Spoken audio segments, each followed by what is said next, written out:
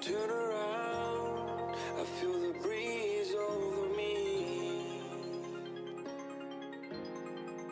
You watch your dreams unfold. Let it come around and let it breathe over me. It's time to go away into the light. I feel the calming energy. I see the darkness coming, and I'm calling you to help me set me free.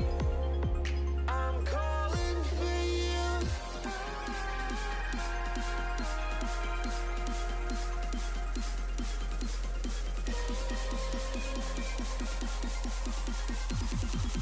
I'm calling for you.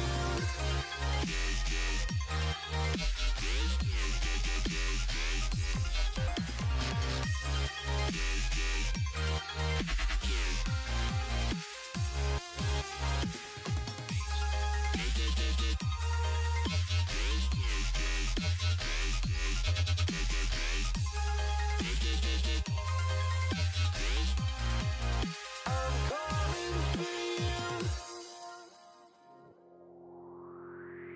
Fly all the fate of the world in your plans, guarding your faith with the palm of your hands. I know, yeah, I know. It's the unknown, the unknown. It's time to go away into the light. I feel the calming energy. I see the darkness coming, and I'm calling you to help me set me free. I'm calling for you.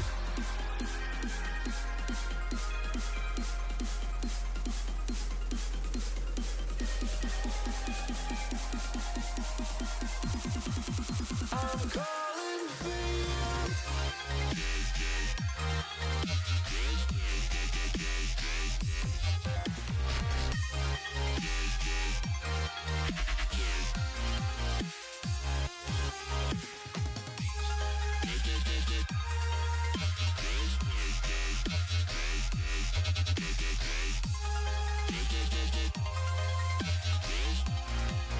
I'm calling for you.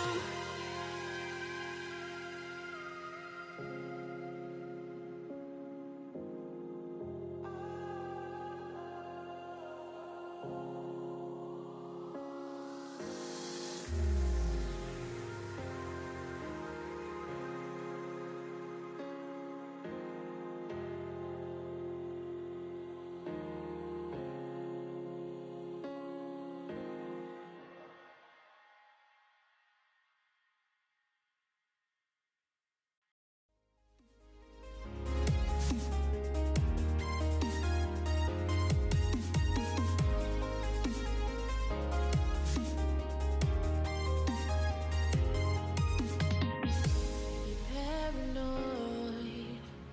You claim this love that you never started.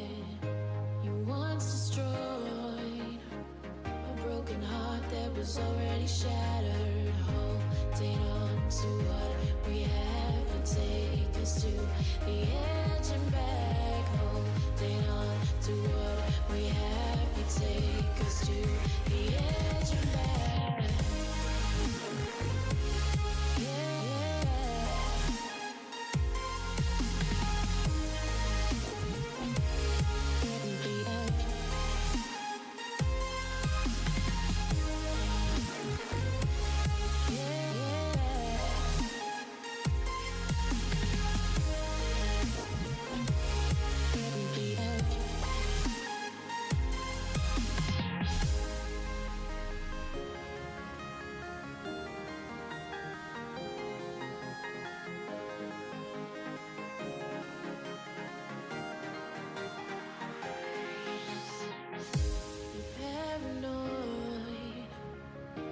this love that you never started. You once destroyed a broken heart that was already shattered. Holding on to what we have, you take us to the edge and back. Holding on to what we have, you take us to the edge and back.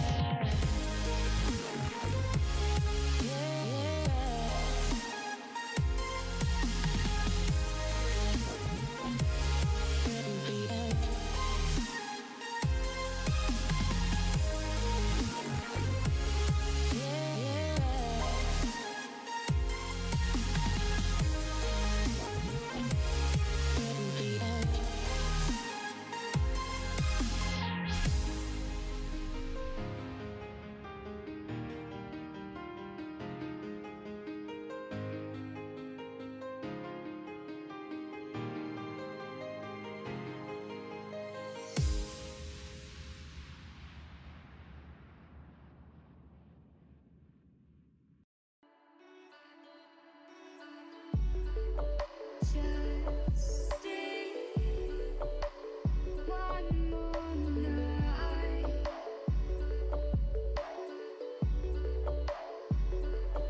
I'll be by your side.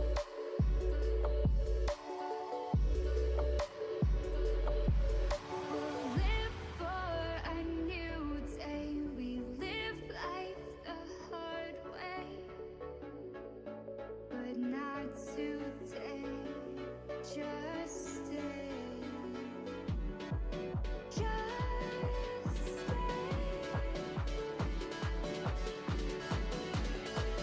Just stay. One more night.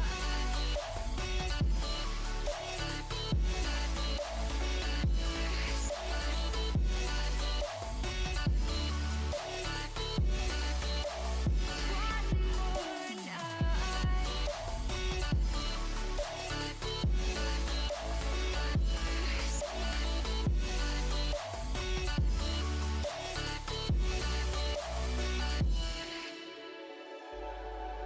Just feel my heart inside.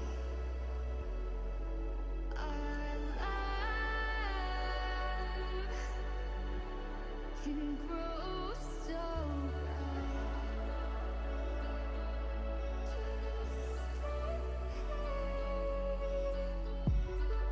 We found a way into the grace again. Let's not pretend our hearts have life again.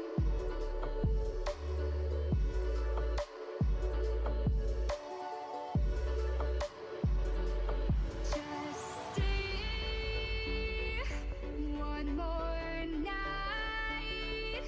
I'll be by your side.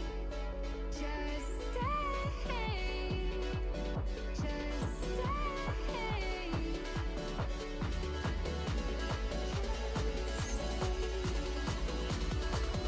Let's not pretend.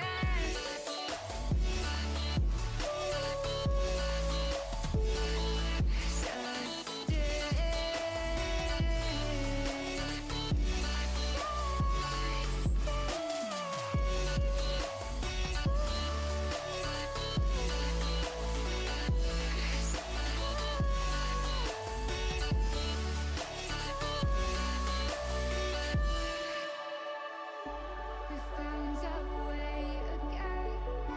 We found our way again. We found our way. A new place.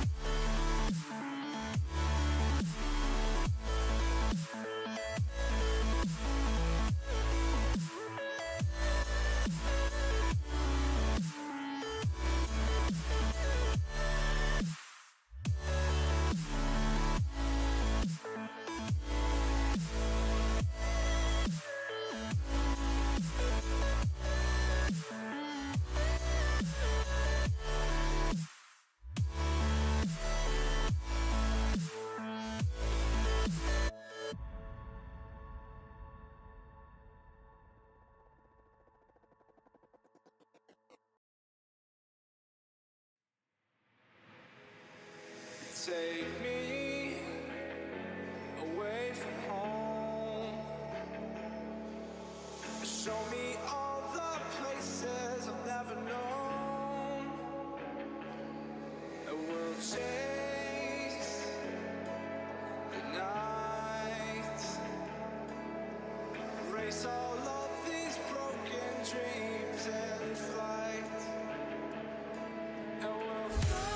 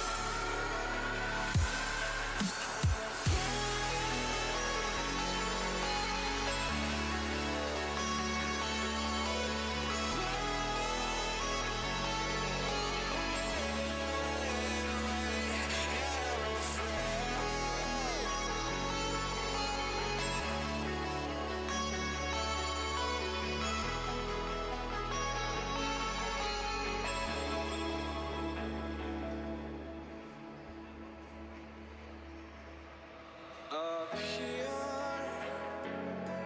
we're free, bound only by frozen memories. Lost in time, racing all these broken dreams tonight. And we'll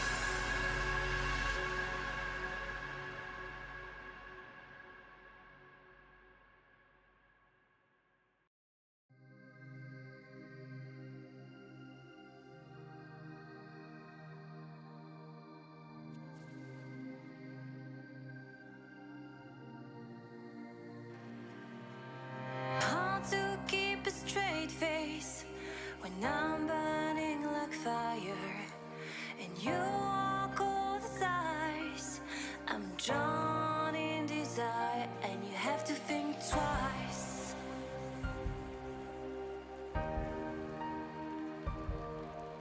It's hard to keep smiling when I try to set things straight.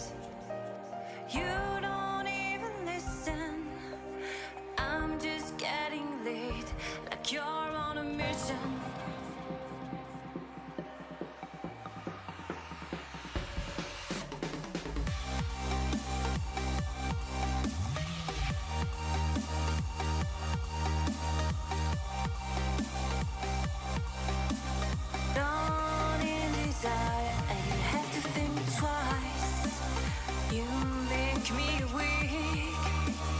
You're the one I seek, and I hate that I love you. I hate that I love you.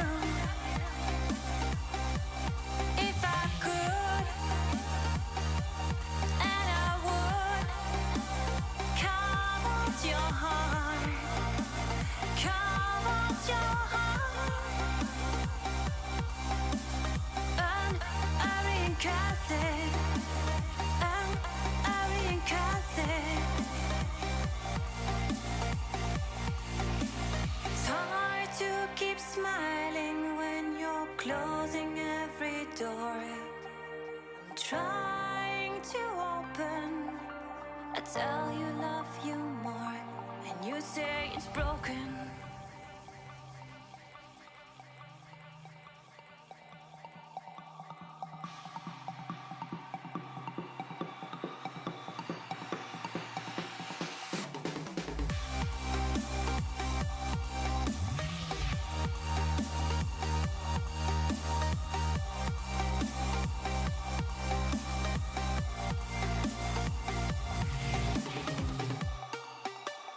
You make me weak. You're the one I seek, and I hate that I love you. I hate that I love you. If I could, and I would, carve out your heart, carve out your heart, and I recast it, and I recast it. It's hard to keep smiling when you're closing every door. I'm trying to open. I tell you love you more, and you say it's broken.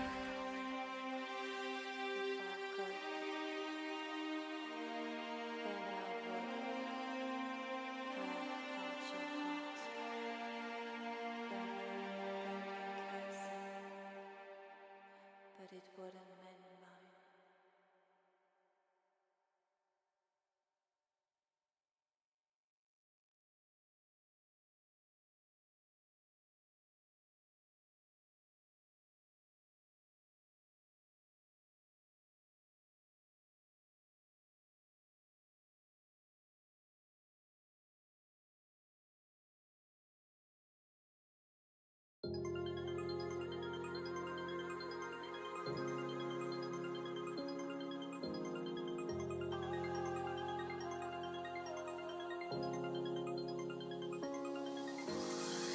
You make me feel like home.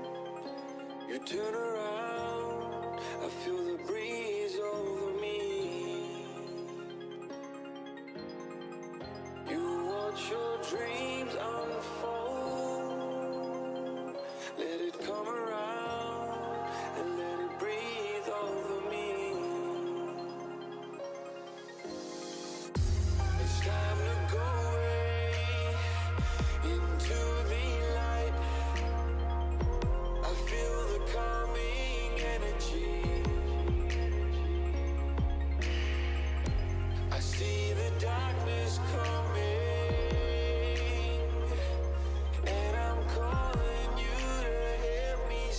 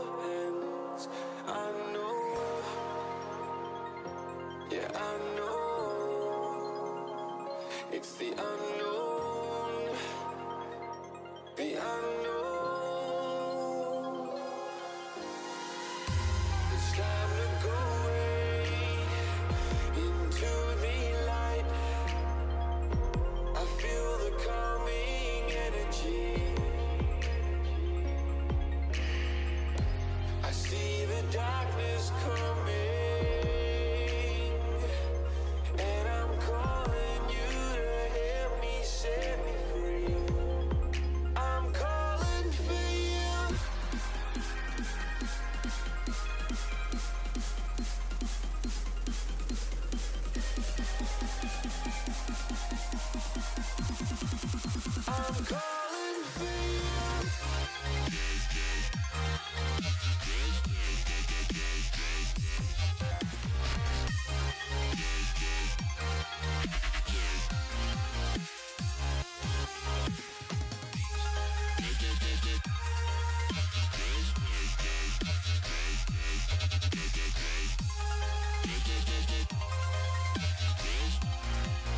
I'm calling for you.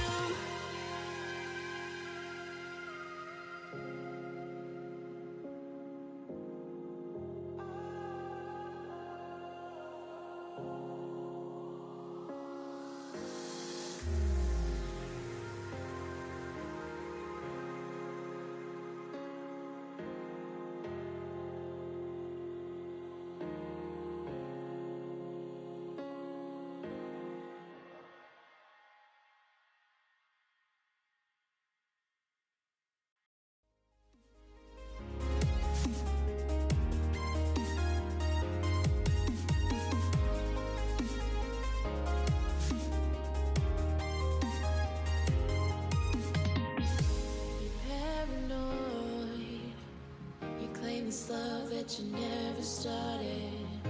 You once destroyed a broken heart that was already shattered. Holding on to what we have and take us to the edge and back. Holding on to what we have, you take us to the edge and back.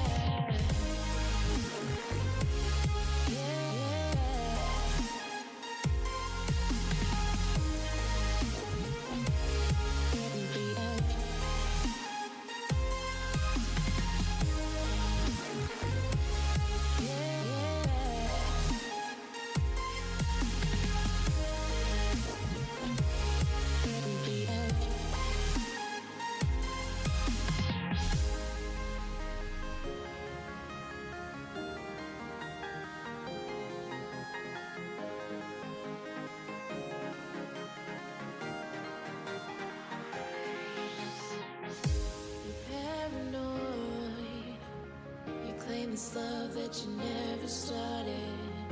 You once destroyed a broken heart that was already shattered. Holding on to what we have, you take us to the edge and back. Holding on to what we have, you take us to the edge and back.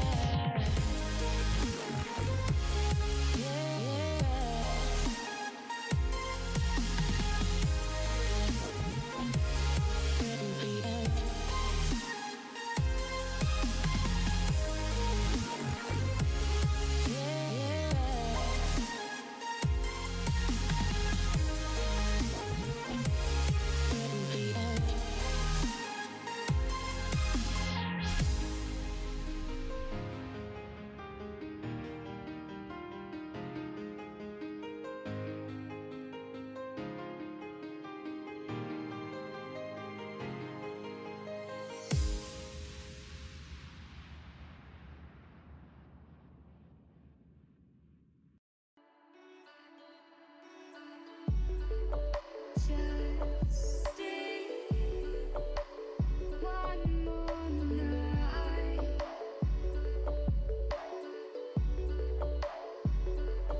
I'll be by your side.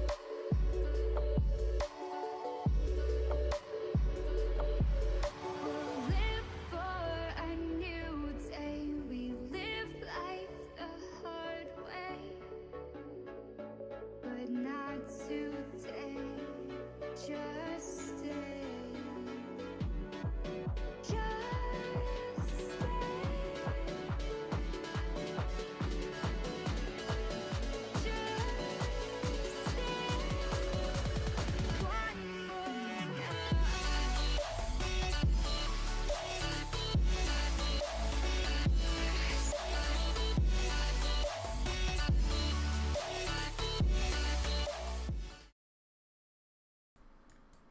Hello and welcome everybody to the second and final day of the 6th Invitational 2020 qualifiers for Southeast Asia. I am Shikha Infian Ewok Gupta, and I've been joined by Lachlan Truckmaster Norris. G'day, Infant. How's you doing this fine morning? You ready for some Siege games?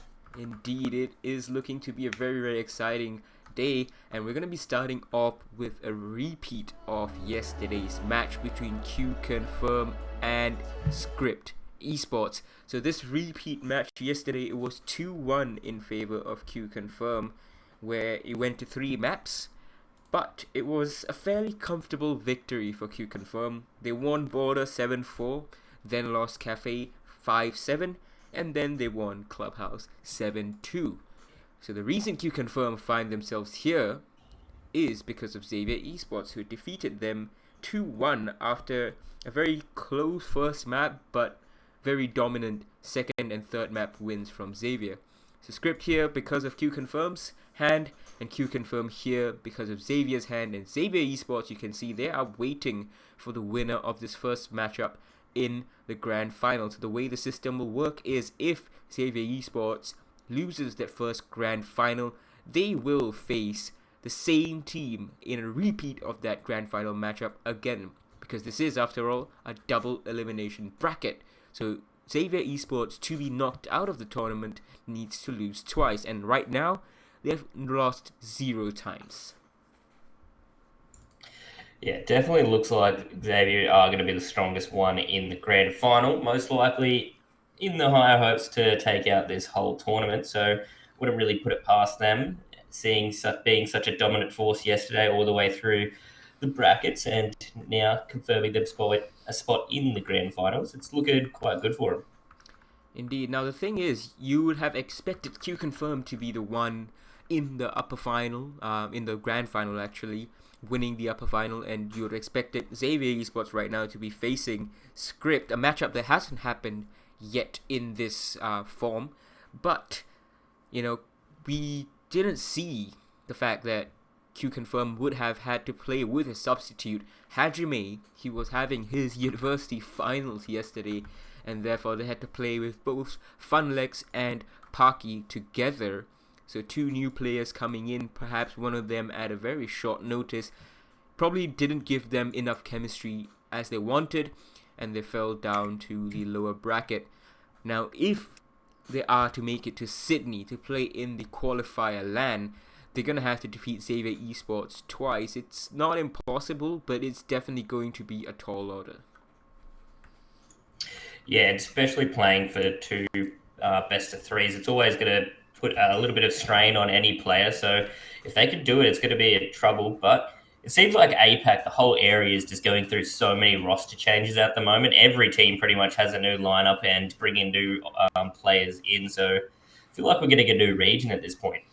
Indeed, Southeast Asia itself has been really ramping its competitiveness up. Script Esports, of course, these guys didn't quite finish Season 10 of the Pro League after being disqualified for a very good reason, but they made their way through the Challenger League in Season 10, and they will feature in Season 11 of the Pro League. But before that, they are going to try, of course, to make it to Sydney for only the second ever APAC LAN event, and it's going to be tough for them for sure, just as it will be for Q Confirm, because first they need to beat Q Confirm, and then they need to beat Xavier twice. Not going to be easy, especially given the fact that when you have a rematch such as this in double elimination bracket or in like a group stage system, the team that usually loses first is able to come back and win, and that speaks to the fact that we might see Script win this lower bracket final first. What do you think? Yeah, it definitely could say that, but Script have been going pretty well through this sort of lower bracket, getting knocked there halfway through, and then just pretty much running through with the rest of it pretty quickly. And they did have last night to sort of prepare for this match. They knew who they were going to be playing and how they were going to play it. So there is VODs on their Q Confirm. So we could see some research coming out, counter-stratting. It's definitely going to be an interesting game to watch. and I'm not too sure on who I'd really put my money on at the moment. Yeah, definitely. If you look at the statistics in the fact that rematch teams, the loser of the first game usually is the winner of the second, then you'd kind of try to favor Script Esports. But if you look at the way the maps played out yesterday, it was a fairly dominant victory for Q Confirm on the third map, the decider of Clubhouse. They won 7-4 on Border 2, so it wasn't exactly easy for Q Confirm, but it wasn't too difficult as well, because what happened, if you guys remember, was Q Confirm were being pegged back by Script, but it was just like at one point Q Confirm realized like, alright, this is how they're playing, and they took a couple of rounds to get into it, but after that they just went off, and it was, I think, from a 4-4 to a 7-4 straight away. So let's see what maps that we have on offer right now today. And well, we have confirmation of them. Our first map, it is going to be Border. That is Q Confirm's pick. And then after that, we'll be going over to Consulate, a pick from Script. And we'll be ending off with Clubhouse. So that is a dangerous proposition, don't you think? Yeah, it's always interesting considering Border, not the biggest sort of new map to be played. It's been in Pro League and it's been in all these sort of comps for so long now that it's pretty much a stale map. It's going to be played a certain way. It's more of a frag heavy map now in the game, considering all these different maps that you can play a lot of rely on strategy. Border, you got to rely on your gunfights a lot more than I would say sort of like Consulate, which we'll see next after. But Border, I reckon it's gonna go to whoever can frag out the most.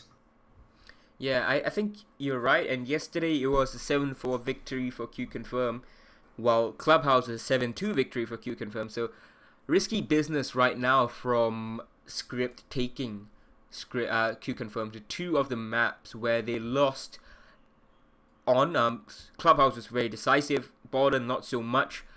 But the fact that they've gone into Consulate also is very interesting, because Q Confirm yesterday, they beat Xavier Esports here on Consulate as well, 8-6. So all the three maps that we're seeing right now in this series have been maps that were really that they were victorious on. Yeah, that's exactly right. Maybe they just want to take it to them. They've done some counter strategizing last night. They feel like they can pick apart how they're going to be playing on these maps and what they need to do to really do it. And they had plenty of time last night to sort of do that counter strategy and all that. So I reckon we might see some massive counter strategy coming out from Script to try and take out Q Confirmed. Yeah, it's all about the counter-stratting, really. Yesterday we were talking about the way that Q Confirm were playing the games, and we realized that they aren't really doing that many adaptations, and that's what Xavier Esports punished them for. Another problem that we saw from Q Confirm was their lack of time management on attack. They were very, very slow to take control of the map, and whenever they did take control, it wasn't really effective. The areas of the map that they could get control of, it wasn't really something that would set them up a beachhead for their final execute. So whenever it did come to the final execute, they were either down a man or they were completely out of position, and they usually only had something like 15 seconds. Like when the in-game announcer says 15 seconds remaining, that's when Q Confirm was realizing, oh, well, we have a whole bomb site to take. Yeah, and that's a lot of teams are sort of starting to struggle with nowadays. Is that their time management is starting to slow down. Everyone's trying to play a little bit slower and clear all these maps, and it's really struggling. And Border can be one of those maps that you can sort of get carried away with the time, considering you can have a lot of roaming on the bottom and the top floor. So really, you have to work with your time management on these maps if you want to get into these top tiers and take out and go to the APAC LAN. Indeed, it's going to be tough for both of these teams, but of course, first off, we have to look at this lower bracket final.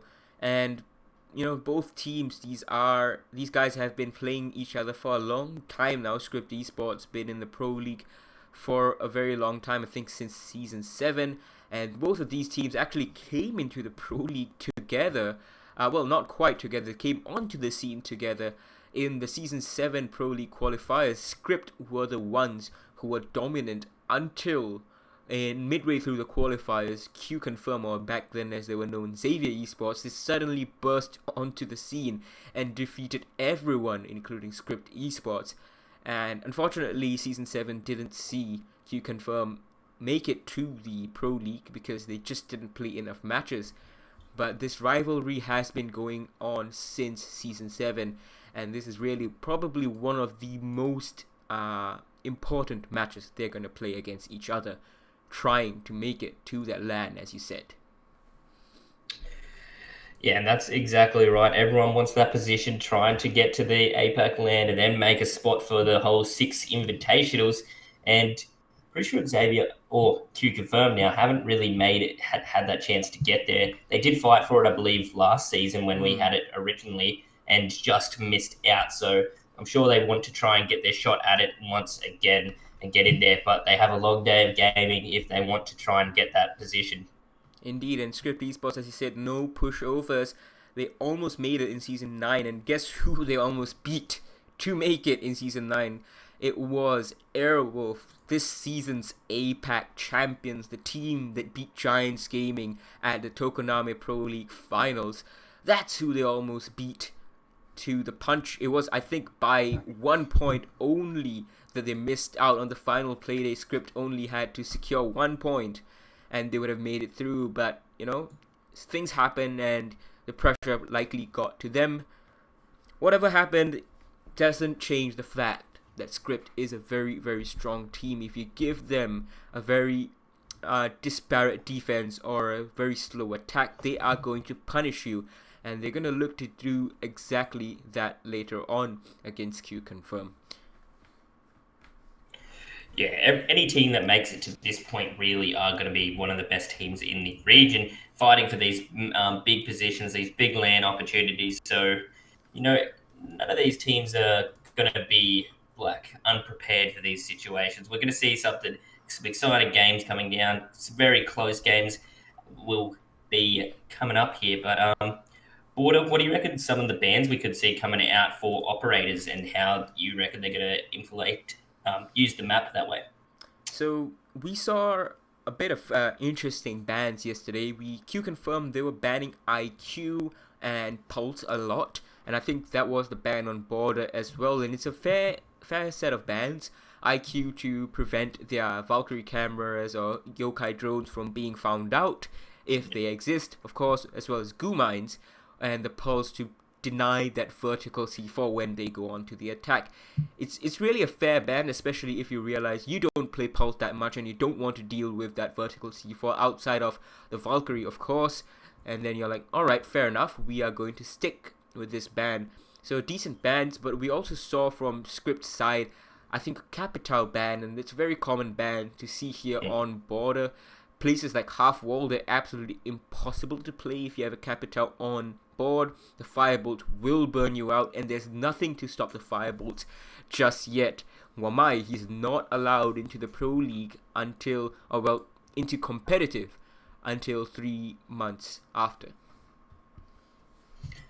Yeah, that's exactly right. So Capital's still going to be remaining as probably one of the best operators in the game until he gets that counter very soon, or well, in 3 months, but there's going to be plenty of time to work with Wamai and how they want to sort of structure those operators. But Capital pretty much just a generic and expected ban at this point. His fire bolts, his smoke bolts, are just overpowered pretty much. And Border being a map that you could smoke plant on very easily, Capital is just pretty much just going to be banned. I would just a given at this point. Maybe a Thatcher I would expect to be the second ban.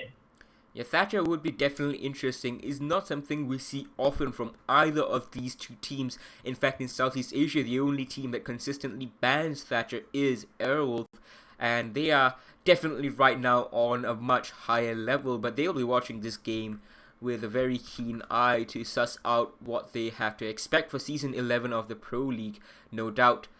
But Thatcher bans, of course, would definitely make a lot of sense. We might even see a Maverick ban. It is an operator that poses a fair bit of problems on most maps, especially so on Clubhouse, perhaps not so much on Border. Montagnier we might see as well. We have Corvo, who likes to play Montagnier on Script's side. On Q Confirm's side, you have a fair few players. We have seen, Lycolis play that Montagnier a few times, but it's unlikely that we will see Q Confirm play the Montagnier. So we might see them ban it out entirely. Sunan is another player on script who likes to play that Montagnier. So one thing about Montagnier is, though, his weakness is really that vertical play, and we know how prolific vertical C4s are here on Border. Yeah, bringing it back to that Pulse that you think might get banned out. Pulse, very OP operator on this map, considering majority of the floors are just sort of destructible and you can get those nitros through them. If you don't want to clear out those bottom floors and you just leave a Pulse player around there, he's going to be in the perfect position to deny plants and just be a nuisance to remove. So if you want to speed up the process and not have to worry about clearing the floors as much, I reckon that Pulse could get banned out. Yeah, hopefully we will see something different, though, rather than a repeat of yesterday's Border, because it wasn't that close. Script were keeping pace until the 8th round, after which Q Confirm really just pulled away. But, we'll have to find out very, very soon. I think still waiting for some of the players to join into the lobby right now. It's a bit delayed today in the morning, but apologies for that. It is a Sunday morning, and we're just trying to all wake up properly and get ourselves ready for the games, whether you're a spectator, caster, or a player. Yeah, it's always a trouble to get up nice and early for to play some games on a Sunday, especially especially with a lot late of Rainbow Saturday Six. night. You had the ANZ qualifiers going along yesterday. You had Olga Pit, very exciting matches over there as well. Well, who knows what's going to be happening. Yes, exactly right. So looks like all the script in, just waiting for Q confirmed. And you got any predictions? Are we going to all 3 maps, or you reckon it's just going to be cut off after 2? I think we might see 3 maps. I think it's quite likely we will see 3 maps, in fact. But Consulate, the order of the maps may suggest that we might not. So it's not the fact that we may see this to be a 2-0 doesn't really speak as an indictment towards Q Confirm or Script Esports. I think Q Confirm definitely have the advantage here because of the way the maps played out yesterday. Q Confirm victorious on Border 7-4 against Script, on Clubhouse 7-2, and the second map, of course, they played it against Xavier Esports 8-6. But hopefully Script Esports were watching that and they had an idea of what weaknesses that Q Confirm have, and they're going to try and exploit it. Script, on the other hand, we haven't seen their Consulate yet, so maybe they're really confident there. Yeah, so especially being those unseen plays, so you always got to be scared of what the unknown is, considering they could bring out massive plays and just surprise Q Confirmed at this point. There's a lot of VODs on Q Confirmed, how they play and everything like that, so we could see some outlandish plays from Script and some massive counter-stratting. And if you were saying Q Confirmed really couldn't adapt yesterday, they will have to most likely adapt today if Script have done their research. Indeed, hopefully they have, and we are looking to be ready very, very soon. And I think we are almost set to get into the game. Our first map is going to be Border, and we have Q Confirm taking on Script Esports. Our starting sides, it's going to be Script defending first here on Border, being that it was Q Confirm's pick, so it means Script gets to decide the sides. And here we go, we are getting right into the game. It took a while, but we are here. Border, our first map of this exciting series. Yes, so jumping in, it's going to be Script's ban first up. Not locking it in quite as quick as you would expect, but now confirming their ban, and it's going to be a Finca. Oh, is it? Alright, it's going to be a Finca ban. So they are very, very good at Finca, is Q Confirm. And the funny thing is, they've always, yesterday when they played Finca against against Script Esports, I think every single round that the Finca appeared, they won. So it makes sense for them to try and ban this out. It's something that you would not really see that much in pro play. We're going to follow that up with a Q confirmed attacking ban, which is going to be a Jackal, and that's not something we saw yesterday. Jackal ban, it's a very strong operator, of course, over here and on any map. Could cut down roam clear, but the funny thing is, I would not expect Q confirmed to be banning Jackal, given the fact that they struggled with roam clear and securing map control yesterday. Yeah, it seems a bit unusual for the bans right now. There's really haven't seen a finger ban in a game like this before, so that's pretty surprising to me. Echo really expected just to be banned at this point if you're not running that IQ all the time. Yeah, a mirror ban is probably to follow, or maybe something like a Maestro. We're gonna have to see and wait. It's a mirror ban. So, standard bans, don't you think? Overall, like just in general, except for the finger, of course.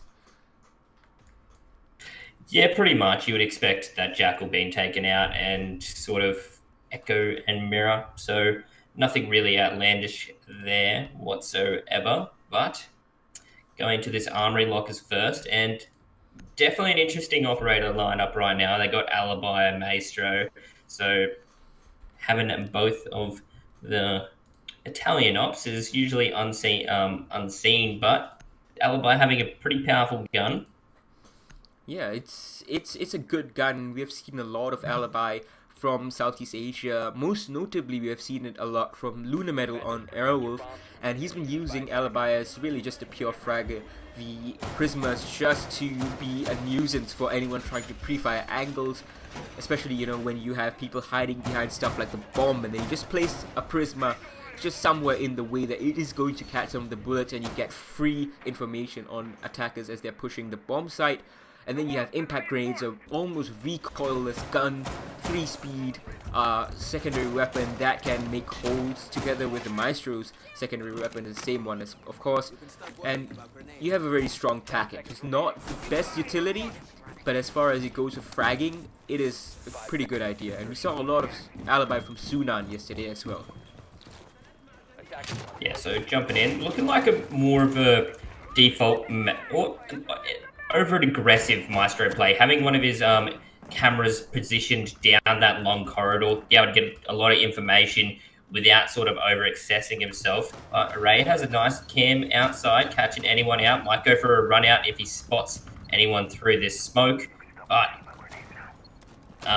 it's going to be here with producer here trying to spot out any of these cameras. Does notice, I believe, the Valk getting off her cam. Yeah, it's going to be interesting to see whether this run out is going to be, you know, whether it's going to pay any dividends right now. A lot of aggressive play we saw yesterday from Q Confirm and Script Esports, but most notably from Xavier. What I'm seeing right now is a very balanced attacker lineup, but we're not seeing a Nomad to deny those jump outs, and Array on the Valkyrie is a very, very potent combination. Let's see whether Script can do something better than their results yesterday. A long angle is being contested. They're still trying to take CCTV. Is Q Confirm, and Lycolis is gonna accidentally hit one of those Prismas just alongside where Sunan is sitting inside of the box. And he's gonna fire through his own Prisma, and Tolji is going to help him out over there, trying to contest the doorways. It's a very strong setup right now. Q Confirm really have no avenue inside of CCTV, and that's really a very negative point for them, because that's where you set up a beachhead for a west side attack. Yeah, so Maestro playing an aggressive angle here, trying to catch anyone out, but they're really struggling to get a control of this break room as they're still droning it out and trying to get any positioning here. Do have the Zoff holding the long angle to office. Nothing really going to come from it. Does see the muzzle of the gun, and Tag's going towards the Bandit as he does lose a fair chunk of his HP, but still has his life. Very slow plays right now. And of course, over there, the Bandit is finally going to get finished off. Lycol is holding that long angle. And guess where they learned it from? They learned it from the Season 10 APAC Finals. This is exactly what Fnatic was utilizing. Of course, that was with Virtue on the Ash. But Quavo, he's going to trade 2 back. It's going to be a headshot on the Funlex after he takes down Healthcare OG over on the East there. So Q Confirm a bit split on decisions on what to do. They've dropped the diffuser right now. 30 seconds are left in the round. They're down a man. This is looking exactly how they're playing losing out yesterday. Very slow on time and only really winning rounds based on their own fragging ability. It's not looking good at all, and Tolji's gonna clean up. Producer Boom holding a long angle. Quavo still inside of Sandwich with 20 seconds, 10 seconds left to go. Lycolis is gonna get a triple kill though. It's a 2v2 somehow, but no diffuser in hand. Hajime must retrieve it. Lycolis, what a shot. It's a quad kill. Can he get this ace? They're looking for the final play. It's gonna be a race. It's gonna be an ace from Lycolis. How have Q Confirmed rescued this? What? That is a massive play from the Zofia player right there. Going in massive, getting that ace. That is really unexpected. All they needed to do was just play time, not peek anything, and they would have picked up that first round, but they just fed Q Confirmed and got that round for him. I can't believe it. Chuck, I mean, it looked like it was over, wasn't it? I thought, surely, you know, the diffuser in such a bad spot, Quavo still sitting inside of Sandwich with 10 seconds left to go, and Tolji is cleaning people up. And somehow, Lycolis, starting from the CCTV rappel near the doorway, he just sat there the whole round. He got the first kill onto the bandit, and then after that it seemed like, you know, nothing's gonna be happening because he's too far away, and he just gets one more after Quavo peeks out trying to figure out where the diffuser was, forgetting that the angle was still being held. To be fair, it's not really something you expect. With 10 seconds you would expect Lycolis to be moving already, but the angle was being held, and he paid the price. And everyone else, Array of course, fair enough, he couldn't really stay static.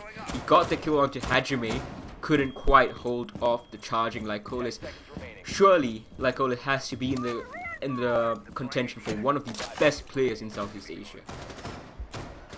Yeah, that was a round Script really should have won. That's gonna hurt. It took Q Confirmed so long to really gain ground on that map, and it was sort of just a mess at the end, just frags going left, right, and the Zofia can just sprint in and picked up all those kills. Really massive play from him, but it's just that's a really unseen sort of round.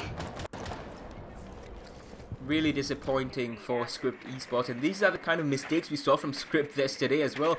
They always got so very close. They had a very good early game, very good mid game, but it's always a late game that failed them, and it did once again. And Array, I'm sure he's going to be very, very mad at his teammates after that. You know, Quavo really didn't need to peek that, but whatever happened has happened.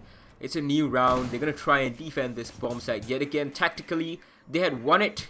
Let's see what they can do in this round as we tick down to just under 2 minutes. Yeah, so Q Confirmed not really speeding things up once again. They still have to get control of security, and nothing really is going to see a ping and shots going off, but not going to land any quite yet.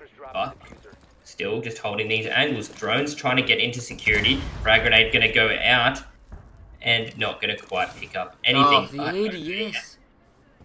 Oh, gets picked up by the ADS.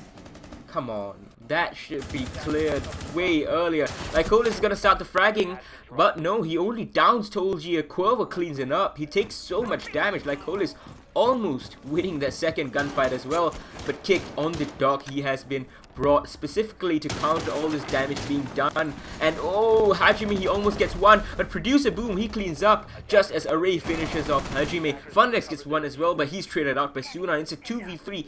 1 minute still left in this round, and Q Confirmed, they've got picks, they've lost members, but they've not got any control. Yes, they're struggling to get that control of the map at this point and still droning out. They do have the time to sort of work with still 50 seconds at a man disadvantage, but there is still some powerful operators on the board. That Maestro in play with the older, having nearly full HP here, but they still have to get control of this 90 corridor as Maestro does finally fall off it to metal stairs. So still in a very precarious, dangerous spot, but does look like they're going to go for an archives push now, considering there is rotations from office into archives, so they will not have to use any exothermics to try and gain ground. But 20 seconds left now, and they still have a lot of work to do. As Producer moves into sight, spots the foot, but not quite going to get the kill. That's going to be an information ping going out. Oh, and what? Healthcare. Oh, Oh, that was just back and forth, immediately left, right, and left, right. Totally just rotating in at from the back, and it was a lot dicier than you would have expected for script, wasn't it? Yeah, it's just going sort of frag left, right, and center. It's both teams are just going for a cage fight right now. It's just looking pretty dirty, and just whoever comes out on top with the man advantage is the one usually winning. I mean, we thought 3v2 with 1 minute left to go, no control for Q confirm. We thought that it would be a win for script, and it was in the end, but it was a little less comfortable than I expected, at least personally. But whatever's happening right now, it's very scrappy. I'm not sure that these teams haven't woken up, or this is really what they've planned for each other. Both these teams, of course, played on border yesterday. Today it's looking much like the same. Both teams kind of playing the same way, making the same mistakes. Yeah, I reckon Q confirmed they need to speed things up a little bit. Their time management is just not being the best whatsoever. It's always going down to those final seconds that they're trying to get these massive frags and trying to get these plants off. So I reckon they need to speed things up a little bit, because they are droning out what these operators are setting, but they're just making silly mistakes that they could just really work on and make it a little bit more utilized. Now we are going to see a castle being brought up by script on this first floor vents and workshop defense, and they're going to castle off the double doorway into offices, and that's not a strat you see too often here in Southeast Asia, at least. Holding second floor like that with a castle. Usually you see the castles all dedicated to the first floor. Yeah, it's a very sort of interesting play. It gets played off a little bit more in other regions, so castle very nice operator to bring, especially on this map, but it's a massive sort of, they're trying to hold on to office with just the castle barricade, so it could be very dangerous or work out for them with having only a couple reinforcements, but that whole triple wall is soft. Indeed, that triple wall being soft is going to be a lot of a problem, especially if you're going to try and dedicate a castle barricade to it. Maybe they want, Q confirm to funnel through there. You can see Tolji, he's got a hole with the angle grip. He's going to be fighting Hajime as he tries to make his way into offices. This is likely just to be a delay tactic to force Q confirm to funnel into a single area. But oh, those are very close gunshots from Hajime. Tolji has run away right above the first floor bomb site. Array still setting up shields, and they have defaulted back onto armory lockers, not quite into archives, but they're still trying to hold it. They're gonna have to be wary of CCTV as well as the metal stairs. Looks like they've sort of just funneled them back. They sort of were making our position known in office, try and push through here, and then they just fell back off the angle, trying to funnel Q confirmed in through locations. They're going to remove that deployable shield that Array was sitting behind. It has to make him fall back even more, but they do still have the hatch to drop back onto site if they need to do so. Now, seeing Q confirm getting control of archives at this point, and the Buck has a nice angle. He's not peeking quite right to find that angle. If not, he would have gotten the kill already. He's playing it a bit too conservative, in my opinion. Now, the sandwich repel player, he's gonna be found out. And Lycolis, he's gonna send out his concussion grenades and try to burn the ADS and produce a boom, though. He's gonna be the one to get the first frag of this round, but look at the time! Yeah, the time's starting to dissipate. 4v4 though. Array still having some of those smoke canisters to use. Going to be smoking off Sandwich, but it's going to be a peach from it with a beautiful shot coming out. They finally get control of this top floor, but time is not on their side. They're still wanting Sandwiches. They do have some players swinging in. They will get the kill onto Tolji, and now they have to go for the drop onto site, but the Alibi is still upstairs getting a kill off. Kicked is gonna get one below as well, and he's just gonna go prone. He's gonna take down Healthcare OG, and he's gonna get the final one as well. That is a triple kill for Kicked, I believe, and a beautiful, beautiful defense from Script. They played it patiently, they defaulted back when needed, and the site presence was strong enough to dissuade Q confirm from just bomb rushing the site. Won the gunfights in the end. And that is second round for Script, and really should have been third, but this is really problematic for Q Confirm right now. They're still making the same mistakes they were yesterday. Yeah, their time management's just not been the best whatsoever. I just keep saying it, but that's really what's losing these rounds. They don't have that time to drone out the remaining players on those top floors when they do get finally some ground up there. So really just these sort of rookie mistakes that you would expect a team of this caliber to sort of have worked out, but they're just really struggling with it at the moment. Well, you can see Lycolis, he's with Ace. He's on 7 kills right now. Hajime, he is playing today in place of Paki. So yesterday, Hajime was having his university finals, and he couldn't quite play. So that resulted, in Paki playing. But it's going to be fun next today. So it's a bit more of an original roster from Q Confirm, but the problems that we saw yesterday are still present. So this is likely to be more symptomatic of something deeper, an issue that is far deeper than just chemistry lacking. Yes. So looking like we could see a spawn peak using this Doc ACOG on the MP5, such a powerful gun, but this line has been picked up maybe to try and speed things up just a little bit, and there's a tiny little pixel peak coming all the way out, seeing if he can pick up a frag, but I don't think anyone's really going to come from that direction to try and get a kill off. Producer jumping back on that IQ again, trying to spot out all these gadgets that are being sent around the map, and there is a few to try and pick up right now. You got all the prisoners and ADSs. He might end up crossing over here, but he's gonna go prone. The IQ, that's excellent stuff. They have clearly read into this, and Producer Boom makes the cross, and Lycolis, oh my goodness, he is so lucky totally fell off, because he could have lost his life not taking the same precautions as his captain was. And again, yes. Just wants to peek it at this point. Looking a bit dangerous, but Lycosis is going to get on this rappel to try and contest into security once again. But Sunan on the alibi as being such a pest up here, causing a lot of ruckus, but no one be able to get him out at this point. He does open up the hatch just in case he wants to fall off it, but that's going to be a lot of damage going down to the Valkyrie, and there's going to be the first E1D being used. Indeed. Now, they know that someone is sitting inside of a break room, and Array has taken the damage, as you said, but Lycolis can't quite find him, and Array, I think the play here is just to wait things out. Q Confirm, as we have seen so far, are so very slow. They're not taking any of the gunfights on their own terms. They're just waiting for Script to do something, and now Script, in the first round, they made that mistake, but all Script has to do is stay patient and just wait things out. They're wasting so much time. 1 minute still left, and they're still outside the building. Q Confirm, outside.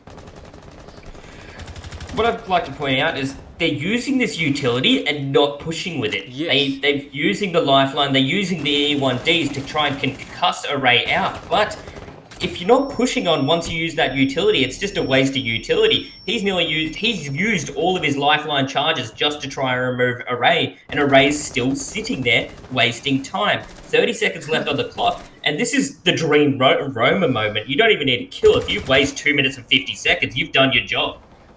When your job as a Roma is exceptionally boring, you know you're doing well. Funlex, he finally tries to make something happen, but Quavo trades him right back after he takes 1 out. Healthcare OG gets felled below as well. Producer Boom just charging through, somehow makes it into customs inspection, and Lycolis is there as well, but dropping Sunan. It will down him. Array has been down as well. It's a 2v2 right now. Lycolis can't plant, he must pull out, and he's gonna get down, and that's gonna be a win for Script Esports once again. It is all because of time. They're just leaving things too late to confirm in Script. All they have to do is do stuff like, get a Guma in the foot, deny the plant here and then. You've won the round. And that's a more basic spot to try and push out where Array was sitting. It's not the most difficult spot to pin that player out of. You just need an E1D, use your lifeline concussion, and on Zofia, you have one of the best guns in the game. You can just destroy that operator real quick with a couple shots, but they just really struggled with it. They were waiting for an aggressive peak coming out from Array, and they just weren't giving that. And the funny thing is, if you're really that, sure, you are hesitant because the concussion grenades, they're not a guaranteed kill. Fine, bring flashbangs, You don't have to bring the Zofia every time, and Ash can do pretty much the same job. Bring the flashbangs. If there's an ADS, you have 3 of the flashbangs. Burn one ADS out with 2 of the flashbangs. Use the third one, flash him out, rush in for the kill. That is a guaranteed kill. Yeah, sort of these silly mistakes that you would sort of see in a lower level is just coming out right now, and it's quite unusual to see, but we really need Q confirmed to sort of speed things up if they do want to take this, and Script looking like a pretty dominant force at this point. A lot of intel being brought. They have the Maestro, they have that Valkyrie, so a lot of spots for cameras, but they do have that IQ being ran still. What I'm really disappointed is the fact that you said, yes, this is the stuff that you see from lower levels. This is number 1 in Southeast Asia that Script is playing against, and they're making them look like a very, very low level team.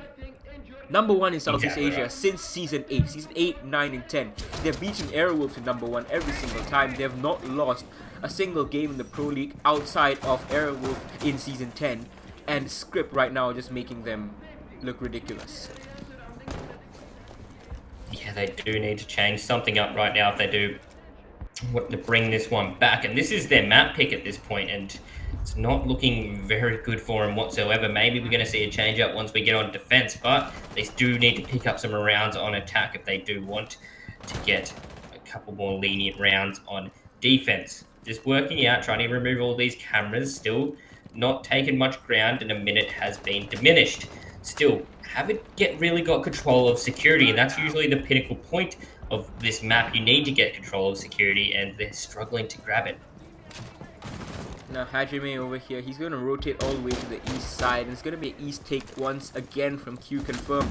Now the first time they took it, they won it thanks to an incredible Lycolis ace, of course, just pushing in the last few seconds. Don't think Script are going to make the same mistake yet again.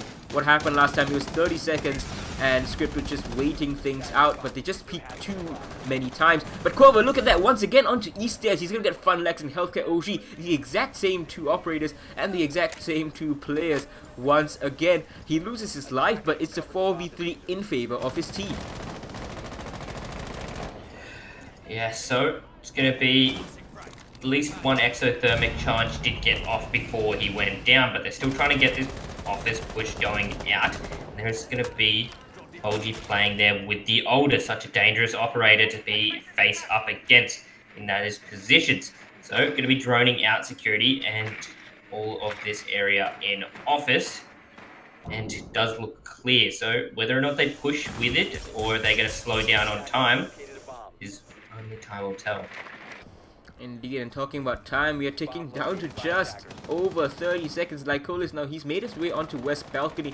He's going for a flank. I'm not sure if the goo mines have been set up. Array, though, he's going to be receiving him for sure, and he's going to get into a fight right away. So Lycolis, he can't sneak around and get a free kill. Very good coverage from Script right now. A concussion goes out. Finally, they're going to push together with it. But what are you doing? Lycolis, you concuss someone behind half wall and you don't even look at it. Kicked is going to get one more. Producer Boom is the last man alive. He's going to get 1, he's going to get 2! Onto a triple kill, but finally shut down by Sunan.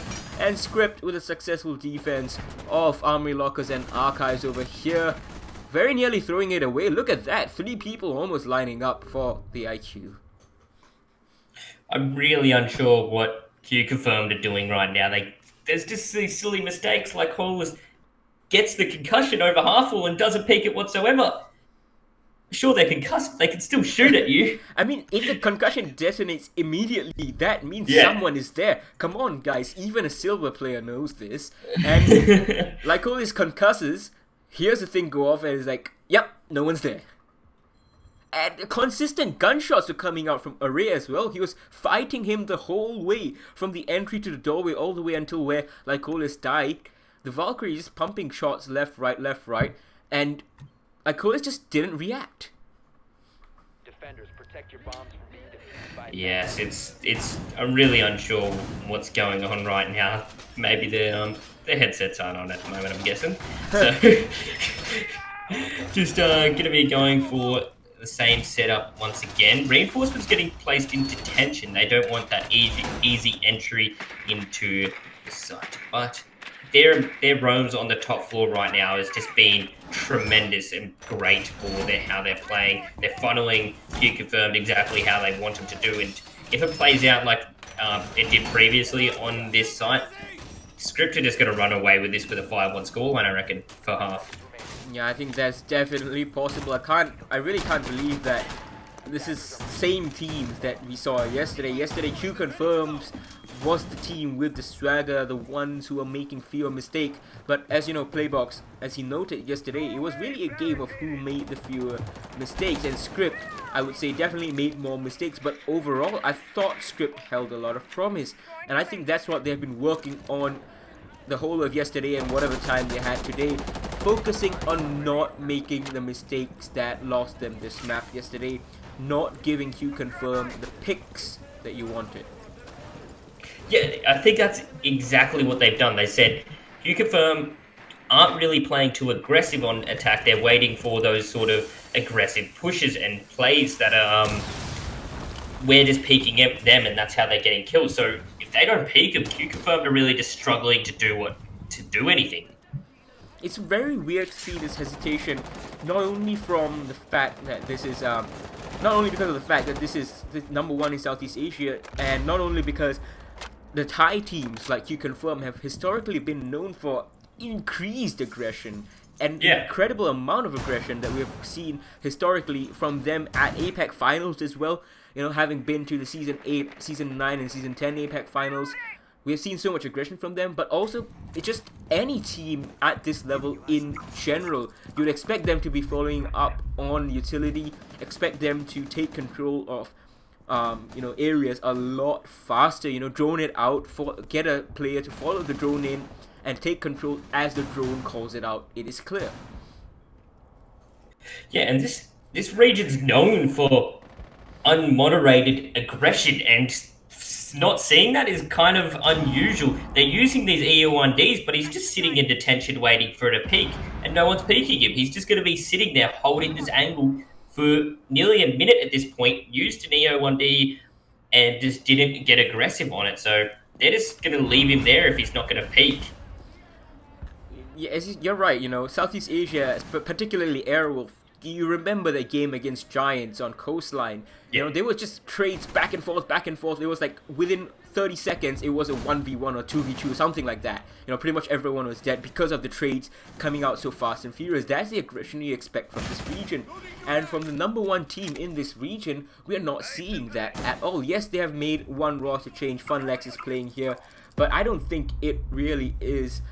That is the cause, and EE1D goes off yet again, nothing followed up. Hajime, finally he gets one kill onto Kick. Now Quavo needs to be careful, he could lose his life in a bit of poor timing right away. Not sure if he realizes Producer Boom is here, he's gonna be frozen in place. Not sure if Producer Boom knows he's here, but the plant is going down, and the lion, he's gonna go down. Hajime cleans up Quavo right there, and the plant, is it stopped? No, it is successful. Array has cleaned up Funlex, but it's a 3v3 in a post-plant scenario.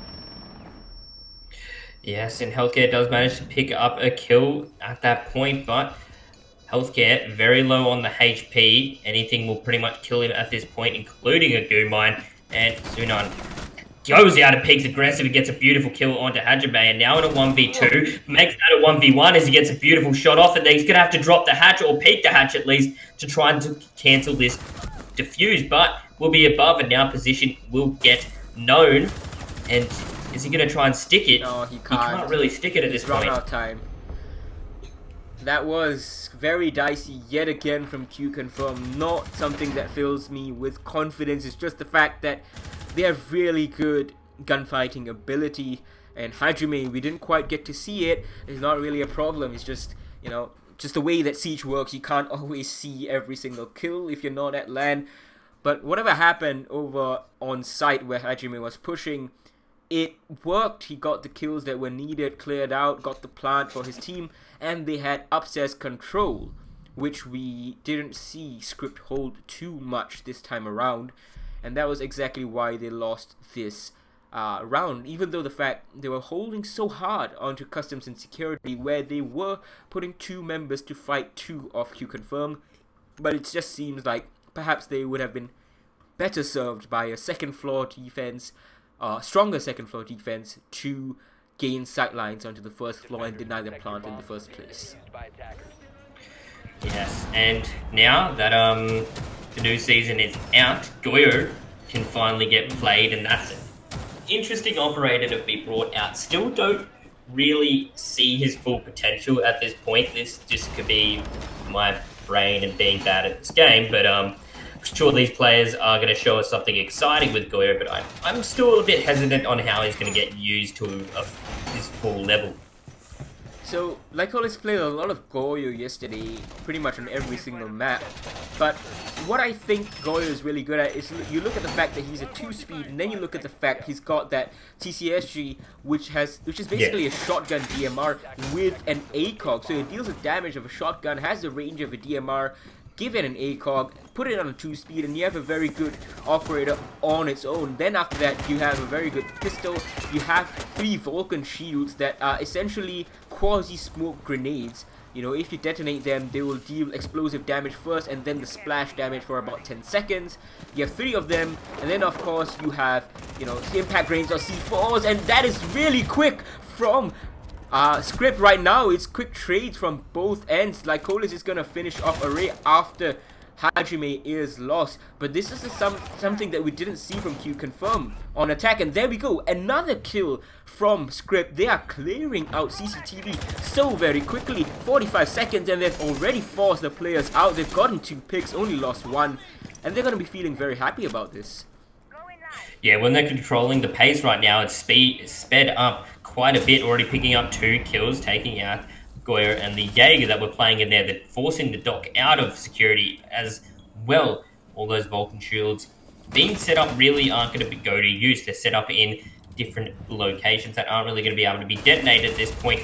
And this wall here is going to be completely soft, so we could see a life large charge opening it up if they do choose to dedicate it there, but we'll spot out an Evil Eye they're trying to remove. Yeah, they're gonna probably save one of the EMPs for the Evil Eye, or maybe use a lifeline for it. Good spot on that Valkyrie cam, and there we go. The Evil Eye will be lost. The Zofia is gonna take it down. Oh, but health gets through the wall. He's gonna peek on to Sunan. The Thatcher goes down, and that's unfortunate. A player lost for an Evil Eye. Essentially, at least they got the Evil Eye, and they're probably, as you said, gonna use that lifeline to take down the shield before making headway into the site. But look at the difference in the location of where Script is, the stage at which they are in the attack, just as they lose a player to a disconnect. Oh no, they're down a man.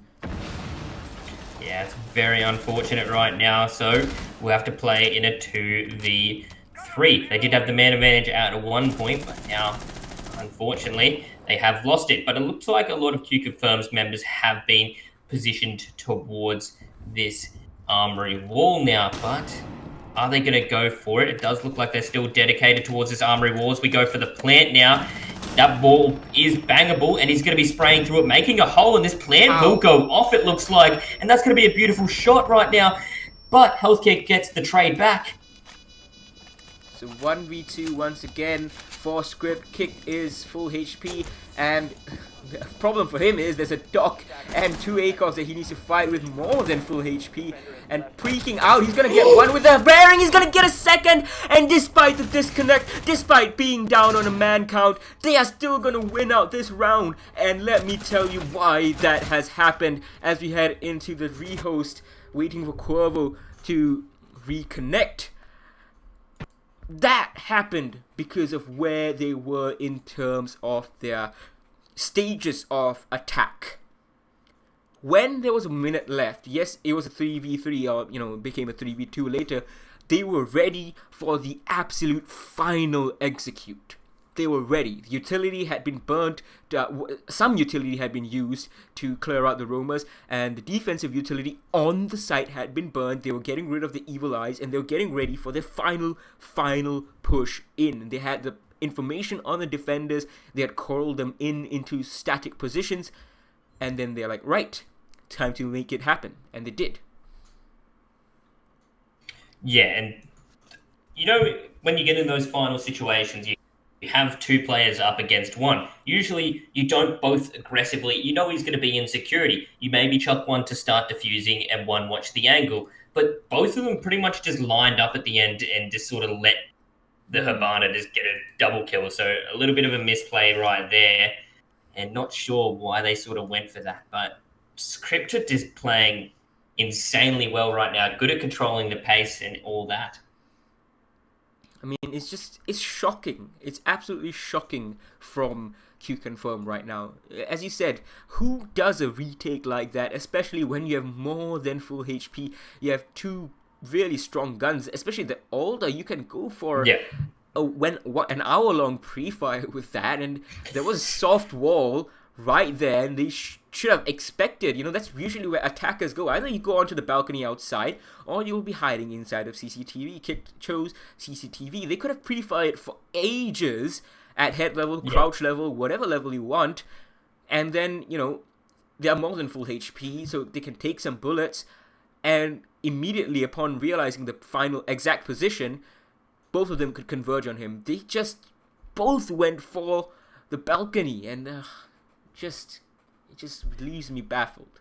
What is Q? And both of them having ACOGs and powerful guns. I don't know why they would try and go for that close range contestation when that that's a Habana bearing 9 will just shred at close range. You have the guns that are going to most likely win at the long range, considering Habana's main rifle, still being a powerful rifle, only has 20 rounds compared to the older with 80. You're going to win any pre-fight battle with that. Just baffling. They could even try to long arm it. Something different, With the ACOGs, you can do so much. Anything but that. Yeah, literally anything but that. That's the kind of stuff I would expect to see in ranked, And I'm a caster. I'm not a good player, so I don't even play at high level rank, and that's the stuff I see in ranked. That's what Q Confirm is doing. What are you doing? Come on. Yes. It just shocks me to no level. Yeah, so I was going in expecting Q Confirm to sort of run away with these games at this point, and Scripted has come in massive right now and started to play incredibly well, good at controlling the pace and winning these rounds so convincingly, 5-2 at this point. So they're going to Q Confirm. They're definitely going to be a little bit nervous at this point. Yeah, they should definitely be nervous. They're 5-2 down, alright? It took one round for Script to realize the problem they had with attack. And not to mention, they won the attack with a man down. And this was a map that Q Confirm won 7-4 yesterday. But, what was happening yesterday was Q Confirm was kind of sussing things out, taking a couple of rounds to find out what Script was doing, and then responding by making fewer mistakes. Today, I think it's just Script are clearly better. It's just, if they lose rounds, they have been losing them because of their own personal mistakes. The 2 rounds that they've lost, one on attack, one on defense, so far, two on defense, none on attack so far. So Script are just looking a lot better in terms, you get the feeling when you see a team, the behavior that they're doing. Sometimes, it's hard to put that into words, but right now it's very obvious why. Script are just more confident, they are faster, and they're using their utility, their drones, a lot more effectively. Yes. So they're playing incredibly well, and we saw Q Confirm when they're on that attack. They were just struggling to gain these grounds. I reckon Script have done some massive analysis on how Q Confirmed were playing and how best play style, and it's showing so much right now. And we could see Script sort of run away with it at this point. This being sort of the aim heavier map of the pool of maps we're going to see out of these two teams, and Q Confirm really struggling with it. It's going to show even more, I reckon, in the next maps. Yeah. So, that round will count, of course, for Script, especially the fact that they were the ones suffering the disconnect and they still won it. So it would be pretty unfair. But no, even if they had lost it, the ruling would still stand, and that means that Script are right now 5-2 in the lead. We have had 7 rounds played, and right now I think the scoreline really should have been 6-1 rather than 5-2. That first round ace that Lycolis got should have happened. But since then, Script have realized, like, alright, we don't need to peek them, we don't need to give them these picks on defense, and then on attack, that one round that we did see, it was so much quicker, a lot more aggressive, and Q confirmed they look lost.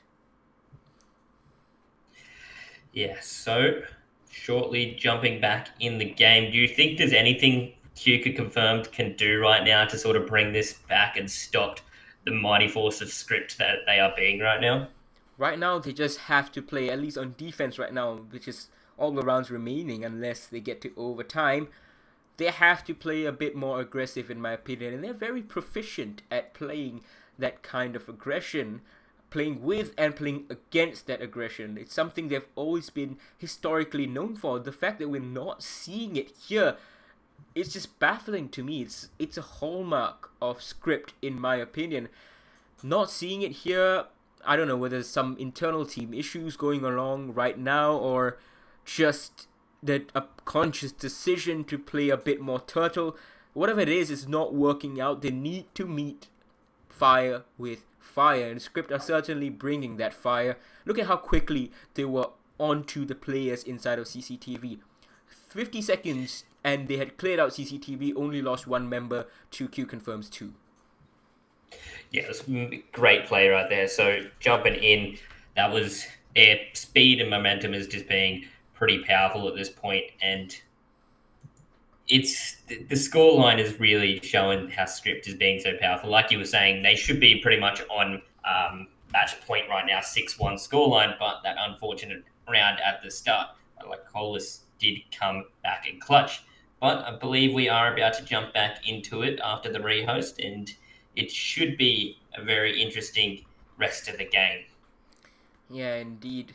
So hopefully we can see a bit more of a fight from Q confirmed. It's really not fun to see a teams fall from grace, and of course it's very early. It's very early to call this a fall from grace for Q confirm, but it's looking shaky, isn't it? Yeah. It is definitely looking shaky. They lost to Wildcard in Season 10 APAC Finals after beating them in Season 9. And I was like, okay, fair enough. Wildcard really stepped things up. But this situation right now, after the game yesterday, after the game today, they're kind of edging towards a fall. And it's going to be important to nip that in the bud right away. Yeah, and especially, I reckon that disconnect from Script is going to be a massive hindrance, considering now Q confirmed have had a good 5 minutes to sit there, chat, have their coach in the call or something like that, and to really try and work out what they need to change up right now and to counter strat a little bit. So I reckon we could see a little bit of change up here. Yeah, hopefully we do see a change up, and yeah, we're going to have to go to another quick rehost once again. Don't have the bands in place. Yeah, we're going to have to head back into a rehost. No worries, it's a common thing. Shout out to our observer, Ferox, who stepped in at the very last minute. He has not really, he's a bit new to this, so do give him some slack. He's a really great guy. He's been observing really well so far in the 7 rounds that we have seen. I've been really impressed. Right now, it's fine. Whatever happened has happened. We just get to talk a bit more and you get to look at our pretty faces for a bit longer. We're just going to set the bands properly as we wait for that reconnection to happen.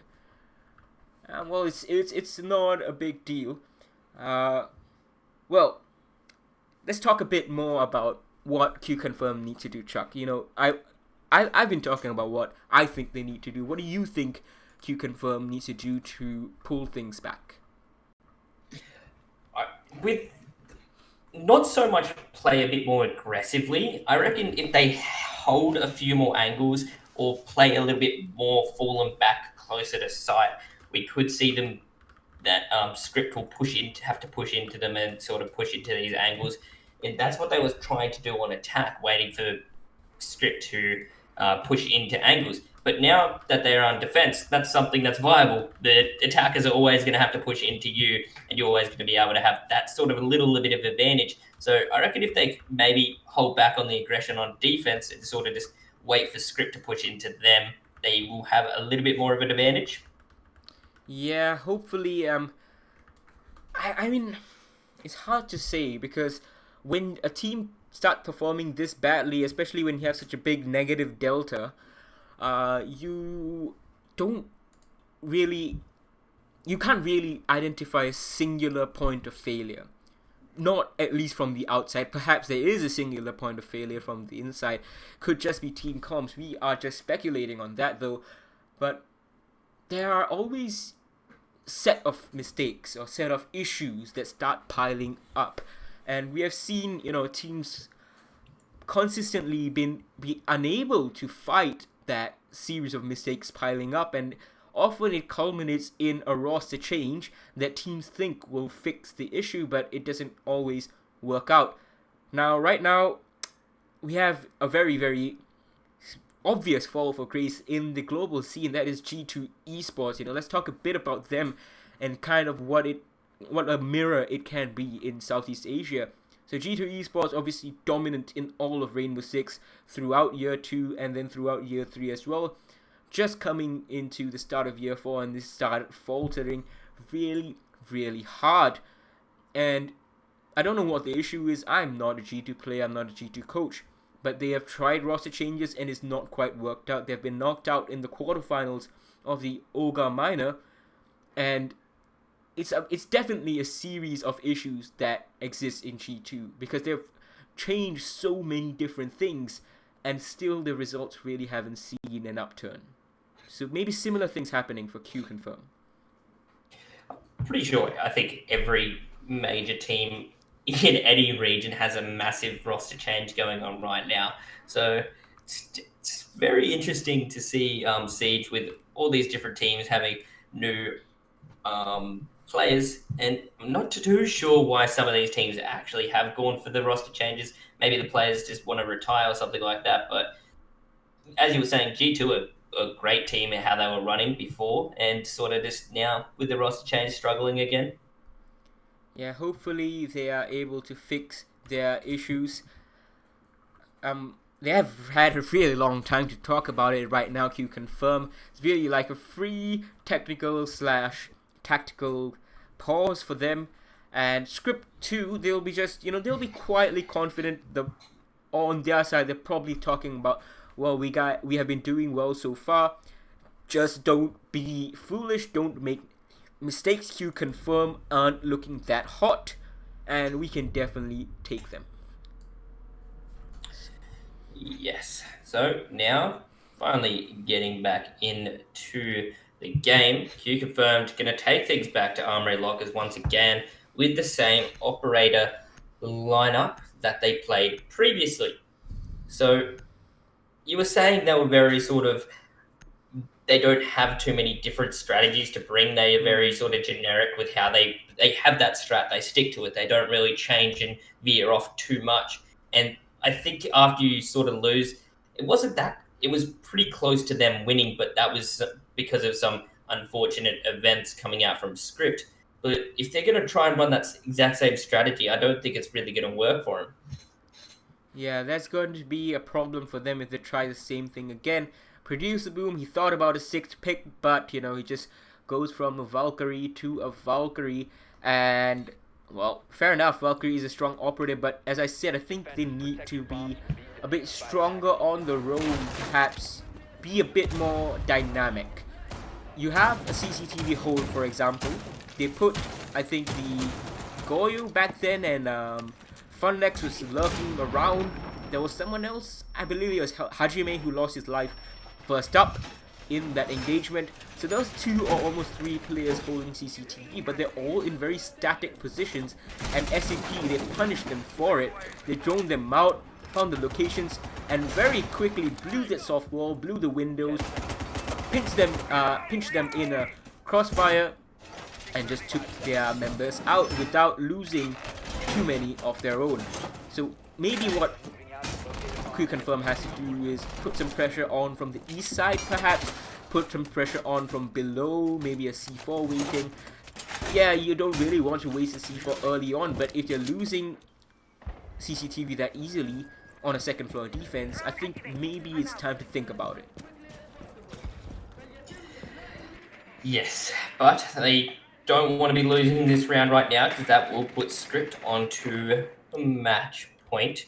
But Drone's going to be working out and trying to work out where these players are sitting. And this is sort of a more common way to play that Maestro, having that right wall open up and soft. Maybe a cam to see out all the way down that corridor. But we'll have some cams going in, spotting out where Hajime is sitting behind half wall. And there are so many operators dedicated towards this area. And Colas with the TCSG is going to be playing in a precarious spot. Very interesting Goyo shield placement there is right there. On top of the table is going to save him from anyone trying to very aggressively shoot him or push him, as he can detonate that and try to make his escape back into the bomb site through that open gap outside. A lot slower this time from Script right now. They haven't been able to take CCTV as effectively as they did in the previous round, but they are still making headway elsewhere. You can see Array, he's already looking into the bomb site, very carefully watching. And funny thing is, he's on the thermite this time around. He was on the buck earlier on.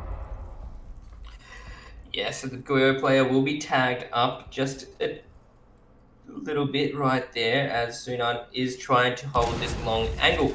It could have been his own Goyo shield, Vulcan shield, that did the damage to him then, because it has been exploded off that table, and he was lying in that exact same position before he would have got hit by that flame. So could have done some damage to himself, and that's what I've seen a lot of Goyo players recently, just sort of damaging themselves or their team with the Vulcan shields.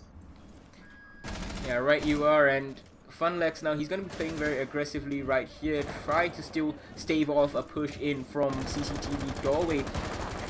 Another set of X-Kairos is going to go over, and finally the east wall gets opened up, but this is looking very similar to Q Confirm's attacks. 30 seconds and they're still making their way into offices. Now we have two members of Script making their way up to main stairs, and Corvo's going to get the first kill onto Funlex. The dock over there, the Jaeger gets felled as well. Kick has got one more, and like Colis though and Producer Boom, these guys are making it happen all around for his team, and actually it's just up to Quavo as Array has been down. Shots ring out. Quavo is just gonna go for the kill onto the Goyo. He's not gonna get it, and Q Confirm, looks like that pause worked for them. A lot more concise, a lot more confident. Yeah, Script really slowed things down, and that's what we're seeing. The problem is there. They were so aggressively fast last time and peaked all those angles, and we just saw it reverse. Then they didn't go for anything sort of exciting, fast, and aggressive, so did manage to lose that round.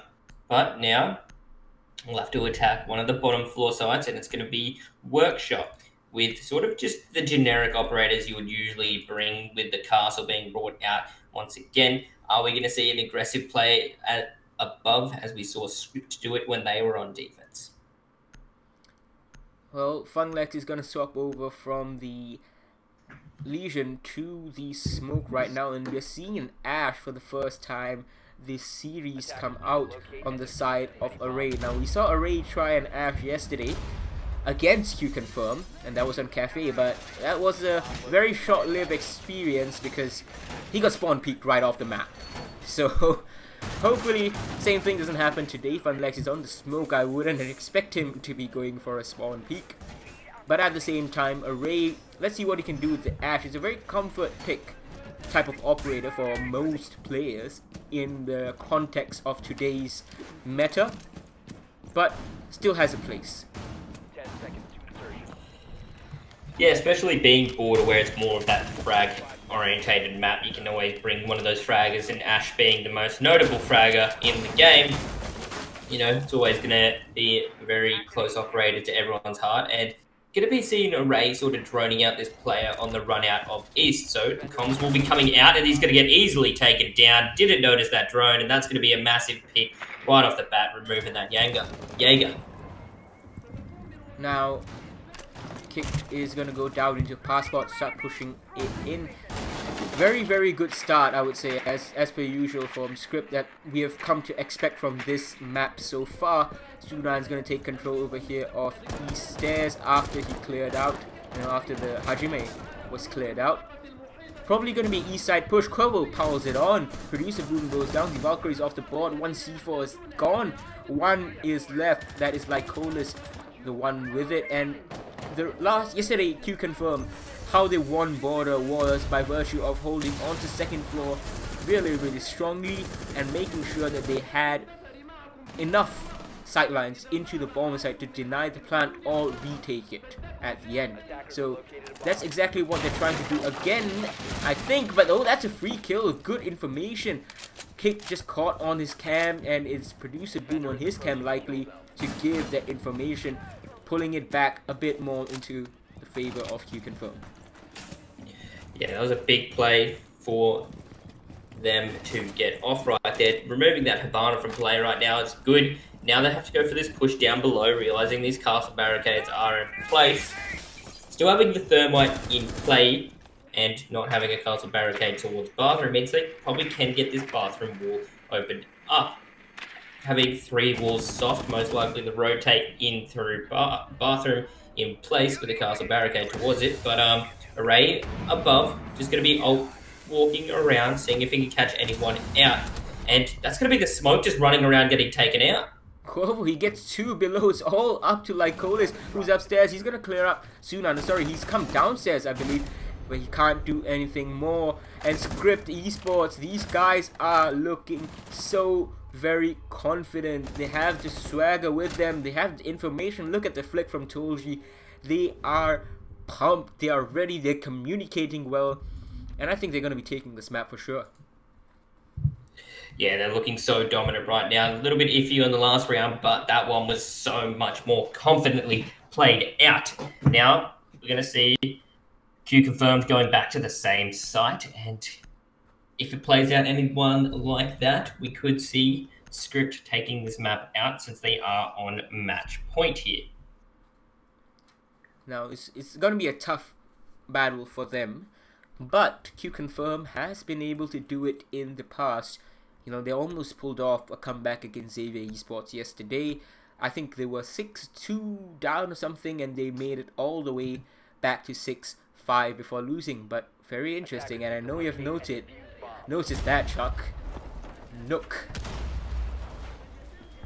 Yeah, that's a fun operator to see come out. Won't be able to get spotted out by those cams of Valkyrie, so could just slide on through, either using the Deagle or the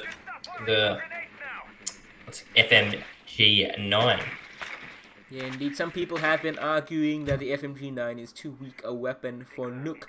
Perhaps she deserves the MP5 SD, or even the MP5K maybe, some people have been saying. But I don't know, I think Nook's in a decent enough spot right now. We don't need every single operator viable to be played in competitive. And I think she's good enough for a couple of cheese strats. And I'm expecting a cheese strat right now, perhaps a rush down into the bomb site, sneaky plant in the middle of some, disruption being thrown about like flashbang, concussion grenades, or maybe just a flank upstairs as Array is going for right now, because he gets to ignore barbed wires essentially. Now there's one on his left, and he's gonna collect that kill very easily because of the sound cue. Didn't warn Jaeger, and the drone baited him out. He thought he was coming from the doorway, and right now Array might get a second. He will, and can he get a third? Oh, almost does. This is incredible stuff, and everything has just fallen to pieces for Q Confirm in the first 30 seconds or so. Yeah, looking like he might go down in a second as a player is on the flank behind it, but he's done an amazing job to pick up those 2 frags. And that's going to be the Castle and the Jaeger. Not the 2 biggest frags. One of those players was the Smoke. That could have been like a confirmed round for them at this point, but now caused enough ruckus upstairs to get some attention off on Armory Wall. Lycolis is stuck in this small office right now. Can drop off site whenever he feels like it. Is very close to the drop, so probably not going to over-aggress too much at this point. Half the round down, and they are at a man disadvantage, the defenders. Honestly, that Nook play looked like Array was playing some casual.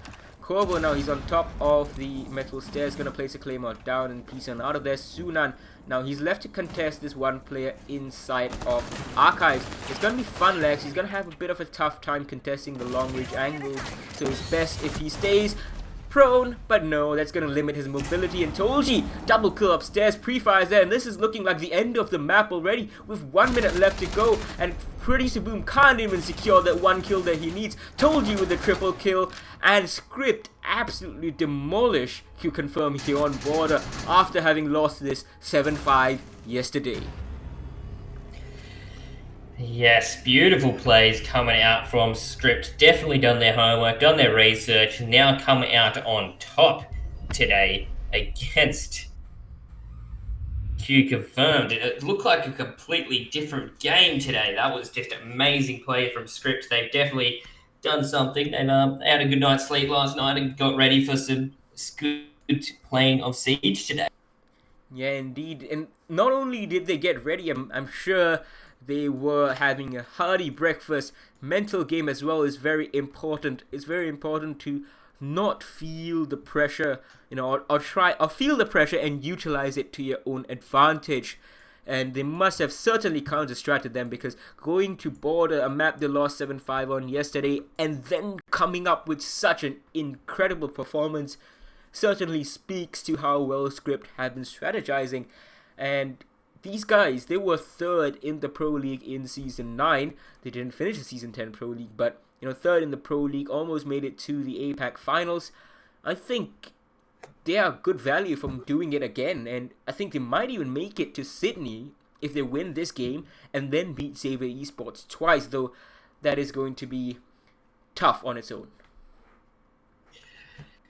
Yes, and whether or not they have spent time counter-stratting Xavier Esports, as well as all the time they would have had to spend to counter-strat Q Confirmed, we'll tell later on. But getting on to the next map, Consulate, a very different map to what we just saw of Border. Border being more of a frag map where you're going to see a lot more of those aggressive gunfights, which we still didn't really see too much come out of in the first half. But going on to Consulate, if Q Confirmed is struggling to do these peaks, I feel like they're going to struggle a lot when they get on attack right now.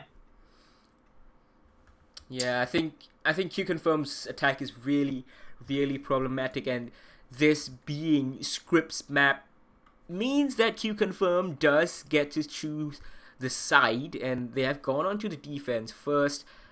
So they're going to be hoping that they can get enough of a buffer to fight off against whatever issue they have on attack for whatever reason.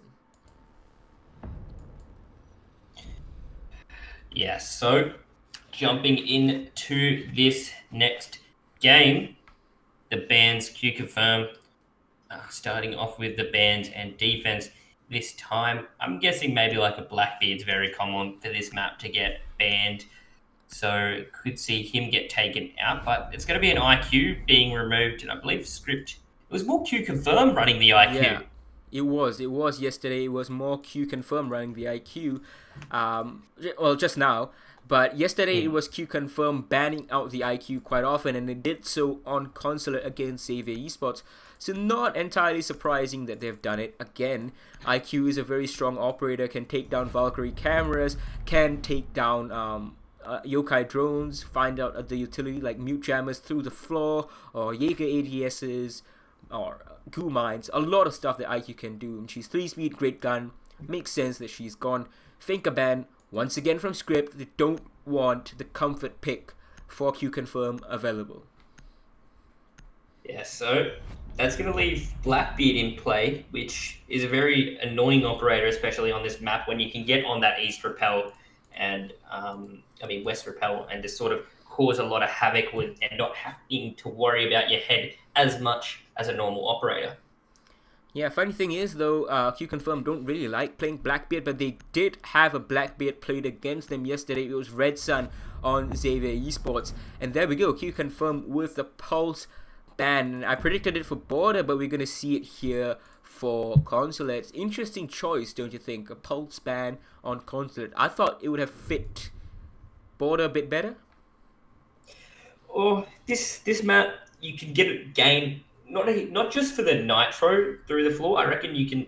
It's more of a you can gain so much information on this map, especially where the operators are going to be, where they're pushing from. So having that pulse taken out means they're not going to be able to gain a lot of these crucial intel points of which where is going to be pushed from. But healthcare is going to be jumping on a mirror, and I really haven't seen too much mirror play in consulate since mainly because she's banned all the time.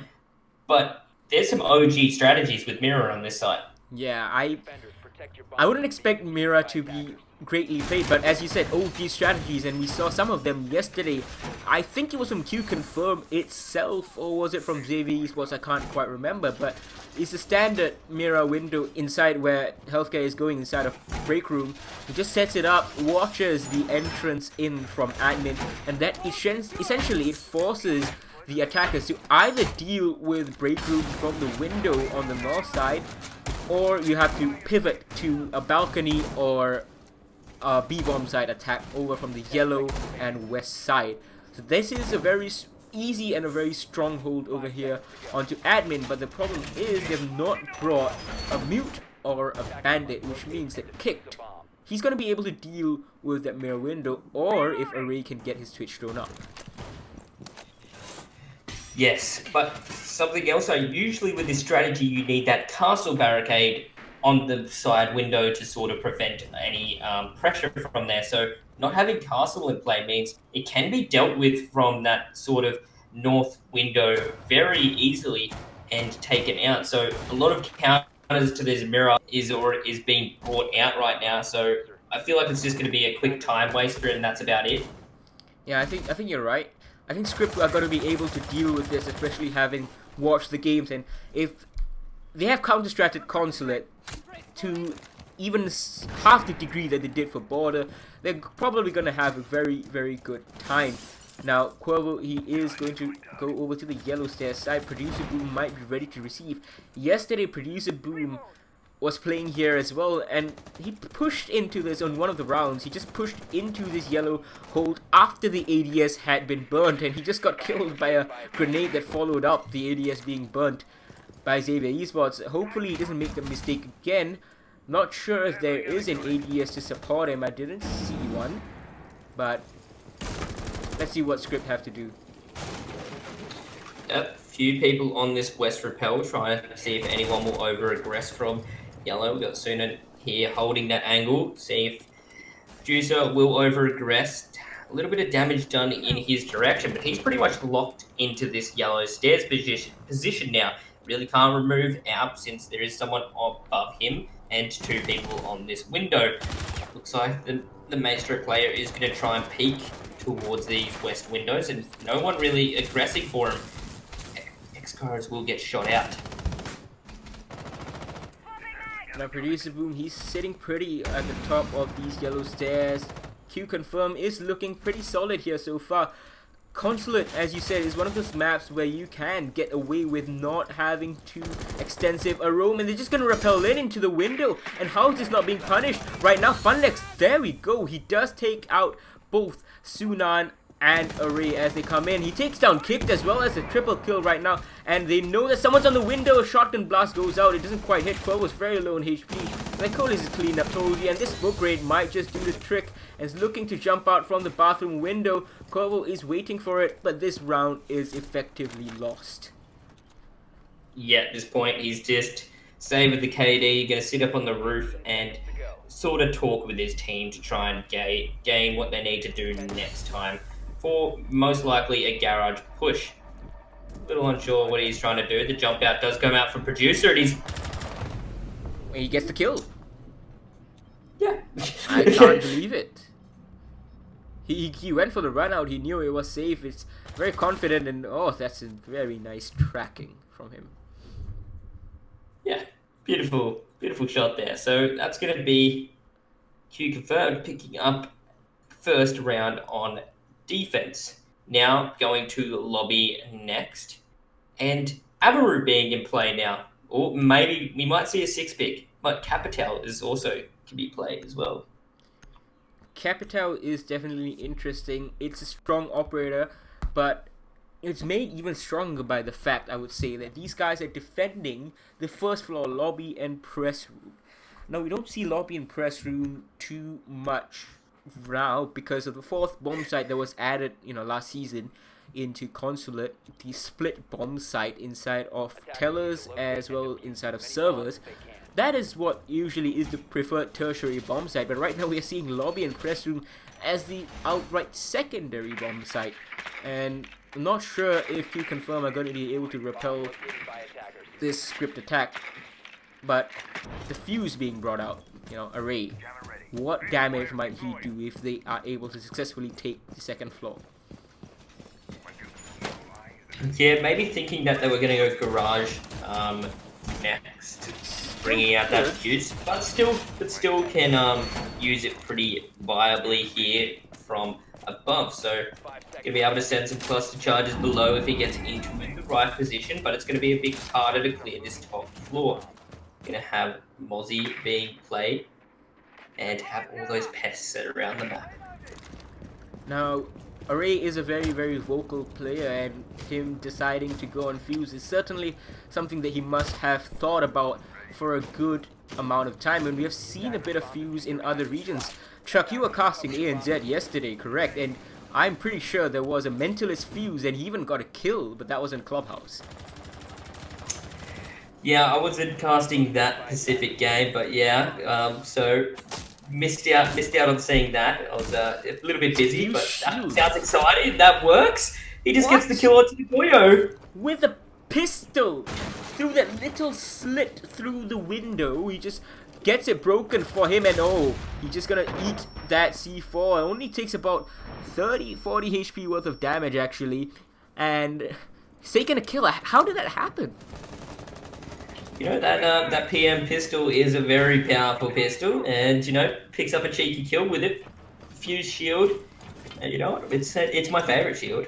I like to say that, but not the most useful one. It's certainly not something you see. Like Fuse, I was about to say, it's getting a bit normalized recently. We saw it at the APAC finals from Lunar Medal. In the Pro League final from Lunar Medal, and we have seen it from Mentalist in the ANZ qualifiers yesterday, and now we are seeing it again. And Funlex, he has to run away right away, and he is going to avoid those fuse charges. Second one is going to ring out. Healthcare OG, he's corralled into the bathroom as well. These final two members of Q Confirm, this is going to be the final one. Funlex is cleared out. One kill for Healthcare. He's getting the fuser next to him as well. It's a tough position for him to fight, but he's still going to win it out. And can he get a third? Yes, he is. He's going to down Tolji. Corvo super low. Oh my goodness. Could we see this be a 1v5 ace clutch from him?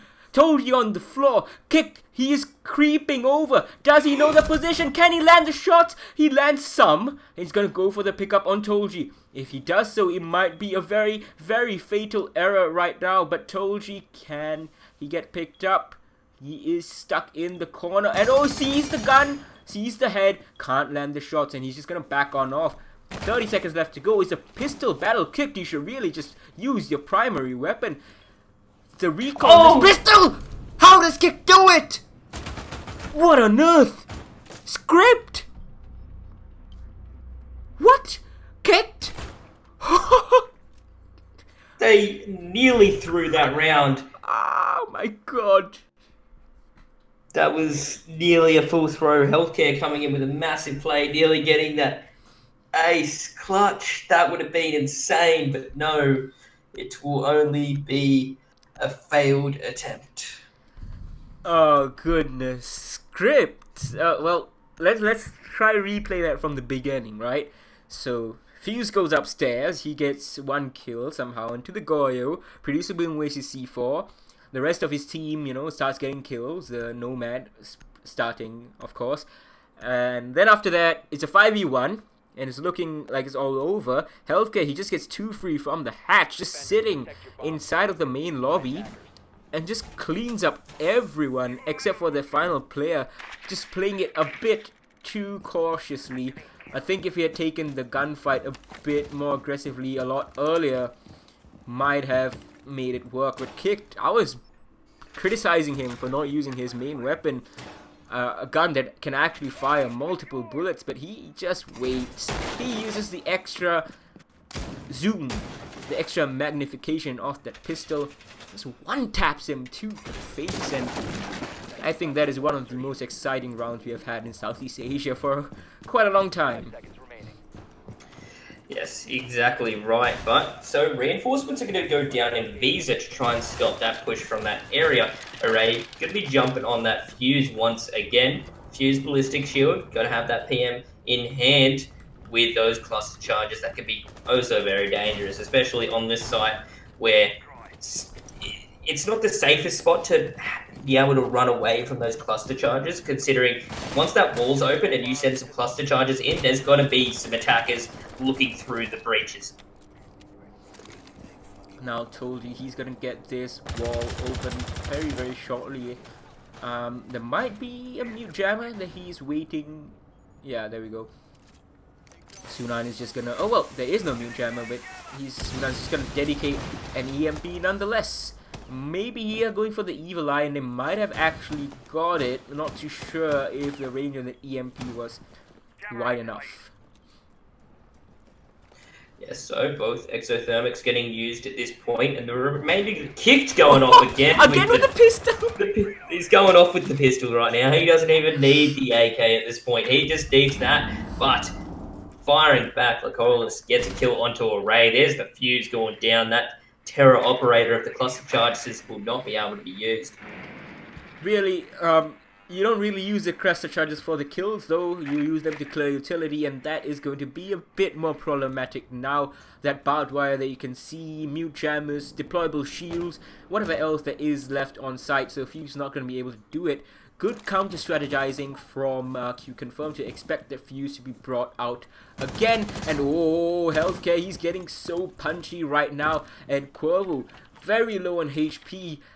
I think this might happen for Q Confirm, even though that they have lost Hajime. Yeah, we still have the Mozzie player above with him losing a drone then. And Cam was in piano, but there's going to be a peek from above. The Mozzie drops down and gets the kill, but a trade going back immediately straight after that onto him. Incredible stuff. He gets 2 kills on the Fragmite, and now there is no soft destruction left on this team, so they're going to have to use their guns. I mean, Quavo is still present, but you know, I'm not sure what he's going to be doing. I think there might have been a breach charge actually, so maybe there is self-destruction left. And pushing down the stairs, and oh, that's going to be a free kill. Healthcare, he's too aggressive. Choji does get traded back, but it's all up to Producer Boom right now in a 1v2. He doesn't have a C4 because he's brought the deployable shield. The only saving grace for him though is that Quavo and Kicked are so very low. 15 seconds, they need to go for the plant. They have the diffuser. Kicked should be getting it off right away, but he's on the yellow stairs. 3 seconds, 2 seconds, he has to plant behind Black Car. Can he get the timer down? Yes, just as it 6-0, and the Nomad charge is going to connect, and Producer Boom, he's gonna get one. Surely he's gonna get this kill. Oh, is it Kicked gonna be the hero again? Yes, he is! With the pistol? No, it's gonna be with the AK. But this is Kick rescuing Script 2 rounds in a row. He started this round and ended it as well. And your gasp, Chuck, is exactly heart-stopping. That beautiful flick, looking like it was going to be an easy shot for the Valkyrie then, but no, comes in with a beautiful play right there and getting back into it. Script looking so powerful, taking the round advantage now, going into it, but we can see Q Confirmed go back to their site. They won, and Array's loving the Spetnaz operators right now as he jumps on Glaz and getting off Fuse. Honestly, would have loved to see Glaz. well, he's gonna bring the Boss G. I bet you he's bringing the Boss G because he's done it before. He did it yesterday. ACOG now. Yeah, he has the ACOG and he was bringing it yesterday. But more importantly, on a second floor attack, Array, back when he was on Airwolf in the 6 major rally qualifier LAN against Sengoku Gaming, he just charged down the long hallway and he got 3 kills. Unfortunately, no Boss G this time. Yeah, would have loved to see some Bosch ACOG action right now, but Unfortunately, we're not going to get to see it. Going to have the DMR instead. Now Healthcare is setting up exactly the same way as he did earlier on when his team won this bomb site. The reason that they won it was because Script just had no proper plan of attack. They just tried to repel in through the windows. They had no control. They looked at admin and likely thought against it given the mirror window that was present. This time they only have a thermite instead of a Hibana, so they are definitely not going to be able to make it through admin without a lot of trouble. And north side window, that is going to be the play if you want to take admin. But Sunan, he's going to go first onto the balcony very, very quickly. Yeah, so EMP is just going to try and remove anything around that window. Thatcher being a tremendous operator for just removing a lot of devices without over-aggressing. And since the IQ has been removed, they're going to be able to use Thatcher instead. Thermite being brought, going to get on this west repel. And Drone not going to be able to go through the window since the window is broken yet. Now, told you over here, upside down repelling, they're still very interested in taking admin, but they're kind of splitting their forces. So Sunan, Quavo, and I believe that's one more, I couldn't quite catch that. 3 players on the side, or I think there might be 4. 4 players on the west side. So just one member. He's sitting on the connector window right now. Yes, so Drone's going to come through, then realizing one is on the yellow stairs, and the connector window will get opened up. Upside down repels are very hard to deal with, especially from this location, since they will see your feet before you can see their head. So it's always going to be a dangerous angle. So Flash is going to go through. Last time they sort of just went in for the glory swing in and see if it would work previously, but it didn't really work for them last time. I wonder if they will go for that once again onto B site. What is that shot? What? How do you see someone there? Wait. Someone check his Morse files. That's Mr. exactly ESL right. admin, please have a look at his wire. He might not be running it. If I was the other team, I'd be calling for Moss at that point, as the Jaeger goes for a run out as well and takes out Tolji. Beautiful plays from Q Confirmed, showing that this site's their site to play on. Yeah, Script don't really seem to have an idea on how to attack this second floor bomb site too effectively. Now, Quavo is going to push up yellow stairs, take one hit onto the barbed wire, and then a second. But time is running out. Oh, below, the mirror just falls through the hatch as Kick clears her out. Producer Boom has killed Quavo over on the yellow stairs. Lycolis takes one more down. Kick must just rush in. He's going to get one kill. Can he get any more? There's one in the bathroom. He can't. So that is going to be Q Confirm tying things up. Really, the success has been only coming on this second floor bomb site so far, and maybe that's not such a good thing. If they try lobby press room again, they're probably gonna lose it, and the garage probably as well. Yes, so it's not looking good from at this point, and Array just likes jumping between a few operators at the moment. Now I'm going to bait out with a line pick. It's been switching around, and Goyo being brought once again, most likely with that TCSG, which is one of the more powerful shotguns in the game, but Array's going to 6 pick, most likely, off the line to a Decabi. Once again, going to switch out those E1Ds for a logic bomb. It's a really good attacking lineup that I'm seeing from them right now. It's not exactly suited to attacking lobby press room with the thermite, but you see, it doesn't really matter, especially if they want to switch things up and push into bathroom, open up from the north side. Something that I could conceivably see the thermite being used for.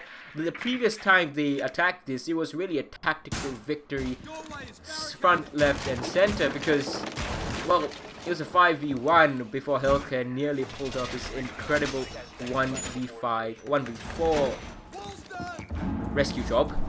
Almost, but Kick was ever much his equal.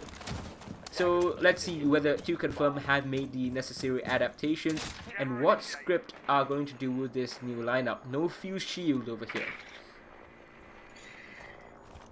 Yes, so maybe a spawn peak coming out. There's one has punched that admin window. Very dangerous spawn peak to do, considering it's a slim angle to get shot from, and you get to see so much area from it. So pretty safe one to get off. You need to get a cheeky one tap off to remove that spawn peak, but no kills go from it. So now continuing on, this site wasn't their very best site whatsoever at all, and Cam going out very late could get spotted in that tree if anyone saw the toss through the window, but looks like they did, and there's already going to be a swing in from Array. May he... well, I thought Producer Boom might throw up a C4, but nope. He immediately spots the cam and takes it out, and he's going to send out a phone call. Producer Boom, of course, I think he might be inside of the mute jammer. That's why he doesn't ring. Long shots ring out, doesn't hit the head. It was so very close. So, Lycola is still sitting up here in meeting room. Producer Boom finally secures that C4 kill onto Array somehow, despite lacking that information from the camera. Bomb located by attackers. Yeah, beautiful C4 just lands. So now, not having that player above, they still need to weasel out the remaining of ops still around here. Flash is going to go out as he tries to swing in, and there's going to be a peek coming through from the Valkyrie. Does see the muzzle, and that's going to be Tolji getting the kill off onto Valk, and now trying to claim this top floor once again. And there's a minute left in this positioning. They haven't really gained too much ground at the moment, so still two players above, one on yellow stairs and one on site. So what? Okay, producer. Hello, ring a ring. Well, fair enough. That is Q confirmed. Suddenly in the man count disadvantage as Sunan, he's aggressing onto the A bomb site itself. Might actually work out pretty well for him. Like Colas, though, he clears up Cuervo on top. Can Tolji get a refrag healthcare? He is watching through the bathroom. 50 HP, but still very much a strong force to be reckoned with. Oh, Lycolis almost hits the shots, but doesn't quite. Hajime, though, he's the one to clean up Tolji, and that is going to leave second floor pretty much solidly in the defender contention. But the plant is going down. Lycolis has cleaned up one more. Kit goes down. Sunan's getting the plant down somehow. I'm not sure whether they realize it. Now they do.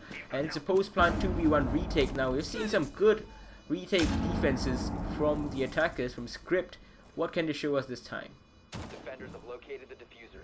See the Mozzie drop the hatch, and a little concerned where his positioning is, and they realise he's going to be in that zigzag corridor. He's going to pick up one kill from it. Now having the health advantage, but Acolas having great aim and the TCSG in hand. He's going to see the back of him and hit him in the back once as he tries to run away from his position, pistol in hand, and he's going to flick out with the pistol, but now he has to run to the diffuser, and no time to get this. He's just missed out, and that's going to be, I believe, Script picking up another round. So close. Script should be pretty happy with that. It was a very, very dicey one. The fact that Sunan was able to get the plant off, number one, and number two, hold that 1v2 retake. I was very surprised that there was a lack of information from Q Confirm, given the fact that they were running a Valkyrie and they seemed to know exactly what was happening. I'm not sure what happened to Healthcare. He was seemingly watching the push in from Sunan, but must have died before that happened or missed it. Yes, and it was a great play from Sunan there to just draw that player as far away from the diffuser as he could to just try and to make sure to waste even more time when he had to run past. And Array is just on a different operator every round. Now going to bring Amaru into, for my very first time seeing Amaru get played in this high of a match. So 3-2 and a repeat of this first floor defense from Q Confirm. I'm not really a fan of repeating bomb sites, especially after you have lost it. But I guess they feel that they didn't really deserve to lose that round. given that they had the man advantage and they got the kill and they were just a few seconds slow on the retake. So fair enough, you are repeating it, but Attackers have located a bomb. as I said earlier on, 10 seconds remaining. this was a decisive victory, tactically at least, for Script the first time they attacked here. And Array on the Amaru, he might be going for some cheeky strategies right now, just repelling maybe straight up into CEO, maybe straight up into the balcony, north side, I don't know, something to cause some chaos over here. Very interested to see where he goes. Yes, so flicking through the cameras, I want to see how this Amaru gets used. It's usually, you see, Amaru is just good at getting into sight very quickly right now, and I'm not too sure how he's not even going to use his Gara hook at this point. He's just going to get on repel and pick up an easy kill. Alright, Funlex, come on. Really, that is so poor. You're gonna sit right in front of a window, a one that it has been broken, and just sit on your can? Oh, come on. Even I don't make that mistake. Yes, that's a very sort of rookie error right now. So now having that man advantage. But Valkyrie was already sitting on the cams, so now he's dedicated to sitting on the cams for the rest of the game. So drone's going to be coming in for yellow stairs. Diffuser with the shotgun and the SMG-11 is going to be sitting around. Nitro Cell going to be chucked into a pre-placed position for if that Amaru tries to swing, go in and go straight into bathroom though. Yeah, the Array was the one who fell to that. Oh, how do you not hear that? He crouched twice. I thought surely Producer Boom would turn, but no. This time it's Array getting the revenge into Producer Boom for blowing him up with a C4 in the previous round. And now Lycolis is getting very inquisitive. He sees the Amaru but can't land the shots with the TCSG.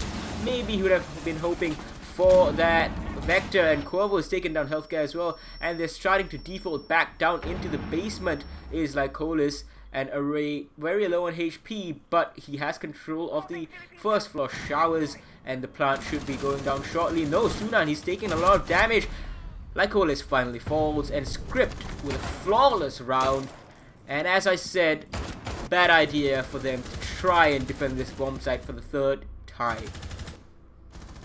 Yes, and giving us the same scoreline as we saw last time, I do believe. It was a 4-2 half, and going for it once again now. But now we're going to see Script jumping on defense, usually the preferred side for this map. So they're looking pretty dominant right now to just take this out on map 2. I think at this point, yeah, if we see Script showcase any of the kind of confidence that we saw on the first map or in this first half on this map, then I think it's pretty clear this is going to be a very quick and easy 2-0. Yes, so now going to the top floor first up, and the kills going out. Lycolis is getting on these high kills once again, but Kicked also sticking up there for his side. Really was popping off earlier on the Nomad, so see if he can continue his reign on the Legion. Now, 20 seconds left in this prep phase. Array is a bit indecisive, not sure what he's doing. He's drawing an infinity figure of 8 pattern, getting more and more aggressive. You know, that's what bees do. You know, if they find a food, you know, a food source, they're gonna go slowly, and then ramp it up as you find food. And Array is certainly looking for some food to feast on, going for the spawn peak with the Docker. I don't think he's going to see anyone, however. So unfortunately, it is a false alarm, and the rest of the bees can go on to setting up the honeycomb. Yes, so I reckon Array's just having fun this game. He's brought out some meme operators and just having some fun, and it seems to be working for him, as we still see some admin repels and droning now. Now we have this, yeah, as you said, this admin repel, but no contention really from Script's side. 3 members from Q Confirm are going to be committing to that take. From below as well, we might see someone push in, but I think there's 4 people inside the A bomb site from Script. You know, everyone just sitting in one place. One frag grenade could really do a lot of damage if it could sail all the way from here into the B bomb site, sorry, the A bomb site. But easy control for Q Confirm. Yep, and getting control of admin now as we see a swing in, kicked, sort of a closer round to try and maybe do something. If he gets misdroned, he's got that reinforced wall, so no one can really be too aggressive on him, but doesn't look like he has an ADS near him, so a frag grenade can be quite dangerous as flashes go in on his position. Now locked along this long desk will fall off the angle completely as the frag goes through. Now, time sort of slowing down, and this is what we saw Q Confirmed really fail at previously, is this time management, and that's going to be getting the first frag onto the Jaeger. So this is the mistake that was happening on the first map as well. They were just giving the picks to Q Confirm. Now Q Confirm right now, they have admin, and it's a lot closer here on Consulate than it was in Border. The beachheads that they are setting up. Produce Boom, I'm surprised he didn't repeat that because it seemed that he would have gotten the kill anyway. But he just pieces on out of there for now. Just staying on the window, not really contesting it too hard. 40 seconds, and Q Confirm are looking decent in this round. They are very close to making the execute happen. Question is, are they going to win their gunfights? Yes, they know where these players are sitting. They're going to see an ADS get burned to try and get the kill onto Kicked, but no, he does not stay in that position. Tries to get away from the location, and there is going to be one in the bottom of these that can come for this late flank, and it's going to be Kicked, but Array gets one onto Healthcare. Kick coming onto this flank, and he gets the one onto, and goes for the second, but will go down, but he has done his job to try and delay as much time as possible. 7 seconds left on the clock. They have to force their way into Projector, and people are just going down. Array gets himself back up, and now in a 1v1. No time left. Oh, almost. He was right there too, the Valkyrie. But unfortunately, Producer Boom couldn't collect that. So this was a lot dicier than one would have expected with the crazy frenzy inside of the A bomb site. Literally everyone was there. Everyone was committing to that hold. But Script are the ones who come out on top, and that's what happens when you have strong defensive positions. You just hold very, very calmly and you wait for the attackers to push you in, and when you have the angles, when you have a crossfire set up, when you're ready for the refrags, you're usually going to win. Of course, there are some times you will lose, but on the whole, this is why Script, I think, are taking this 2-0. Yes, incredible plays right now from Script, really showing up today, and now going to this bottom floor site, and no one really bringing any wall denial. We didn't see Q Confirmed bring wall denial. We're not seeing now Script bring it. They're just gonna let that pretty much armor garage wall just get opened up for free. Now, Suna is going to be reinforcing the hatches as you'd expect. He's back on the alibis. You saw so much of it in the first map. It's a great gun, as we talked about it. He's brought the deployable shield instead of the impact, so probably going to set that up somewhere near on site. Told you just now, he was going ham on that thermite. Now he's on the Maestro, and why not? Honestly, he's been working well with these support roles, and he has really been able to get a lot of kills so far. Hajime over here on the buck. He's going to try make something happen. He needs to take control of Piano, start opening up the floor, get rid of any of the possible charges that might be on the walls. There aren't any, but they don't know that yet.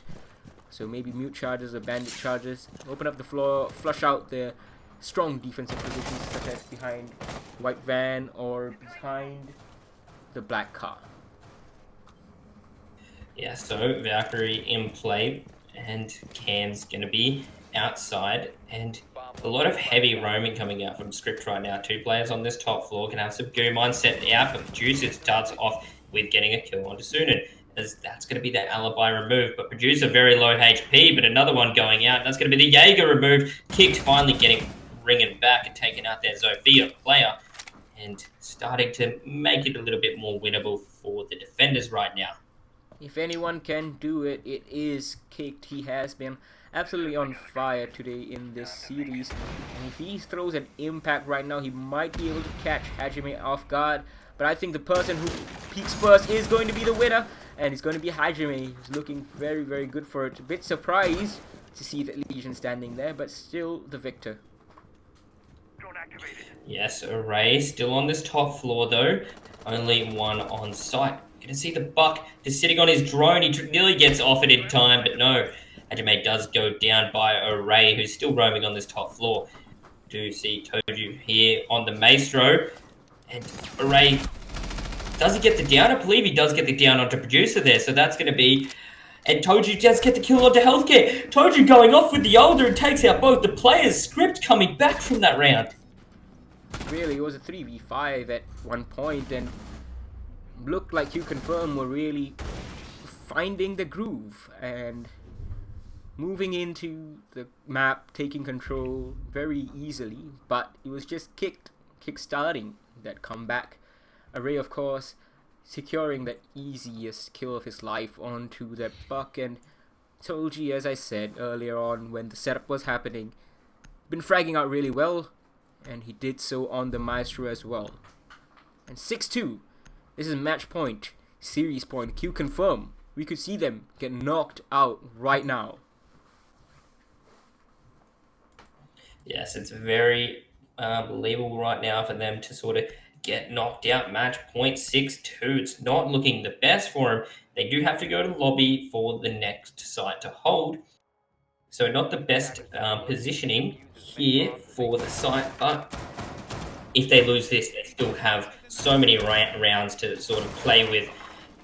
Q confirmed will have to go for four flawless rounds if they want to bring this back. Don't think they're gonna be able to do it. They might get one or two, perhaps, on this quote-unquote weaker bomb site of press and lobby room. Once again, I'm a bit surprised that Southeast Asia is preferring to go on to this original third bomb site rather than the newer one that was introduced across the split site across the basement and the first floor. Usually people find that a bit easier to defend, but fair enough. If Script wins this, and it's entirely possible that they do, it will be a 7-2 and I will be quiet. So now going to get a bulletproof cam all the way down this long corridor. It looks like there's going to be a lot of pressure on this top floor site. Looking like Q confirmed want to take control of Visa and admin as their first entry points. And a very precarious play by the Buck. Thought he might drop trying to get into servers to gain position. And Array now are going to be jumping on Ella. Ooh, that's going to be the first kill going out. And that's going to be the Maestro being removed. Not the operator you want to lose first, but a refrag nevertheless.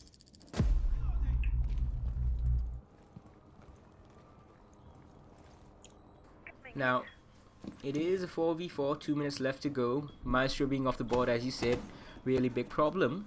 Kicked, especially, being off the board is a problem. But Array and Cuervo, and especially Tolji, they still have the upstairs control as well as lobby control. So they're not going to be feeling the pressure just yet. The Lion, I don't think he is... he's rotating all the way over, and that is a poor position from Cuervo. He gets sniped, actually, all the way from the rappel at the spiral stairs. Yes, Uncle's going in and getting another one as well. All up to a 2v4 now. And there's going to be a swing in. He doesn't hear the swing, and he's going to go down because of it. He could have got an easy kill onto the Jackal. But Array, he's sitting here with the FOQ9. Manages to pick up one, or the FO12, sorry. Has to switch to the pistol and will go down because of the lifeline charge. He stared at the Zofia for a solid minute or so, and Lycolis was probably very, very terrified that he would snipe him out, but no.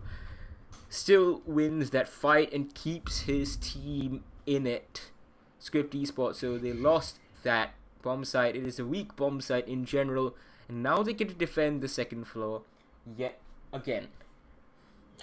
Yes, and this is where Q Confirmed would start to be shaken in their boots as they are going to one of the most dominant side on this map. Producer going to jump on Capitao. Haven't really seen Capitao be played too much today, as we talked him up so much, didn't get banned, and we really haven't seen him get played whatsoever.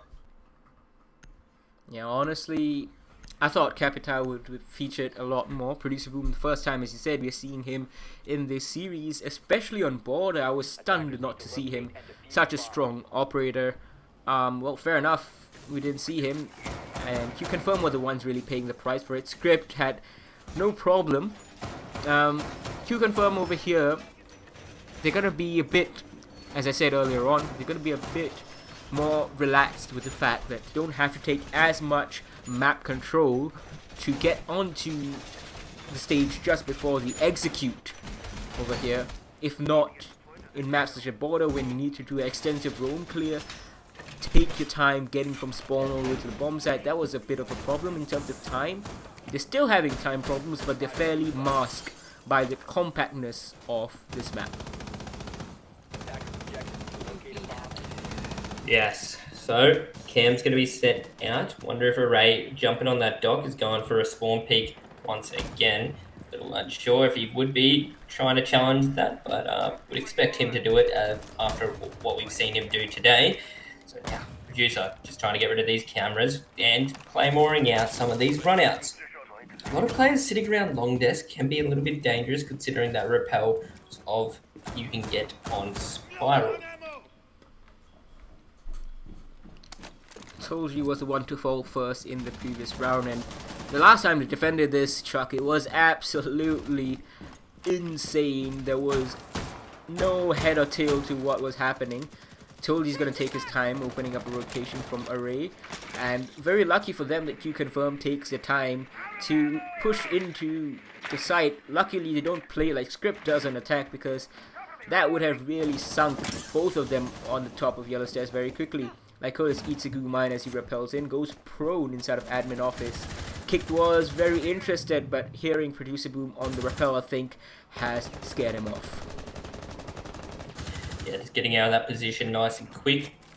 Probably the better off at this point, as sort of Q Confirms slow things down and don't really go for those too many aggressive angles, but it does look like they're sort of speeding things up, following their drones a little bit more closely now and trying to get some kills off of it.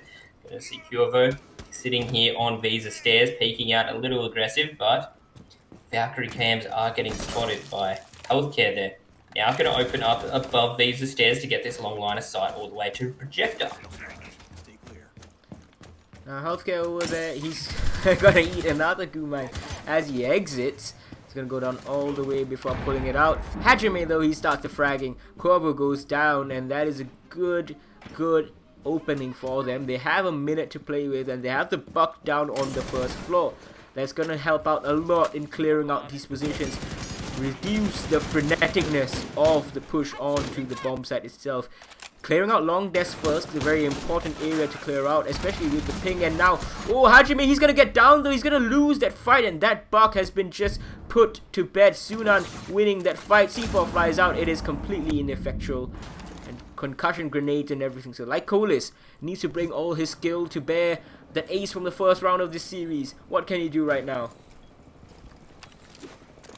Yes, 15 seconds, it's all going to go down right at the end. Told you gets one, and that's going to be one going back in the way. They do get control of Projector now. That's going to be kicked going down, though. Do they know he's down to there's 5 seconds? They need to go for this plant, but now in a 1v2 situation, the plant's starting to go down, and they need to try and deny it.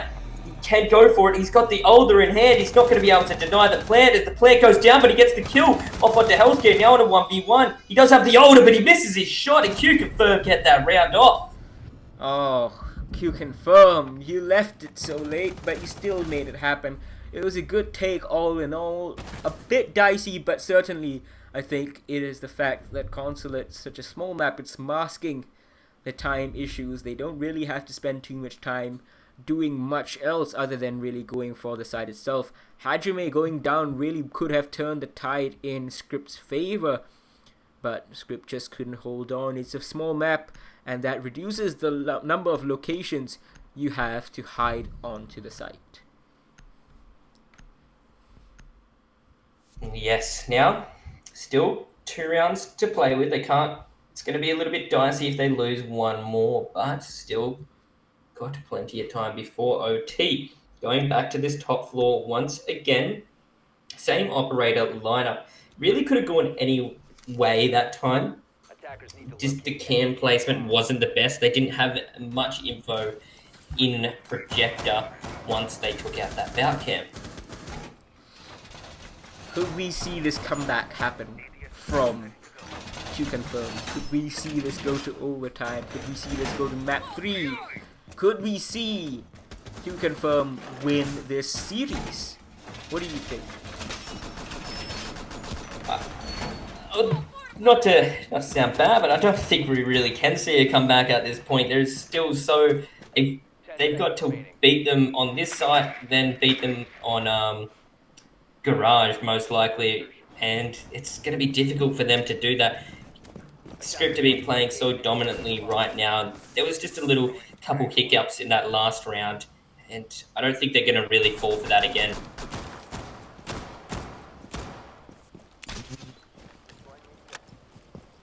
Moving on now, 2 minutes and 40 seconds. Funlex already taking some damage over here. Array is continuing on the dock. Now, I'm not too sure what to think of that pick from Array. It's not really been effective in every single defense round that he has brought it. 2 rounds have been played, I think 3 or 4 rounds have been played since then. And Array has been bringing the dock almost consistently. Not quite had the effect I would expect from a player of Array's caliber. Putting him on the dock, or him deciding to go on the dock, maybe not the best idea, but whatever the case, I think Array, as you said earlier on, he's having fun. Question is, will that fun evaporate if Q Confirm wins this round? Will Array go on to another defender? Yes, and not really contesting admin whatsoever, so they're gaining that pretty quickly right now. And Gumine's art is going to be set up. Kicked, falling back sooner rather than later, doesn't want to get pinched off from the same position he got removed from last time. So he's going to fall back to projector now, and the Zofia has lost a little bit of his health, probably from some Gumines that have been scattered around the map. And they're slowing down things once again. That's their massive problem right now. Whether or not it's going to work out for them again, but there is only a minute 15 left. Array gets a kill. That's a good kill. I think Array might have stolen that from Kick right there. Surely they would have won that fight. Regardless though, 1 minute left to go. As you said, frag grenades is just gonna get eaten by the ADS. Hajime and Q Confirm in general just not droning, not clearing ADSs before using the utility today, and not following up the utility as we saw earlier on border. Going to admin will be Hajime as time ticks right away. Script are looking good value for their man count lead right now, but it may kind of vanish. Well, let's see what happens. Sunan's got his C4 prep. Curve is still on top of the yellow stairs. 30 seconds left to go. Yes, it's going to be a very fast execute right now. Coming out, they're going to have to get a lot of players inside. Punkles gets the kill on Zatolji as a beautiful shot coming out, taking out that Maestro player once again. Fireball coming out. Hajime gets one, kicks up 2. Now it's all leaving up to Array and Sunan. But Sunan goes down. It's all up to Array now. Where is Array? They're trying to find him. The diffuser has been down. And Hajime, hero of the round for Q Confirm. He's going to secure this. It's a 4K for him, I do believe. And he has just killed all hopes of Script, reducing the number of rounds, finishing this off in anything less than the full count in regulation. So, Script choosing for their last round of regulation to go back to that top floor site. Third time in a row. Yeah, third time. Change it Don't up. want to go to Garage. But Just yeah, going back here once again, I don't know how I feel about this one. I think it's a huge mistake at this point. And Array, especially if he sticks on the dock, I have not really been a fan of that. I know you want an ACOG to maybe contest that long angle, but look, I don't think it's that valuable. Maybe sending Array on the roam would be a lot better. Give him a lot of flexibility. Prevent Q Confirm from getting such easy access, because you know their weakness is taking control of the map. Their weakness is taking control with time, using the utility effectively. If you can put a bit more trouble their way, a few more obstacles for them to get that control, you don't have to get kills, just harry them here. And with the layout of console, you can do that pretty effectively. Just give them some trouble left and right, slow the push down, 10 seconds left. maybe get some picks, and that should be a win for you. And I still don't think 5 seconds that. remaining. I think this is heading to overtime at this point.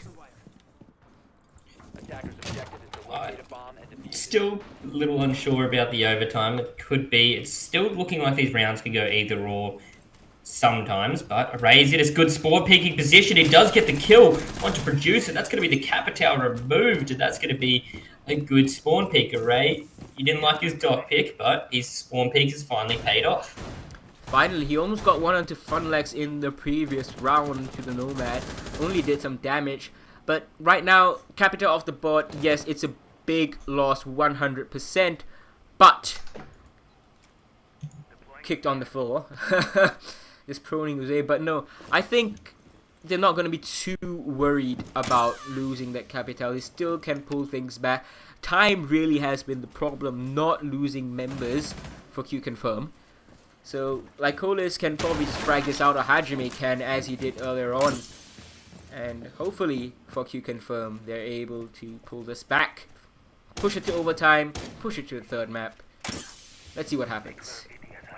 Yeah, really, Hajime was their saving grace last round. He came in and got that triple kill onto entry. So really, the saving grace of last round. If they really take him out, I feel like it's going to be a massive pick for Script. But they're getting on the rappel now. There is going to be Uncles here hanging on the East Rappel 2 connector, but set up for a run out. Now that's going to waste more time as he gets concerned about that angle. Amazing stuff coming out from Script right now. They are looking to close this out. It is a 5v3 and there's 1 minute 15 left. This is proving to be a big problem for Q Confirm. They don't know what to do right now. They are stuck on the windows. They don't have control. But Funlex, as you gasped, he just turns away at the wrong time and he almost had the kill. He is very worried about Sunan going for the run out, but Healthcare, he's got to start the fragging for Q Confirm. Kick goes down. Finally, now can Hajime be the hero again? He certainly has the time. 50 seconds is a long time if you think about it. But Q Confirm are right now just whiling it away. Healthcare's actually made his way onto the bomb site. He's going to start getting the plant off. Is there a C4 available? Sunan, I saw him below. Can he send it out? Yes, he can. It hits and it's perfect. Array takes on Hajime as well. It's all up to Funlex. He can't do anything, swinging through the connector window. And that is Script closing this out with a swift 2-0. Q Confirm, #1 in Southeast Asia. They may be in the Pro League. They have just been knocked out of the 6th Invitational 2020 close qualifier for Southeast Asia. Massive plays from Script today. They've definitely shown up. Array sitting on 15 kills was definitely having some fun and still fragging out to his full potential. So massive plays from Script today, and it looked like Q Confirmed really was coming into gear later in that round, but really couldn't show up earlier on today. Yeah, indeed. They're definitely going to rule their border for sure. The fact that they were so effortlessly swept aside, the attacks took so long, I really think they could have pulled things back. The defenses weren't horrendous. You know, they won 2 of them, I believe, but well, just a lot of problems for Q Confirm. I'm not sure whether they're just down to lack of chemistry, something more. But they were not looking good value for this win at all. Instead, it is Script Esports who are going to set up 1 or perhaps 2 dates with Xavier Esports. And Xavier would have certainly been watching this game very, very closely, looking at the difference in script from yesterday and today. Now, they have one extra best of 3. If they lose in the first one, they get to play it again, and the winner of the second best of 3, if the first one is not won by Xavier, so the winner of the second best of 3 will go to Sydney to join Fnatic and Cloud9, and the Japanese one will be played later. But yeah, Script, what do you think? Do you think Script can do it after you saw this performance from them? They're definitely showing up and looking like they can bring this back and bring it to Xavier, but Xavier played extremely well yesterday and sort of looking like a very hard force to deal with. So I reckon it's more of if Xavier aren't really on today, like you confirmed on, I think that's when Script come and take over. I really think that this could happen for Script, but it's going to be really arduous for them. They have to win 2 best of 3s, and I was talking about how in a rematch, the team that lost the first time usually is the one to win. Certainly, I was proven right for this matchup. So even if they win against Xavier Esports, statistics or previous games are not giving them too much of a chance. Even if they win the first game against Xavier Esports, it is quite likely that Xavier will win the second. Although that's a big if they can even beat Xavier, or will Xavier make it a quick 2-0. It's going to be very, very exciting. We'll be back in just a bit as we get that grand final ready for you guys. Don't go anywhere. It is going to be Xavier Esports versus Script Esports to see if Xavier or Script are going to be the ones going to Sydney for the APAC LAN qualifier.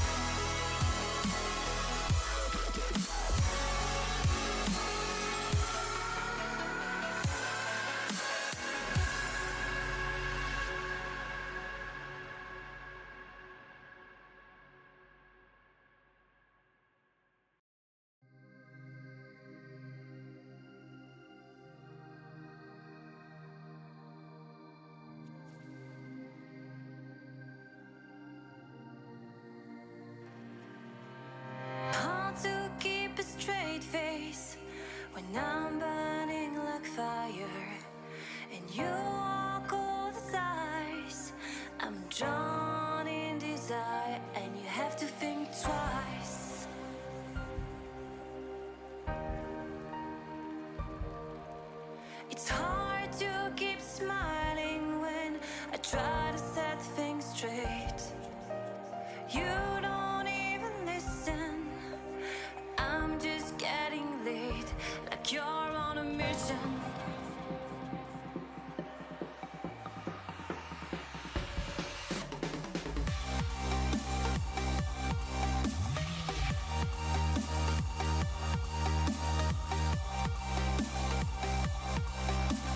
Down in desire, and you have to think twice.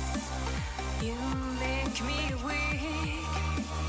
You're the one I see, and I hate that I love you. I hate that I love you. If I could, and I would, carve out your heart, carve out your heart, and I reincarnate it, and I reincarnate it. It's hard to keep smiling when you're closing every door. I'm trying to open. I tell you love you more, and you say it's broken.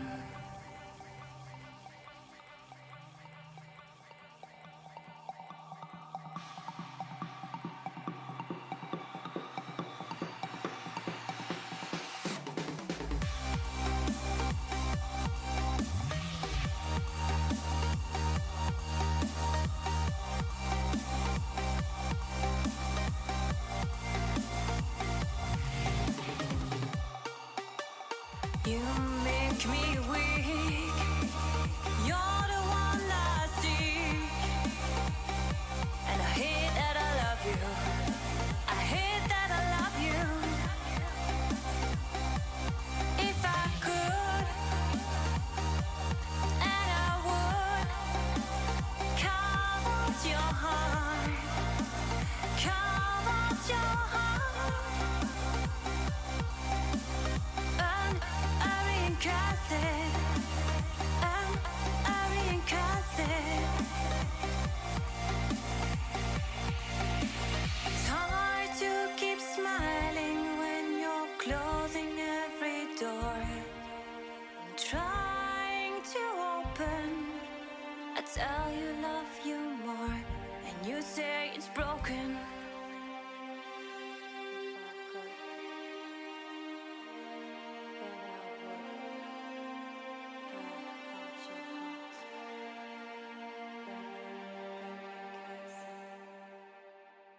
But it wouldn't mend mine.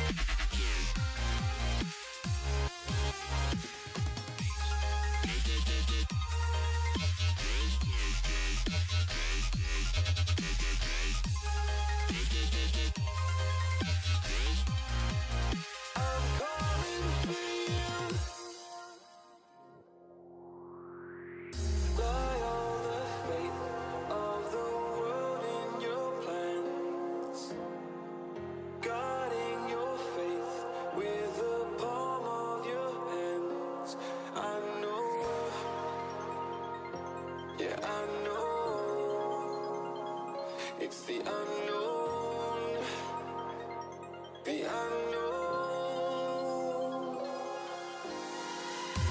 It's time to go away into the light.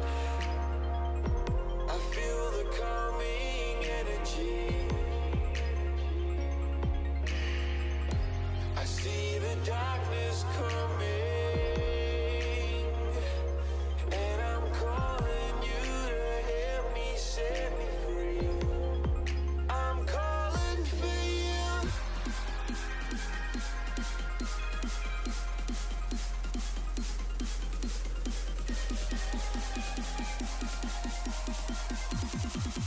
I'm calling for you.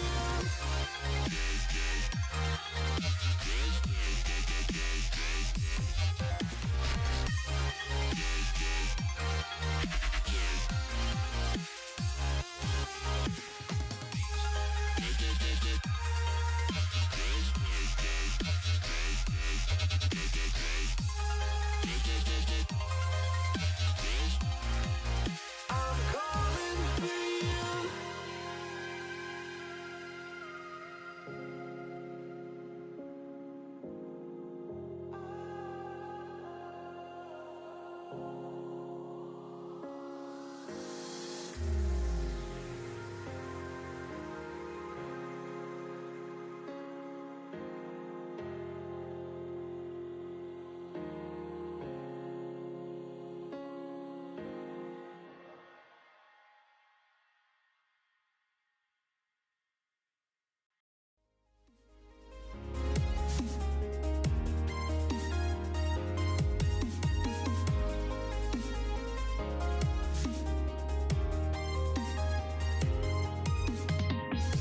You're paranoid.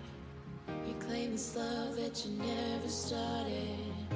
You once destroyed a broken heart that was already shattered. Holding on to what we have and take us to the edge and back. Holding on to what we have and take us to the edge and back.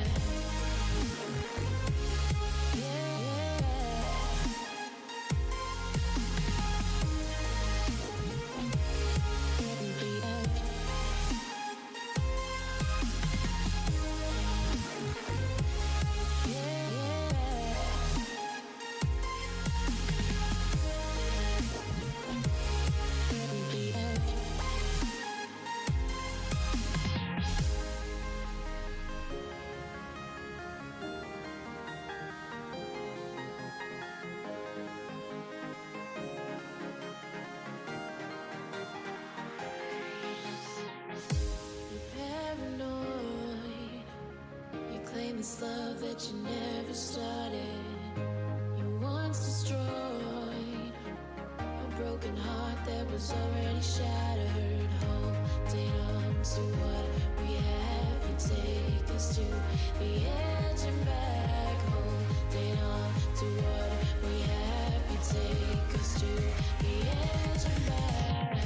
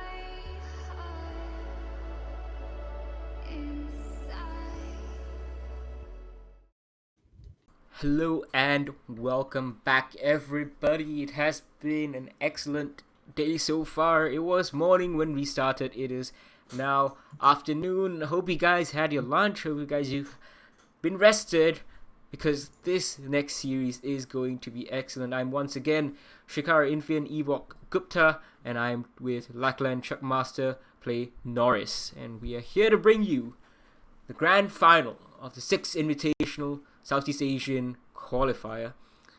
Xavier Esports taking on Script Esports. So for those who missed it, Chuck, could you recap what we saw between Q Confirm and Script? So, first map, we saw Script sort of really controlling the pace of the whole game. They didn't really give much to Q Confirm, whatever, on border, and they sort of just ran away with the show at that point. That's when we started realizing how dominant Script are playing today, and could see them take out this whole map with this whole best of 3 with only 2 maps, and that's what did happen when we went to Consulate, where they sort of nearly got a little bit shaky at the end, and Q Confirm started coming back with it, but they did run away with it again with a 7-4 scoreline. First map being, I believe it was a 7-3. Yeah, first map I think was 7-3, and the second one was very close, 7-5. It was, I think, 6-2 at one point. And then Q Confirm started pulling it back, and I was getting flashbacks to that game, I think SSG versus Luminosity earlier this morning. Or, well, yesterday. They were 6-2 down as well, Luminosity, and they pulled it back. They won the map. Q Confirm here, they couldn't. So, sometimes you win, sometimes you lose. But overall, Script's performances, what do you think of them, the way that they've played just now? You know, yesterday they weren't doing so hot. They lost to Q Confirm. Today they just came out swinging. Yeah, they played like they had nothing to lose, and it did seem like it, considering they're getting into a more aggressive position. That's sometimes the problem when you play like that, though. Like they seem to play like they had nothing to lose, and now that they feel confident in themselves and have a chance of winning, that's when the nerves might start getting to them, and we could see them get affected a little bit. Yeah, hopefully they don't fall into the trap of making a lot of mistakes. What was sinking them yesterday, it was the fact that they were making a lot of mistakes that were not really forced by the opponents, and they just fed kills and fed rounds to them when they really shouldn't have been doing. Today, they fixed a lot of that. We saw some rounds where there were a few mistakes from Script that really shouldn't have been happening, such as that first round in the Q Confirm matchup on border, where Lycolis just aced the entire team. Well, that shouldn't have happened, but okay, that happened. They fixed it overall, and they crushed Q Confirm on border. Moved on to Consulate. We're looking to crush them, almost did it. But the fact that they've taken down the number 1 team in Southeast Asian Pro League for 3 seasons running in such a manner, in a 2-0 fashion, certainly speaks very well to their skill. Now, Xavier Esports, they are a different team. They are looking a lot like the old Q Confirm, who coincidentally were Xavier Esports up until Season 10. They were, they are a lot more free-flowing. They are a lot more varied in their attacks. They don't waste as much time on their attacks. And they generally are very, very comfortable playing a variety of bomb sites, a variety of roles. That's probably what Script needs to really worry about right now. Xavier Esports were next last season. They had a couple of roster changes, Red Suns on the team. But I think overall, they're going to be feeling really good about it. Yes, exactly right. So the first map it looks like we're going to will be Clubhouse, which is Xavier's pick. Clubhouse, we were going to see if it went to 3 maps previously, but didn't go that far. So Clubhouse being a very sort of been in the game for a while, but since the update being a lot of teams' one of their more favorite maps to go to. How do you think everyone will go on this map? I think it's a big mistake from these guys not to ban out Clubhouse, but then again, well, I don't know, because Script, their ban was Coastline, and just now we saw yesterday we saw Coastline pretty dominantly won by Xavier against Q Confirm. It was a 7-3 victory, but the problem is 7-2 was the victory margin for Clubhouse, for Xavier against Q Confirm. And Q Confirm, on the other hand, had crushed Script 7-2 on Clubhouse. So, by transitive property, it's not really looking good on Clubhouse, I would say, for Script Esports. Bit dicey. I think that one's firmly in favor of Xavier Esports, at least on paper. Yeah. But moving on, the next map will be Cafe. And Cafe was a map that Script won against Q Confirm even yesterday. We didn't see Cafe from Xavier Esports on stream, so we are not too sure of what to expect. Yeah, it's always a bit sketchy what you need to when you bring a map that you played previously on stream and you're bringing it to a team that you haven't seen them play it yet. So they know how you're going to be playing, and they're coming in as sort of hidden. And especially being a team like Xavier, you don't want to go into a maps that you don't know how they're going to play, and they know how you're going to play. Yeah, indeed. I think it's definitely something that they need to watch out for, and we are definitely going to see a new map across this weekend. Hopefully we'll see a new map, because the first two maps are Clubhouse followed by Cafe. This could very well go to 3 maps, Chuck. What do you think? Yeah, it's definitely got the potential to go all the way, but the decider will be Villa. So definitely a new map. Hopefully we get there. Yeah, Villa's always a fun map to see everything go down on, so it's going to be very precarious in how, if we make it there, how it will go down. So the question is, how closely was Xavier watching the Script match yesterday? How closely were they watching the Script match today? Because Script, of course, these guys are no pushovers, of course, as we just saw against Q Confirm, but they aren't the top level team that you know the Southeast Asian teams to be as well. Xavier Esports are making a challenge for that top level spot to replace Q Confirm as that team. Airwolf is certainly, I think, one of that top teams. I would say number 1 in Southeast Asia would be them right now after the Season 10 performance. Number 2, though, I think that is a bit more up for grabs, and Q Confirm, I think, might be dropping out of it. Script and Xavier Esports might be the 2 teams fighting the hardest for it come Season 11, and we'll get a little taste of that in this grand final matchup. And Xavier Esports, with the experience that they have Red Sun on board, they have Baby Pig, and Baby Pig used to be known as Scatman, and both these players were on Xavier Esports at different times, and they are very, very experienced. They have been to APAC finals previously, and I think they're definitely going to use that experience to try and counter-strat Script, having watched their games. Yes, so just waiting for players to get in at this point, and new maps pretty much all around. We haven't really seen Clubhouse today, so it's going to be a very interesting map. Clubhouse being a very diverse map on how you want to run strats, it's starting to sort of get finite, and usually you see the same things, and the meta is very made at this point, but you do sometimes occasionally see some outlandish strats, and I'm guessing Southeast Asia will bring out those outlandish strats. Yeah, hopefully they do, especially if Script are feeling confident. Array might certainly lead them onto some weird strategy calls, but you see, they might be weird, doesn't mean that they're stupid. Yes, Array was bringing some weird ops, but was definitely playing them to the full potential, especially on Fuse. Watch out when he doesn't even need the AR, just needs the PM in hand. Yeah, I mean, Fuse we saw yesterday from Mentalist on Clubhouse. I'm not sure whether he played it today, but we definitely saw it yesterday from him, and he got a kill on Clubhouse, fusing down from the kitchen floor into the basement. And if Array wants to bring that out again, I think he might as well, because Xavier Esports, I don't think they'll be ready for it. It's not something you see at all in competitive play, and only in the past month we have begun to see a noticeable uptick of Fuse picks. It did come with the buff when his deploy time on his gadget was halved.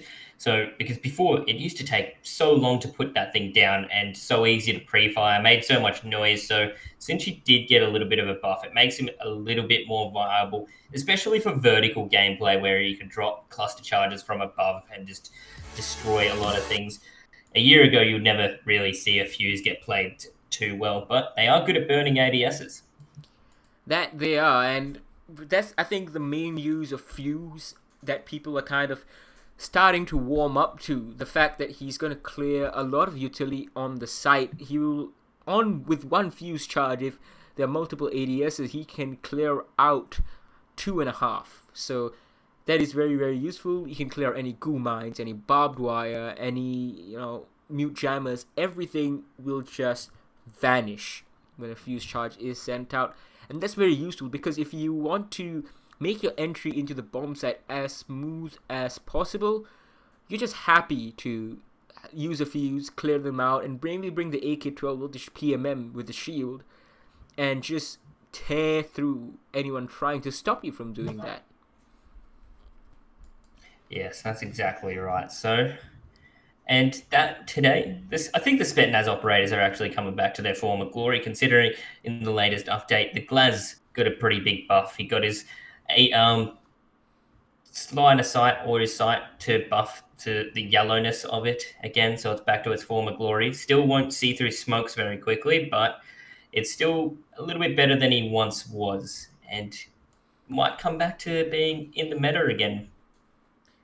Yeah, hopefully we do see more of the Russian operators start coming back, because it's always fun to see the meta change and shift, as long as it doesn't become that kind of a year 2 season 1 meta.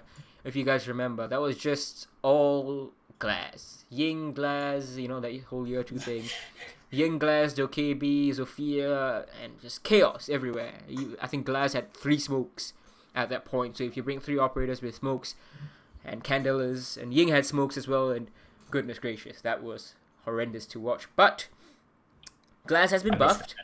Yeah, Glass has been buffed, so we might see some additional Glass play. I don't expect to see it today.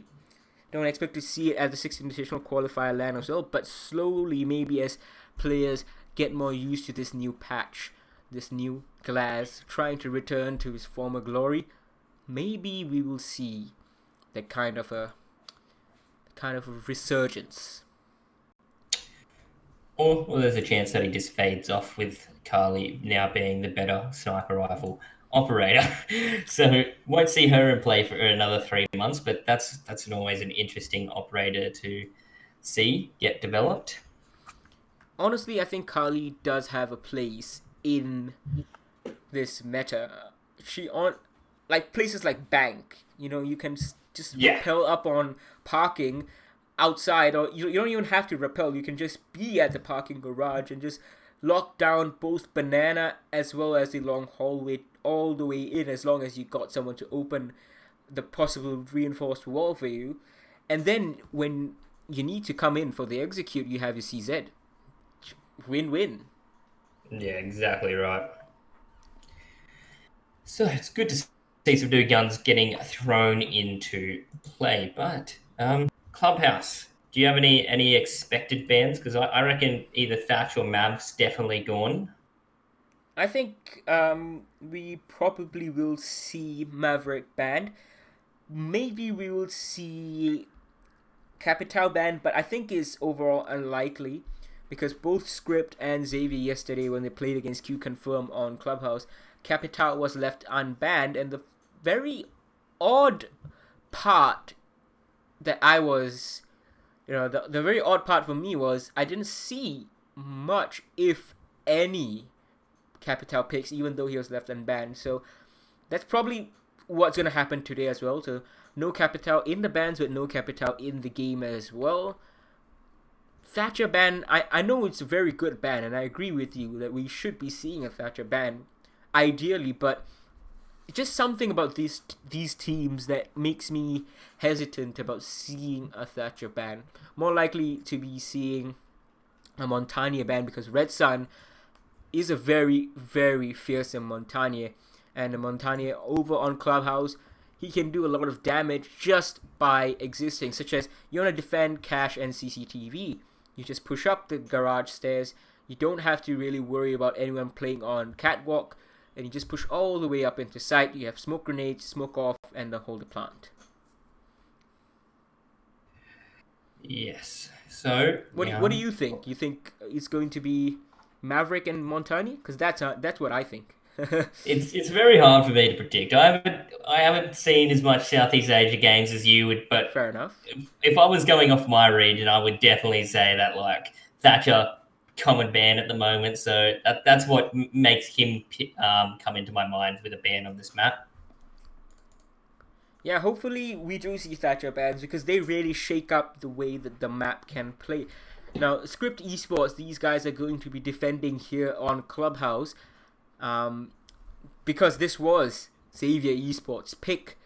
But the thing is, I don't know if Script are going to be the ones banning Thatcher. I hope they are, but it's kind of a ban that I would expect more from Xavier Esports. And being on attack first, a Thatcher ban would really make this even more defender-sided than Clubhouse already is. Yes, indeed. Clubhouse, one of those very dangerous maps, but there's some very notable teams out there that really don't care about what this map is if it's defended sided. There's some great teams that can attack this and be very good at attacking this map. And it really relies on what gets banned here to see how favored defender sided it will be. And usually it's the Maverick that's the big one if it gets removed. If Maverick and Thatcher both get removed, that's just defenders can pretty much win majority of the rounds. Honestly, I agree, and the fact that Capital is not being used to kind of level the playing field in that sense really sketched me out yesterday. I would 100% expect you to bring a Capital every single round if you see these kinds of operators, just to try and claw some ground back. Yeah, that's exactly right. But sure, a team of Xavier's caliber will have some strats on their hands about how to attack this map and how they want to tackle it. And Monty is a very good operator to bring, notably for the cash room and CCTV push, because you can just send him up garage and pretty much usually you have an ACOG player up there, and that Montang won't really get affected too much and just be able to be a live drone and try and drone it and get a lot of information where this Montang usually can be playing. So, like you were saying, Monty wouldn't be that big of a surprise of a ban on this map. Yeah, I think it will be a smart ban, but what I'm interested to see if there's going to be any Legion bans. Now, Legion bans are very uncommon. It's not something you very much expect, but they can really throw off the flow of a defense. And Kicked, as we saw, he is a very, very proficient Legion. Taking that away from him, taking those goo mines away, that intelligence, that damage that he provides, as well as a great gun and 2 impact grenades, that could conceivably be the difference. We have seen some teams ban out Legion, and it's been a fairly successful result for them, trying to reduce the effectiveness the defenders have. Yes, so an operator I always love seeing banned that doesn't get banned too often anymore is a Jaeger ban. I think it would be great if, because Script are running these outlandish operators like Fuse, if they banned Jaeger, none of those cluster charges are going to get picked up by an ADS or anything, and that can just cause havoc and chaos on the site. So just a little cheeky, that would be pretty fun to see if Jaeger was removed. Jaeger would certainly be interesting, and I think one of the few times we saw Jaeger banned was, I think, Empire versus G2, and they just wanted to shake up what Joystick was feeling, and I think it worked out pretty decently. But, let's see what happens over here. I think we are almost ready to get into this match. And here we go, our first map. It is going to be Clubhouse, Xavier Esports pick. They'll be starting on attack. Yeah, so jumping in to the ban phase, Script get to choose the first operator to ban, and good luck, have fun in chat. So let's kick this ban phase off. we had a lot of time to predict what the bans were. It's time to tell if we're gonna If we're good analysts be or we're right. bad analysts. Should we retire or should we continue doing this? There we go! Montagnier ban, and very interesting. That's exactly what I predicted. Script Esports against Red Sun's Xavier. I said Xavier's Red Sun. Red Sun Xavier. So, moving on. What can Xavier Esports follow that up with? Will it be a Maverick ban? I do expect it. No, it's going to be a Nomad ban. What do you think of this, Chuck? Nomad's very interesting to ban out. Really, did we see too much of Script really running that Nomad? No, a not really. I lot? mean, we did see Kicked Yeah. play it, and Funlex was a more prolific Nomad just now in that matchup, on console at least. So, I don't know. Interesting to note that the Maverick made it through. And that's the first time I've seen a Maverick make it through a ban phase on Clubhouse, especially in a very long time. A Maverick, I think, I've talked about this many times. I think he just breaks the way Clubhouse flows. Script are really going for those shield bans because they know Red Sun is really, really proficient. They did the same against Q Confirm yesterday, in fact. You know, they were tormented by the Montagne and the Clash for Producer Boom, and they banned it out eventually. Now they're going to do it against Red Sun. It wasn't very successful yesterday. Let's see what they can do today. Yes. So, Cash Room will be the first site to hold. And notably, Maverick isn't getting played at the moment, but we could still see a 6-pick come into effect. Now, no 6-pick we are seeing so far, so it's going to be all exactly what they've shown each other as we count down to exactly 40 seconds in this prep phase. Sunan's going to bring the shield again over here with the alibi. He's been playing a lot of alibi yesterday and today. Let's see what he can do with this. The reinforcements will go out into the garage wall. There is a bandit being brought. Now, Script, these guys, I think they were trying to pull off some bandit tricks yesterday, and they were successful, in fact, against Q Confirm, even though they lost this map pretty handily. Question is, what will Xavier make of their attempts of trying to defend this with a bandit? 5 seconds remaining. Now we count down to 2 seconds, 1 second, and exactly as we switch over to the action phase of this grand final in the Southeast Asian Invitational Qualifiers for 2020. Kick's gonna scurry on back onto site. As you saw, Array, you know, he is on the Valkyrie yet again, but Red Sun is the one to be watching, I think, because he has brought the Boss G. I'm not sure if he's brought the ACOG with it, but I would expect that he has. Love to see that the Boss G now has an ACOG. That's so great to come into play. And 2 hard breaches being brought up. The bandit wires have just been placed on the wall, Wow, that's so fast. no bandit trick whatsoever. What is this play? He did it yesterday too. He took down 2 yesterday when he got inside, but today he could only down Kicked, and Sunan is there, but there's one pushing up the stairs. It's Red Sun, and he's gonna get 2 of his own. Can he get a third? Yes, he will! Through the wall, he's gonna defuse a 4th with the Boss G to the head. Can he plant this diffuser? He has it with him, and he's gonna go for it. Not sure if the cover is dead. There's still 2 minutes left in this round. Quill was the only member of this team left, and he's gonna stop Red Sun. Ryan in his tracks with no ace, but Warbuck is gonna clean it up, and what an explosive first round it is from Xavier Esports. Incredible stuff. Oh, I'm a fan of the Boss G ACOG. That was a great play. Beautiful play from Red Sun. As he just sprints up metal stairs, no one to contest him, gets 2 kills, and then changes out to the 3 kills, changes to the ACOG, and just nails the Maestro's head right off. And we were used to slow plays today, and they've just sped things right up then. Sure, 100% I agree with you. We were almost getting put to sleep with Q Confirm's attacks, but Xavier Esports definitely not going to be doing the same thing. And there we go, it's a Capital coming out from Red Sun, from the Dokebi over to that operator. That was insanely quick, and I noted like how quickly they were making progress. they went and opened the wall so quickly, and the rush in from the Thermite, I think, was really what was the catalyst for all this chaos. No one was watching for Red Sun's approach because Sunan was busy trading out Kicked and thinking about picking him up after he got downed, and that allowed Red Sun to just come up, and the chaos that was just sowed in the ranks of Script. When you do that in the first round, it can be very, very effective, and it's a good idea to do it then, but never again. I feel like that Thermite Rush is something I can With the shotgun. I can bring into my own rank style, I feel like.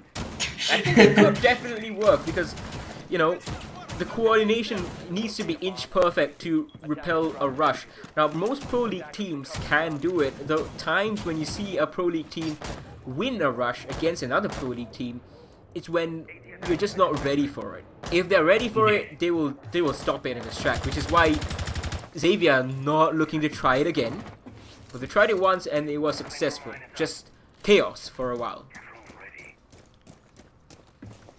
Yeah, pretty much. And you know, when those shots are going off in the shotgun and you're coming pretty loud when something like that happens, you can hide footsteps really quick from another angle. And those metal stairs make a loud noise. They would have been talking over it and not be able to quite hear it. So quite miss a play there, but they've slowed things down quite a bit right now as they try to execute another rush. Kicked will be in position to try and bandit trick though. I think the Capital is going to make short work of that attempt. Kick is going to be burned to death if he stays there, and he's definitely not. He's going to run away, and the Good tricked. Kaid. The Electric Claw! Array, you madman, you beauty! Array came in for the clutch play and chucked the Electric Claw down, and they're easy to deny, but you've got to have your Thatcher there to stop those Kaid tricks. Valkyrie is going to be dissuaded from doing anything more Sunan this time on the Valkyrie rather than Array. Array has gone on to the Kaid, and he'll be holding with the ACOG TCSG this doorway, and this should be a more traditional, a more standard defense, but Array's gonna get burnt out. That fireball was perfect, and Array on 5 HP, he's so low as C4 gets tossed out. Easy dodge for the attacker right now, and Warbuck, he's gonna try find one. Array somehow gets a kill. Toji gets one as well, as Napew has gotten one.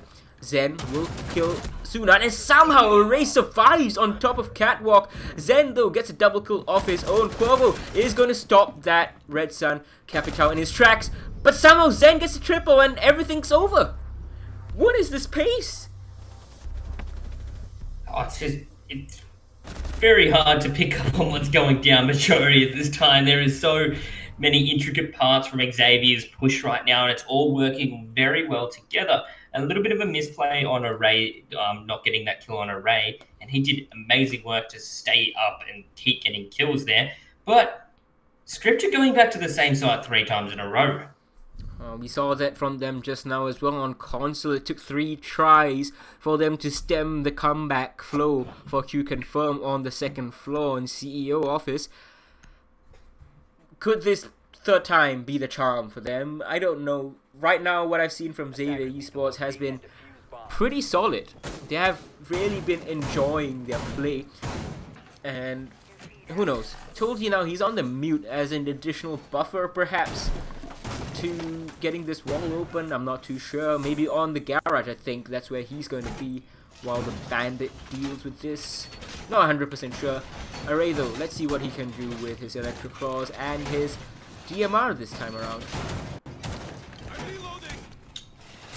Yes, so now it's going to be intriguing to see how this all goes down. And there's a lot of gadgets that this Thatcher will need to pick up, and he only has 3 EMPs, so if they spread out their utility enough, they could waste all these EMPs and still have enough utility to put on the wall. And that's what's great about running Kaid, Mute, and Bandit.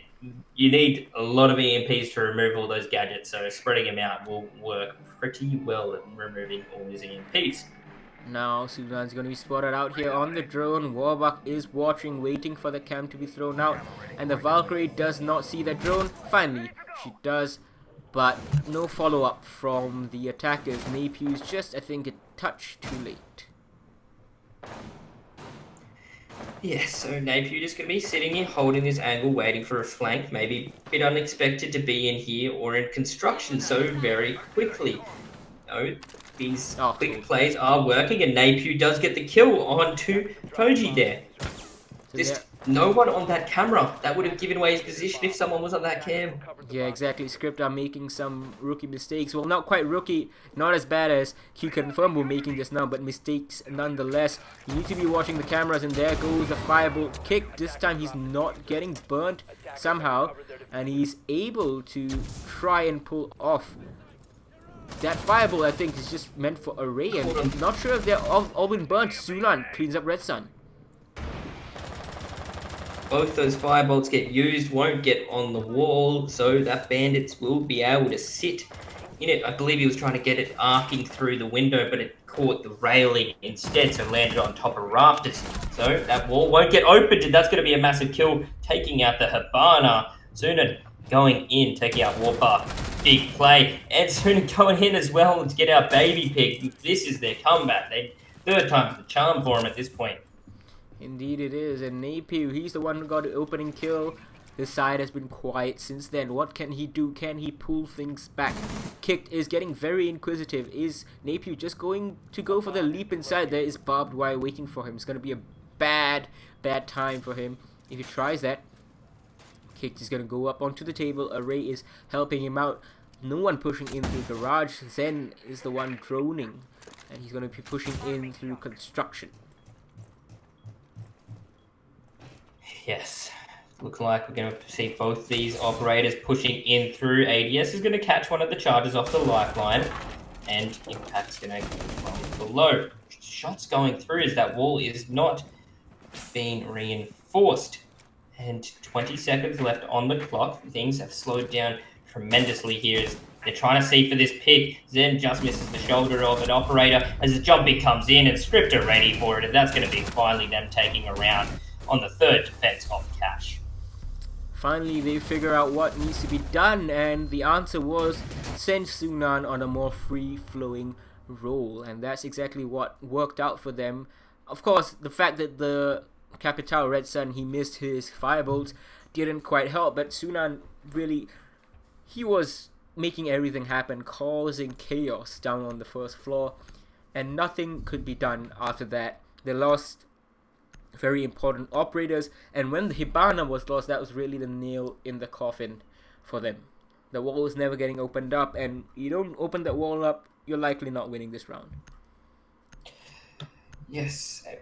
Notable op to point out is Bandit's the one getting played on Church. Usually don't see Bandit getting played as the denial, but you can still have his wires on that Church wall to deny that back plant in. So still going to be able to use his utility, but Pulse in play on Array, and he's being a massive flex operator today. I've never seen a player switch between so many ops. Array is very, very flexible, and I think that might be a stay over from his time with Airwolf. They are a kind of team that, you know, are very flexible in the operator selection. They have an end goal in mind. So like, well, I want information, I want a C4, and I want to be able to roam, for example. And then like, okay, these are the kind of operators that kind of fit the bill. There's a Valkyrie, there's a Pulse, and blah blah blah. And eventually, at that point, it could just be the personal preference for the team or for the player. Yes. Red Sun back on the Decay. Most likely running that Boss G once again. Such a powerful thing. And Pulse just going to be sitting here back of AK, seeing if anyone's coming through dirt or anything like that. Does manage to see a glimpse of someone above Kitchen, but really not looking around. More concerned about Dirt's position than if they're going for Kitchen. Now I'm sure later on Fnatic is going to be watching this as well, as they look to see who will be the team that makes it to Sydney to fight against them, and they'll be taking note of each of these teams really right now. Looking specifically at Array, there is kind of a known quantity is Array, the rest of Script as well, But what they don't know is what Xavier is going to do. Right now, they're 2-1 up. Napier is trying to get some angles down into the hallway, but they have not brought a buck, and that's going to limit the number of charges they can use, and that's a very odd C4, don't you think? Yeah, he has a device that can see if people are there, and pretty sure he didn't see anyone there, and he still went for the C4. So, precarious, but doesn't pay out, and he's using these lines of sight from below. Going to use the X-Kairos instead of the Exothermic to get open that hatch, and Red Sun with the Boss G is pushed down dirt. I'm not sure if he's going to get a kill from this. There is someone who's pushing him, and there we go. He just pre-fired far too easily. Zen trades Array back, though, and that is at least something, but you're right. You know, it's looking a bit dicey for Script right now. Lots of angles being held, but oh, told you, he gets felled. Is that a hatch? Yep, that is a hatch kill. Zen second from the hatch over here. He's gonna tap away and do some damage to Quavo. Can't quite find the finisher. He's out of bullets, but Quavo doesn't move, and Napier just gonna sweep right in behind him. Baby Pig, he's gonna get kicked, and that's all she wrote. Warbark and Zen pile on. Zen finishing off with a 3K. Yes, and I was saying it before the game started, there's some teams out there that are very good at attacking this map, and it's showing that Xavier are one of these teams that are doing tremendously at attacking Clubhouse, and it's paying off. 3-1, and they're on attack right now. They are playing out of their mind. Indeed, they're looking really, really good value for their lead, and it's not exactly scrappy rounds, of course.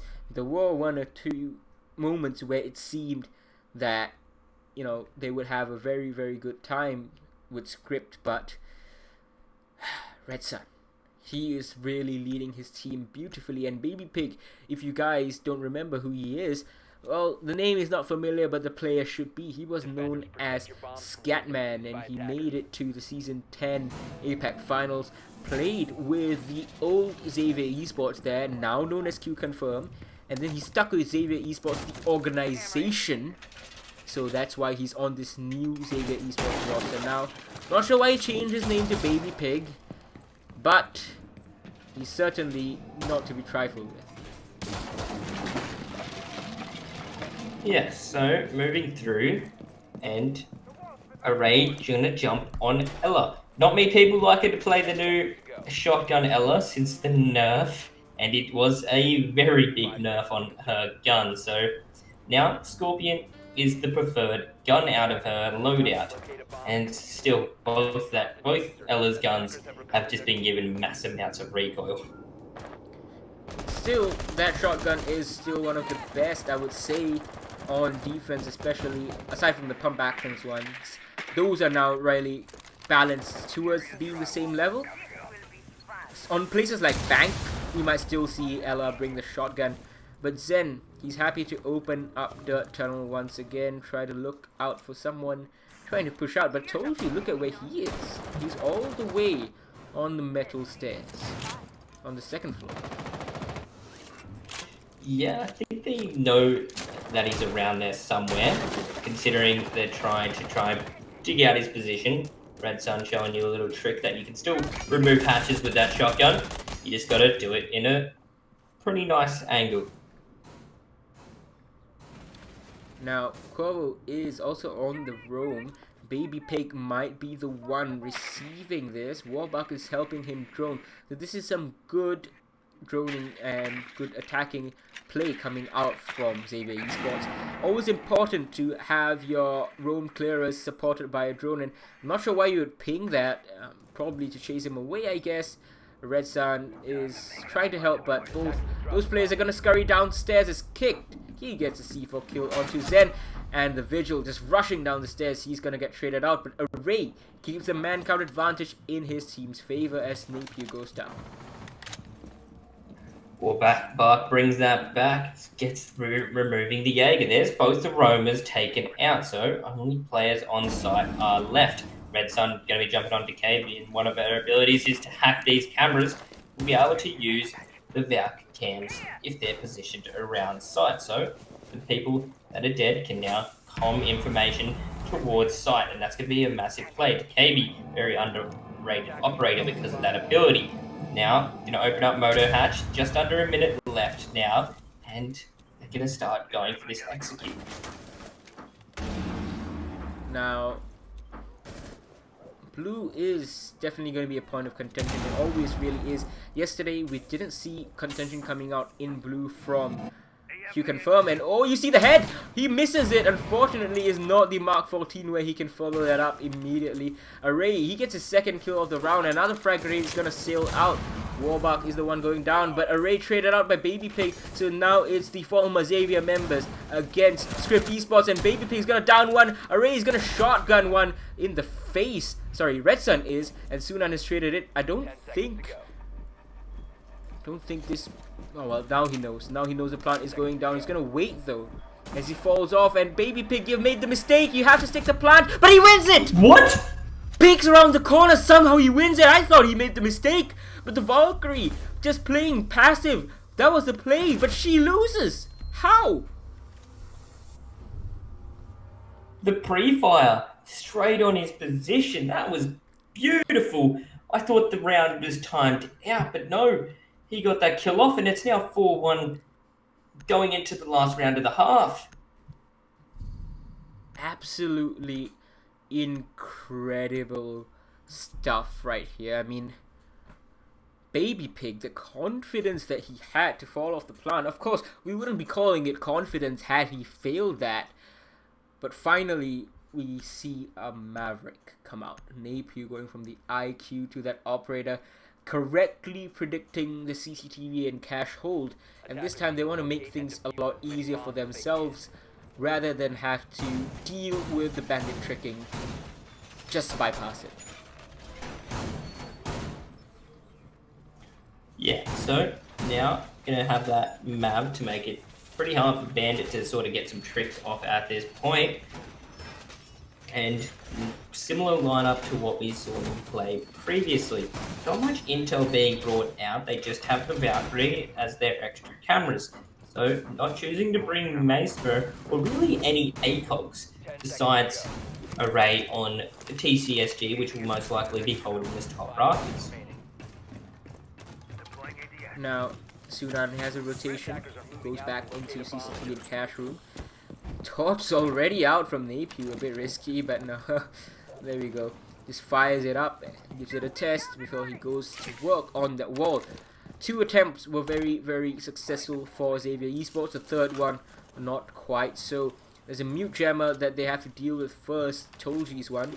EMP is going to go out. Napier is going to blow a hole just as I believe Zen is going to try. And this bandit, he's going to die. Excellently done from these guys over here on Xavier Esports. They baited out the bandit trick by throwing an EMP first.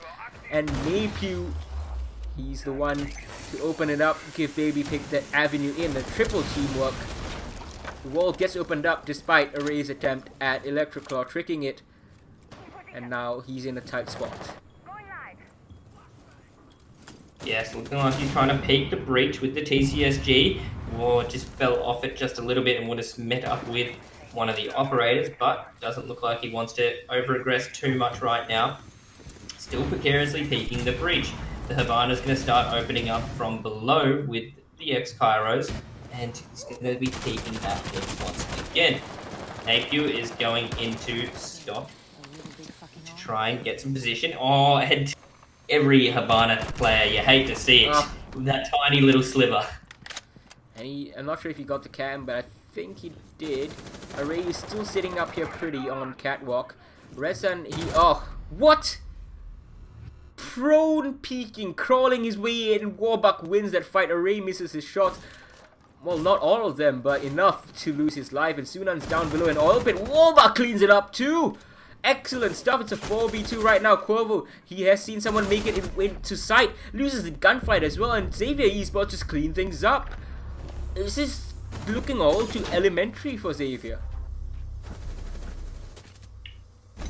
Yeah, they're just playing incredibly well. That's 5-1 to the half now. So they get to switch over, go to the preferred side of defense. And they're 2 rounds away from taking this map out extremely convincingly. This is a different script than we saw previously, showing that Xavier is too much of a match right now, and definitely an interesting lineup right now. Choosing to go to church first, and Mirror being played. Mirror is not a top tier operator on this map, but still a good operator. I'm not too sure about the Mira pick here. Now Warbuck, he was playing it yesterday as well. What happened was he would leave the left 2, I think, or the leftmost church wall unreinforced, plant his... Okay, well, Napew's not doing that, so the left one's being reinforced. No, okay, well, there we go. Zen has dissuaded him. So one of those goes into blue, I think. They watch blue all the way down. Yeah. And the leftmost is left unreinforced, so that the Mira can be watching Motor as well as Cash. And it allows a very nice C4 through. That's what they were doing yesterday. Looks like same thing is going to happen today. Yeah, it's the very default sort of Mirror setup when the meta was made with Mirror.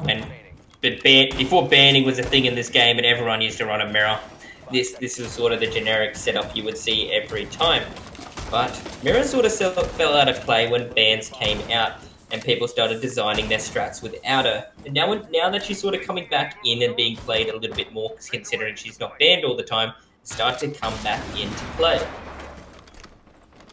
It's a very, very strong defensive lineup. Honestly, Mira is a very good operator, and the fact that she's banned out so often, as you mentioned, it kind of throws teams off because they don't incorporate Mira into their attack and defensive strategies. So then they're like, when they see this setup, for example, they're like, wait, what do I do? There's a Mira. What do we do? Hibana? Wait, we don't have one. I feel like it's sort of like it was banned so often that people forgot she was in the game and forgot incorporating it to like designing strats around her. So when you see her come back into play, it's just unusual. And was that a kill from Mavriko? Yep, it was. He was trying to open the entry in and Zen just deletes him. Sit down. Yes. So droning coming through now as Array jumping on the Ash. You usually never see an Ash actually using her drone, so that's a surprise. Now, Quavo is trying to help take blue, but you know, when he gets down there, even if he takes generator, he's gonna end up facing that mirror window, and I don't know if they're ready to take it on. Half the round left to go. This hatch in kitchen is still closed. The kitchen floor itself is still closed. Not sure if there's gonna be any impact tricking involved. Is Array gonna send out any of his breach charges? Yeah, there we go. Gonna try and force Red Sun out of position. Red Sun looking good to contest it, and there we go, he does. C4 flies out. Array, goodbye and good night. Yes, does look like Script's sort of attack is falling apart right now, losing 2 operators and still just under a minute now going in. No peaks have come out, and there is a mess of operators downstairs that they have to deal with. So it's going to be very dangerous. They have opened up this wall to make it a little bit more harder for Warbark to peek and just free fire this position. So you are going to see their shoulder before you can see a head, but Red Sun gets the kill onto Sunan. Sophia Corvo, he doesn't know what to do. He can't push this mirror window. He's gonna get killed from it. He can't push the hallway. There are people watching it, and there's one inside of Arsenal room as well. That's Zen just waiting for him to come out from his little safe spot in the stairs. As we tick down 15 seconds, Toji, where are you? You need to help your teammate. The fuse is far, far away, and this round is as good as lost. Where is Toji? He's just holding the flank. They're saving the KD, I guess, and talking things out with their team because this is not happening. Finally, Quavo gets felled, and so does Toji. Zen cleans him up. It's a flawless defense from Xavier Esports, and we might see this become a 7-1. Yeah, it's starting to look like that. Maybe Script are just working towards the next map at this point. They're just talking about not trying to let this map can tilt you, and especially winning so convincingly last games and then going to a 6-1, it can be extremely tilting, especially when you get done that badly when you run defense, especially on a map like Clubhouse. It can just throw you into a very bad mindset. Well, let's see what happens. This is not looking good as they go on to CCTV cash room, Xavier Esports, and they're gonna bring the mirror again. Now here is a bomb site that I'm more confused about the effectiveness of the mirror, where you're gonna place those mirror windows. And you look at that, Zen leading the killing frenzy. That's 9 for him, and Redson not far behind with 8. So is Baby Pig. Warbuck not far behind him, and Napu. So everyone's really kind of pulling the weight over there. Tolji on script. We saw him on fire against Q Confirmed just now.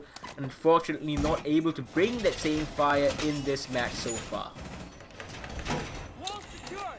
Yes, I think it's just going to be more of the...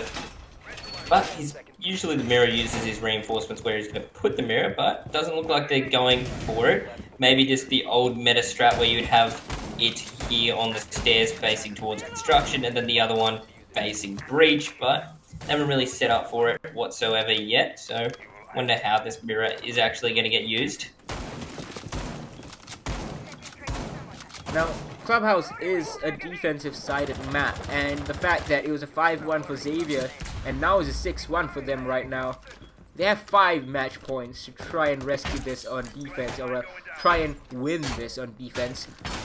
Rescuing it will be script, and it's going to be a tall order. They've brought the Maverick, has kicked, so this wall should get opened up pretty easily, and you can see that Xavier Esports know it. They have not even bothered bringing a Mute or a Bandit or a Kaid. They know that this wall is lost, and they'd rather defend everything else. Yes, so Maverick already making work on the wall here, trying to remove it, but with the way I reckon it's set up, they're just trying to let them have this wall and then try and use these mirrors to deny the positioning. That was an attempt at an impact trick from below, and it didn't quite work. So exothermic will still go off, and that wall will get opened up.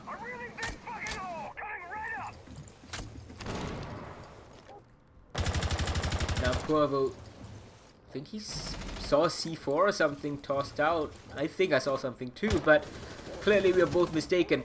Napier gets the first kill. Tolji is the one going down. He's gonna stay at 1 kill if this match ends right now. Well, this map ends right now. Strong defensive positions from everyone on Xavier Esports. Drones are still coming out from script. Finally, they get something, and this is really the mistake the script were making earlier on, feeding free kills to their opponents. The Napier off the board. Not too much of a loss. It's still a 4v4 strong positions. They still have catwalk control. They have bomb site control. They have metal stairs control. Array's trying to push through the construction side. I think they have that as well. Kick's going to give his position away. It's going to be a construction push, I think. A full pivot. They know they can't make it through from the east side. We're going left, right, and center right now, but triple. This is it. Not looking good for him right now. This is it. It's a 1v3. Redson after that triple, he has really put everything to bed, and final nail in the coffin for script will be Baby Pig, as it is a crushing 7-1 victory for Xavier Esports here in Clubhouse. They beat Q Confirm 7-2 over here, and Q Confirm had beaten script 7-2. So this really is very much in line with that. Absolutely dominating. Yes, come through massively right there on the first map. It being Xavier's map, still a dominant fashion like that. Most teams know how to run Clubhouse pretty well. It's one of the more maps that come out often. So getting steamrolled like that must feel very upsetting. So still some more maps coming up next, but you know, they got to keep their head high if they want a chance to take this. It's going to be a very short day, a shorter day than expected if Xavier Esports are able to pull off this same kind of performance on the next map, Cafe. This was Xavier's pick, alright, so fair enough, you could expect Script to lose it, but it's the manner of their loss that really worries me, Cafe being Script's pick could be a success for them, but even yesterday they could only win it 7-5 against Q Confirm. If Xavier Esports have been watching, if they have been counter-stratting, it'll be a very quick cafe. Yes, it could be very quick indeed. And Cafe is definitely an interesting map. It plays pretty similar to, I would just think, as that Clubhouse, just in the way it's sort of set up and how you need to go for frags. It's more strategic and opening up walls reliant compared to winning those gun skills and winning those gun fights. So I reckon Xavier still may have the upper hand going on this map. Yeah, I think they definitely will. Um, I think, you see, Cafe, it's a weird thing, and we're having Xavier going to be starting on defense because this is Script's map pick. So some people say that it's attacker sided, some people say it's defender sided. What do you think? Like, I've I've always been of the opinion that Cafe is actually a bit attacker sided. And I'm more of a it's defender sided, dependent on the bans. You can really mess up the defenders with the bans on this map. If you remove, I think it's that wall Thatcher, denial Yeah, if you remove Thatcher, that's when it becomes defender sided and stuff like that. agreed. I mean, I've been watching a bit of how Airwolf plays Cafe and how Navi especially, they really like starting off on attack on Cafe, and it's a bit of an odd thing. And I think Doki was once explaining why he felt that way, and I don't quite remember, but the gist of it was that it's just that they feel that the third floor and the first floor bomb sites are just ripe for picking for the attackers, and they can get many angles, win their gunfights, and basically corral the defenders into tight spots that they can't get out of. Yeah, you could be like that, say stuff like that as well. But I've seen a lot of teams like to play attack mainly because they're always working forward to defense next. They always can say, all right, we're on the offside first. Let's get a few rounds. And if we get this many rounds, we're doing great for when we switch over to the preferred side. And a big team that I know that do that is Homeless in Oh, right, ANZ that's region. right. And they made it to the grand final earlier today, only to fall to Fnatic, but very good run from them nonetheless. We'll be having a short break between map number 1 and 2, however, after Xavier just demolished Script 7-1. Let's see what Cafe has to offer, as we'll be right back in just about 3 minutes.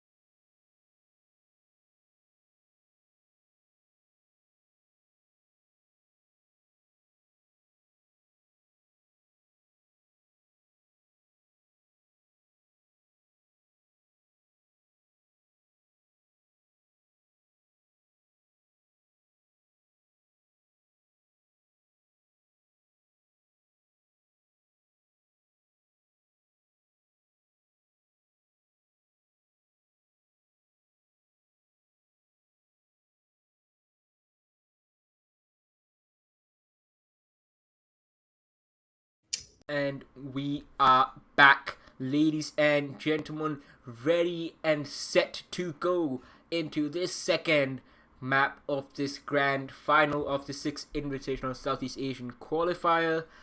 Xavier Esports, after cleaning up on the first map, 7-1, absolutely dominant.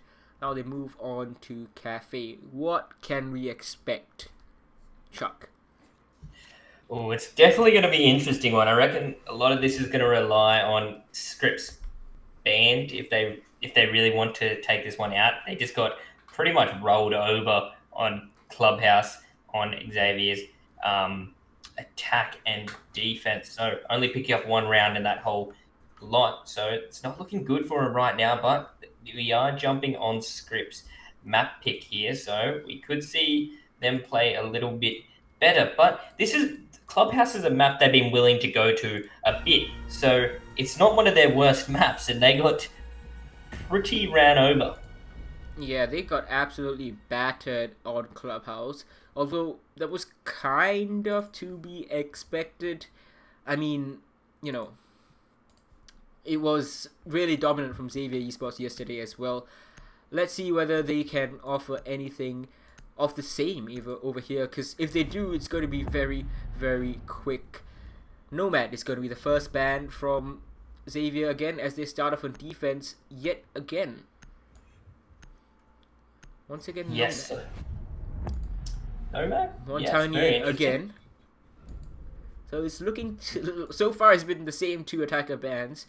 We're gonna see the same defender ban, so perhaps a Mira ban this time from Script. They were having a fair bit of trouble fighting that Mira over on Clubhouse just now. Still playing. Looking like Script are just really going for the counter strat bans. They're not going for the map bans. They're going to just try and hinder the team they're versing. We saw it when they were versing the previous team as well. They were banning that finger out. Yeah. So not really going for map bans. They're going for how can we mess with the comfort bans? Exactly the same bans as they were just now. Yeah, so I reckon Script really should have maybe gone for a different ban just to help themselves out a little bit. But they didn't ban anything too outlandishly, so they're going to be able to run a lot of operators on attack that can help them out. Now, first round, they're going to defend Bar and Cocktail Lounge. They are not bringing a Mira this time around. Warbuck opting to go for the Legion unless a 6th pick comes out. We have seen a fair few Mira strategies here on the 3rd floor as Cafe has developed, but the only 6th pick happening will be on the attackers. Corvo switches from the preferred Zofia he has been playing so much over to IQ. Yeah, this map being a map you can run Mirror on pretty convincingly and dominantly, because when it was back in the original Pro League pool, it was amazing to see that Mirror get played, and that's why so many teams did run Mirror back then. But choosing not to run it nowadays is a little bit questionable, considering they did like to run it so much. But I did see this strategy get run quite a bit recently, where they have this deployable shield on that pixel peak and be able to control piano from it. We saw that earlier today, I believe, like Homeless when they were playing against Fnatic. Fnatic used it to great effect, and it's always usually the Valkyrie who plays in that corner, because she can watch her own cameras, and she has a good enough gun and a C4 to deal with whatever the attackers might try and throw their way. There is likely to be an ADS there as well, behind the shield, whenever the player wants to go and slot in behind. Yes. Or ADS could be positioned a little bit in front of the shield to deny any sort of like charges to destroy the shield. There's nothing really on the lineup that can remove it besides Sledge's nades. But other than that, it could be very hard to deal with. And Sledge already throwing a frag grenade out. Yeah, what a frag grenade that was. It was a spare throw. Not sure what its target was. Was there an eagle eye or something there? a little bit unsure what happened with it, and now missing his swinging the hammer just a little bit here, but we'll get these hatches opened up. Going to be peeking with the SMG 11 and not his L8, but there's going to be the first kill going out. That's going to be Warbuck going down, the Legion player.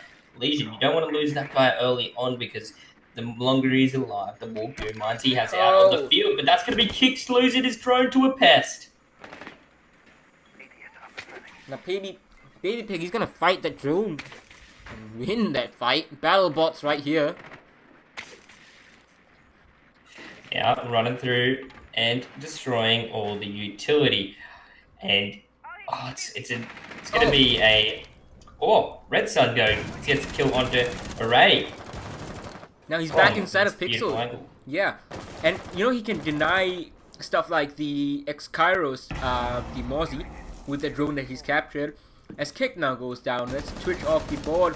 Napier is gonna fight one, and that is a pre-fire giving away the location of Quavo. Headshot, Napier wins it out, and shots run out. But Red Sun is the one securing the kill onto Sunan. Napier somehow does some damage, but the Mozzie is right behind him, taking out Tolji.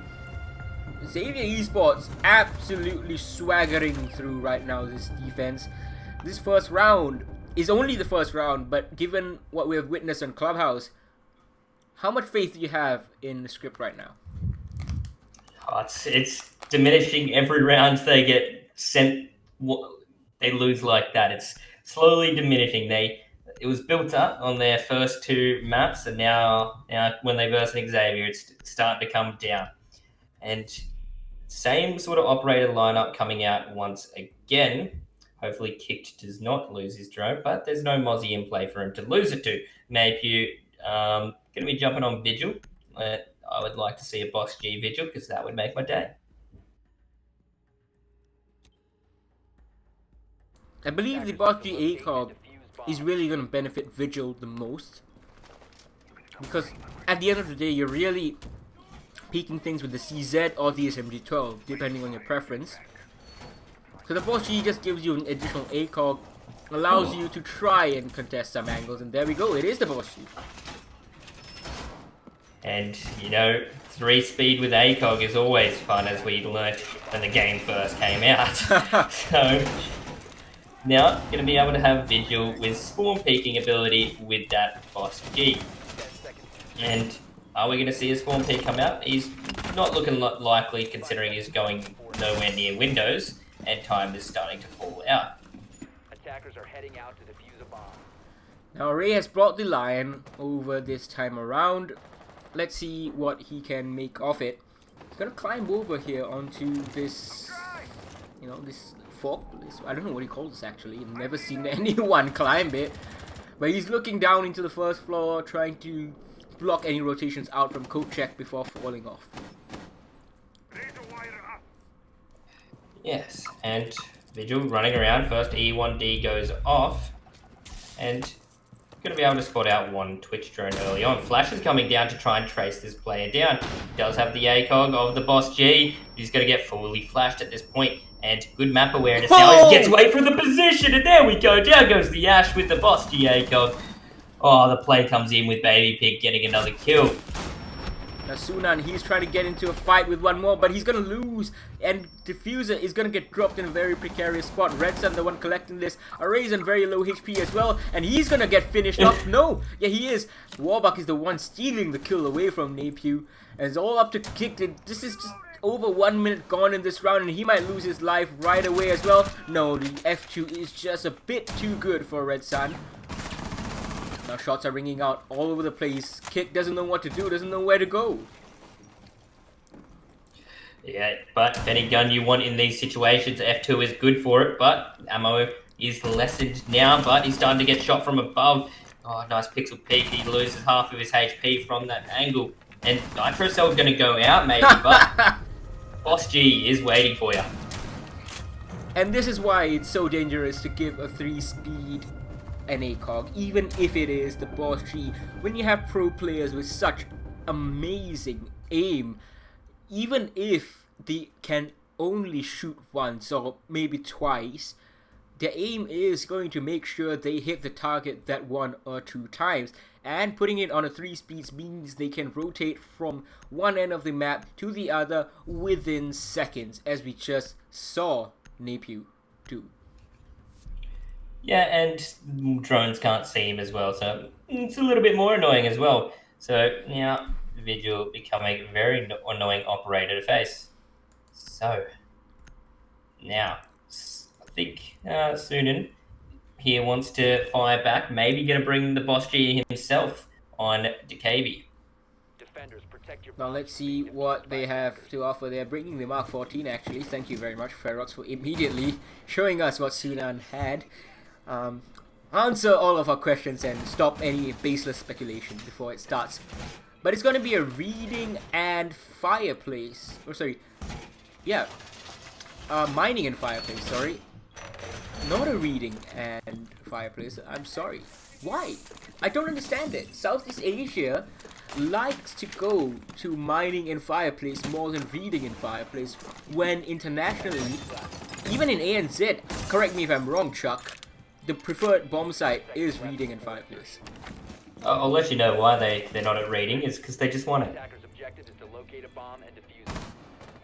And so can't go to it again, so they're going to go to this one instead. But I'm not sure why they didn't go kitchen. Oh, that's right. That's a very good point. I just saw... Yeah, but that's a good point. Why not kitchen in that case? Because we don't see this at all. It's just a bit stunned, and Quavo, ooh, getting into a fight long range. He doesn't know where he got shot from. Kind of has an idea, but runs away the defender after popping a few shots into him. Yeah, Kick's going to be skating around with his shock drone, seeing if anyone can catch out any gadgets or any players to go tase their legs. Sophia is extremely low right now, and they do have a buck opening up this garage, and Baby Pig going to be on these white stairs running around, being a little bit of a menace right now, as he has been just tearing up, and Zen gets a kill. Kobo finally finished off on 1 HP, and a dream he was really after the initial engagement. 1 minute left in the round. Sorry, 1 minute gone in the round, and they're already 2 members down. Frag grenade's gonna go out. Red Sun is gonna get flushed out a bit. Goes for the peek again, but loses it. Tolji on low HP finally gets a kill for his team. Yeah, Skeleton Key going to be quite powerful at close range. Usually don't see it for kills, but it can still work for that. So now, giving them a kill, only one man disadvantage at this point, but still dangerous sides players of Xavier still up right now. On the Legion, just going to be throwing goo mines out left, right, and center, staying alive this long right now. And it's going to deny these pushes, as we did see some players around white stairs could move and rotate towards bar stairs, and a lot of players forget about bar stairs being in the game. Yeah, it's not something that is used, terribly often, but something that does exist. Tolji just dropping in to the hatch right now, and he's gonna send out a frag grenade, his second and final one. But Baby Pig, he is lurking upstairs, and he's in a very, very dangerous spot. Is he gonna hear the drop? No, he's not gonna hear it, but he's gonna find this buck just as Kick collects Napier, so maybe he could have stopped his teammate from dying, but no worries, because he has the diffuser. Yes, and time is starting to get low. It's all up to the DeKB here on the top floor to try and recover this diffuser. It does manage to pick it up, but there's going to be a shot from above as another player rotated up, and Zen's just going to go off right now and picks up one and picks up the second. Xavier Esports are just making this look elementary. Too easy, making it seem that Script are not even close to being on the same level as them. And, well, Airwolf, I know they're watching. They're in for one hell of a treat next season. Yes, definitely standing up right now. So, that's going to be a clean sweep of all the 3 sites they just played. So now they can go back to that top floor and change up their operator lineup just a little bit. Napier going to be jumping on the Vigil once again. Rocking that shoddy. I mean, at this point, they're, as you said, they're having their fun. They are really feeling confident after cleaning up first map 7-1. They're looking to try and make this 7-0 right now. Bomb located by attackers. Yeah, so moving in now, we're going to see how they choose to hold this top floor site. And they did it very confidently last night with Red Sun playing this deployable shield so powerfully previously and didn't really lose his life and held out so much time. Napier calls it up havoc here with on the bottom floor and might go for a spawn peek. Might go for it. I think Attackers are heading he out. might back off, but who knows? You know, at this point, you can't really predict what the defenders are gonna do when they're feeling so good. It's certainly gonna give Array some pause. It's gonna ping it out as well, and Red Sun still trying to fix the placement into pixel angle of the deployable shield. Napier, can he see someone? Is he gonna find someone? I doubt it. Yes, so being so dangerous right now, and Red Sun throwing out a camera pretty late into the round, gets it outside, but you can't see anything with that.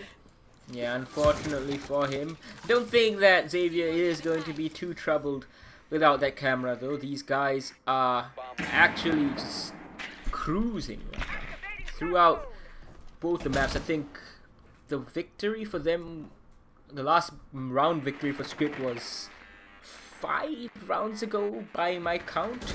It was a 5-0 to 5-1, I think. Warbuck, he's gonna take down this Array now as shots ring out. Sunan is going to miss, trying to fight this piano player, but he can't find it. Yeah, so still trying to find this peak at the moment, but no one really over-aggressing right now. And Warbuck's just going to keep passively playing on this, but does start to take a couple bullets for his troubles. But Red Sun gets one, but gets traded out with Warbuck going down on this platform. Zen getting the kill onto Sunan, but the Zofia player traded one out. Still having the man advantage, but he's down. Corvo's been cleaned up. Told you over here cleans Zen up, so it's 2 versus 1 right now. What can they do? Napier, he has the Bossy, he has the ACOG. Baby Pig, he has the experience, and he's on the mute. Told you he has the best fragging gun in the game, and he has a minute to play with. Very much winnable for Script. Could we see a clutch result in the first round? That's a very close pre-fire, but told you he seems to getting spotted by the default camera and another camera, probably from Red Sun. Yeah, so gonna see Napier playing behind this deployable shield, seeing if he will push through this angle, but he's got this wall soft here as well, so either or, Napier's gonna see him in his line of sight, and one shot from this Boss G will most likely get the kill if it's upper body contact, and he peeks up and he gets the shot off. Beautiful shot from Napier, and that is making this look easy at this point. This is a ranked game for him right now. Honestly, really looks like it is. I can't imagine the comms on Script side, and you can contrast that with what you can imagine Xavier Esports comms will be. Absolutely joyous, free of stress, free of any worry. They, at this point, really know at some level that they are making it to Sydney, possibly to face Fnatic. Who knows? They will certainly give Fnatic a run for their money at this rate, looking at how they're playing. Nothing seems to be phasing them at all. Napier baits out the visual pick. Is he going to swap over to something else? Or just stick with it? I think. Yeah, he's just going to stick with it. So, if you're wondering what's going to be happening right now, if Xavier Esports wins this map, they'll win this series. And that will be that from us today. That will be it. Xavier Esports makes it to Sydney. But if somehow Script manages to engineer a comeback on this map and then wins the next map as well, they will have to repeat this grand final, because this is a double elimination bracket and Xavier Esports has not lost yet, having come to this grand final up from the upper bracket. So in a double elimination, you need to lose twice to be eliminated, and it won't be fair to Xavier Esports if they lose one game and get knocked out. From the lower final comes Script. They've already lost once. That was to Q Confirm yesterday. And if they lose this game as well, that is it for them. So that's why there's going to be 2 grand finals penciled in. But at this rate, Chuck, I think we're only going to see this one. Yeah, it's starting to look like this will be the very last map of the day, as Xavier's just showing how strong they are on Cap A. 4 rounds up. And Napier changing off the doesn't want to use the boss G. He's got K1A back in the pocket.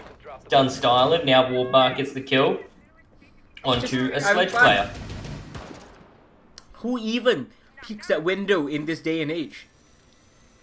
Warbark does. It was a run out. Yeah, who does that? Yes, they're going to be getting tilted. I feel like Script. Anyone would be getting tilted right now with how they're just getting it messed up. So, still the Twitch trying to catch all these gadgets out and to deny these areas so they can use any of these devices that can get picked up by ADS. But they do get control of mining now. Still don't have control of train. In train. Told you he's very worried, and this kind of tentativeness. He's getting peeked from 2 angles. He's losing that fight somehow. And, well, no, he actually trades straight back. Zen, though, he's the one who's going to pile on further, making it a 4v2. Yeah, it's not looking good right now. It's looking like it's going to be another round to Xavier at this point, as Array is slowly peeking these angles. He was the one that was more playing for fun earlier. Now is starting to put his pants on and try and sweat up a little bit. And there's a player just outside. He's just checking if the diffuse is still there. It's not. Array has retrieved it. And they kind of need to pay a bit more attention. Zen takes a lot of damage. Pushing up the white stairs is going to be this duo of Cuervo and Array. These guys certainly not feeling good, but Array hits a beautiful shot and pre-fires the top of the stairs. He's going to flash it as well.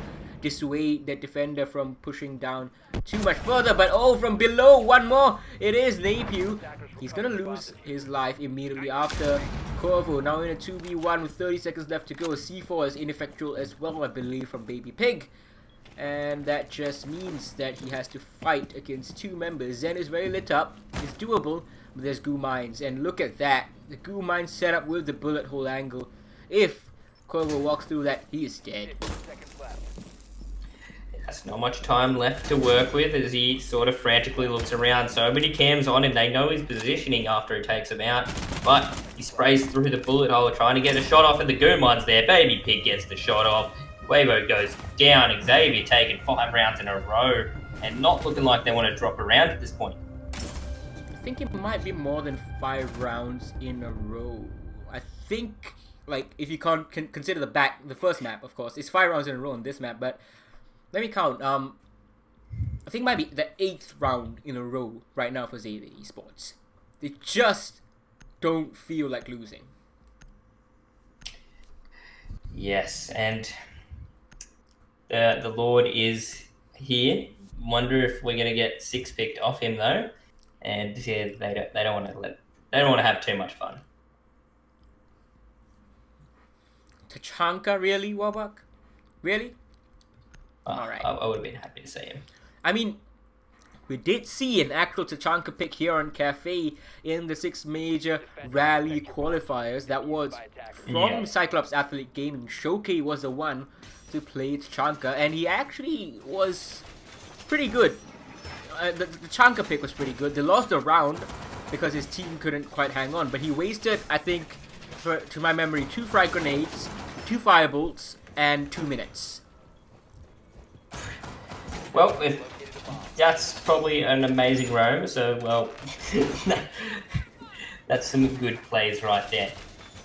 But, continuing on with this one, I don't really see Script winning this one. They're chucking everything out right now. They're dropping hard breaching. They're just going for these fragging operators. They got Ash, they got Zofia, they got IQ and Lion, so I'm expecting a very fast, aggressive play. Don't think it's gonna work out though. They are really desperate, as you said. Very, very tentative. They're so afraid of these spawn peak angles. I don't think Xavier has actually spawn peeked them at all. You know, aside from the Jaeger just playing very aggressively on the second floor, but an actual spawn peak I don't think has come out. So all Xavier is doing, just opening the windows and getting into their heads, free of charge. Yes, definitely messing with them just a little bit. We saw that run out, but that was more precision than just trying to spawn peek. And drones coming out to see if they can catch anyone out in mining, but they do spot that Jaeger of Napier sitting here at this window. And I expected some fast plays, but they might just go for a jump in on mining just the way they're set up. Kicks gets the first kill onto Warbark, but there's going to be a run out from the Bandit. Who does that? Again, like I said, why are you doing this to Script? They're pretty much already dead. You don't need to rub it in, because that's what they're doing. They're playing so free-flowing, so aggressive, so confident. Sunan, though, he's gonna clean up Napier. That is man count advantage in their favor, but not for long. Red Sun is gonna clean up Array, and sitting in this barbed wire is Quavo, and just as the line charge expires, there is a kill by Red Sun. He is refragged though, so it's a 2v2, and I think this might be the closest round on Cafe so far. A bomb has been located.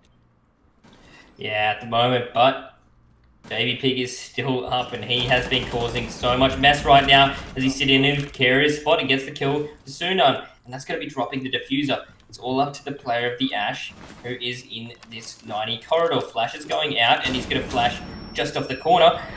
Oh, and whiffs his shots! You can't be missing those!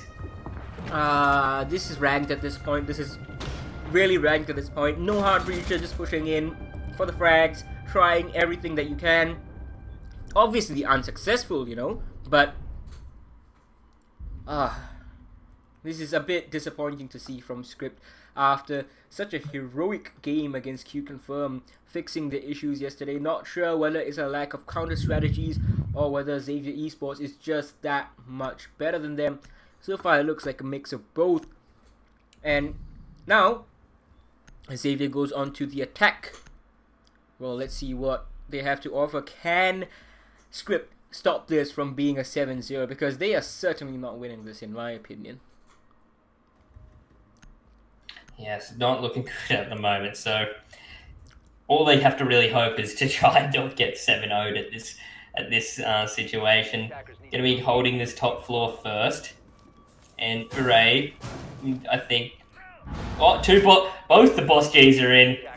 Let's go, boss G battle. I want this to end off. You know, when let's imagine it becomes a 5v1, right? And Array is the last man standing, and Red Sun's like, well, we'll allow you to win this round if you best be in a 1v1 boss G battle.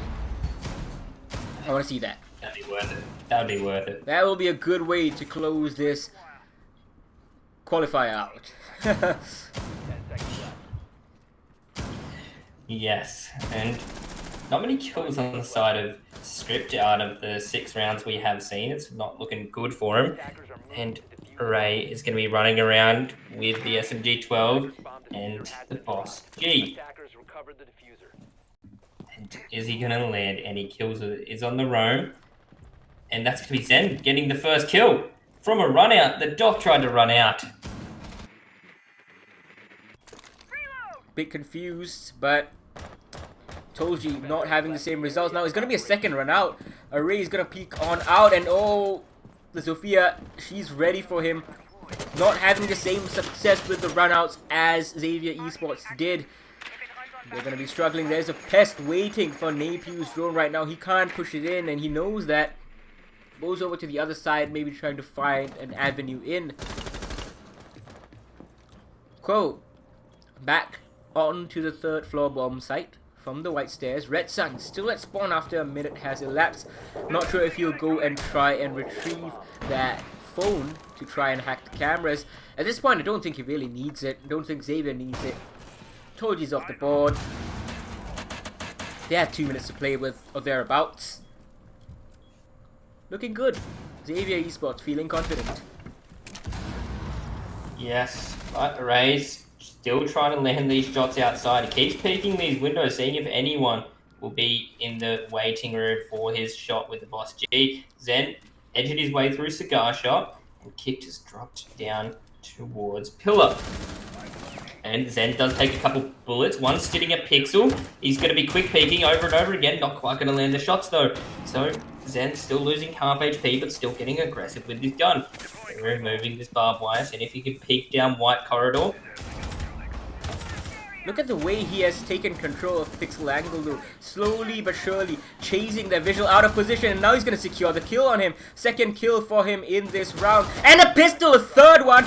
Can he get the fourth? No, he can't into Freezer, but it's all over Red Grover as Baby Pig, he turns up the style, finishes it off with the Claymore kill. That is Kit being blown to bits. Cloud9, he may have, but he doesn't. Certainly not going to be floating on Cloud9 today. Yes, and that's Xavier confirming a spot at the Sydney LAN.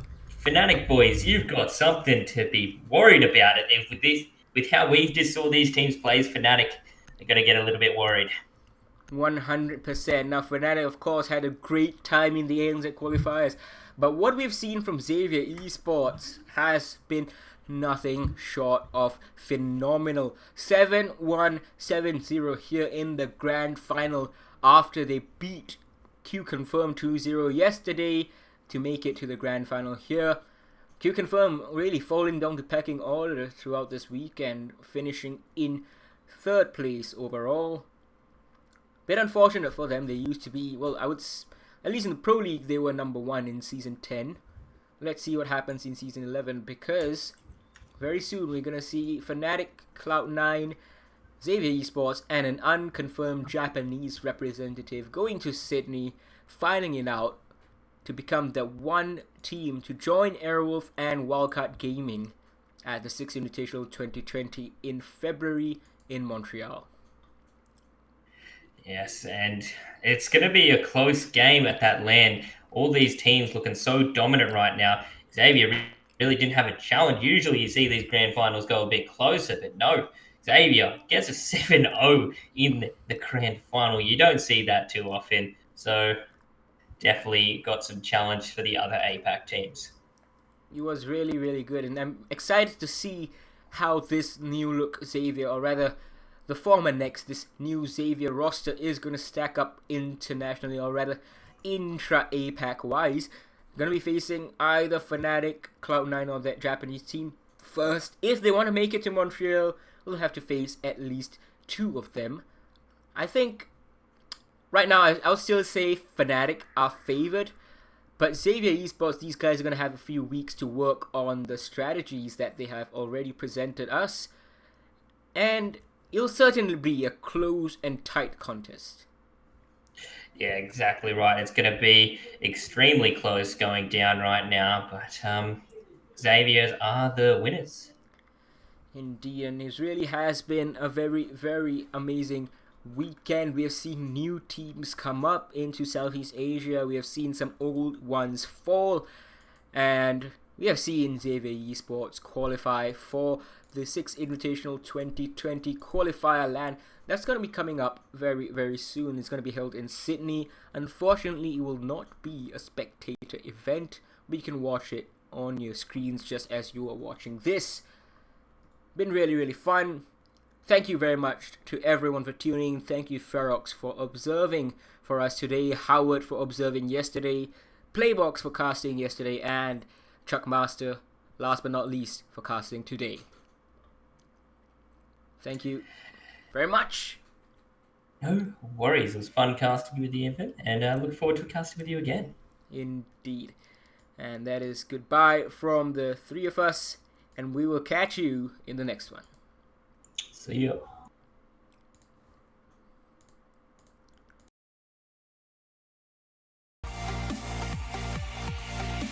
It's hard to keep smiling when you're closing every door. I'm trying to open. I tell you love you more, and you say it's broken.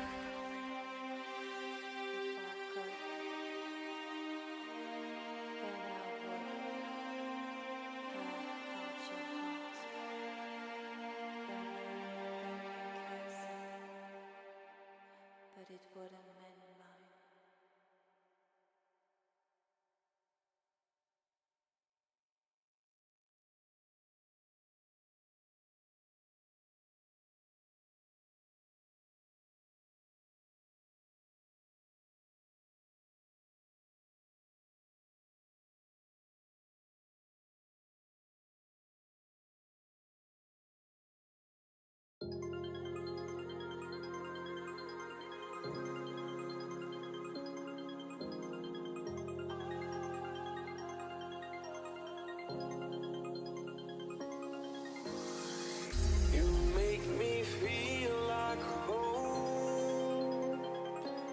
Turn around, I feel the breeze over me. You watch your dreams unfold. Let it come around and let it breathe over me. It's time to go away into the light. I feel the calming energy. I see the darkness coming, and I'm calling you to help me set me free. I'm calling for you.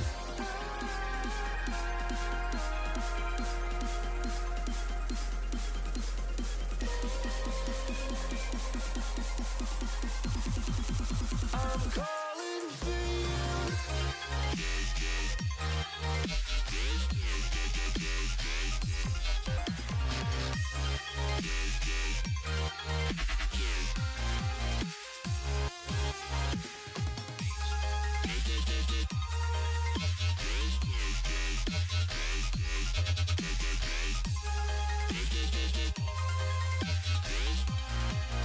I'm calling for you.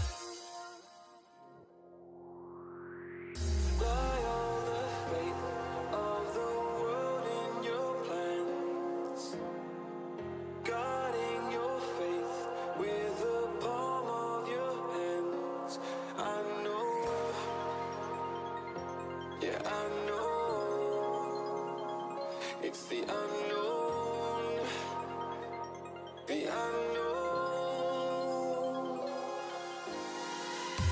It's time to go away into the light.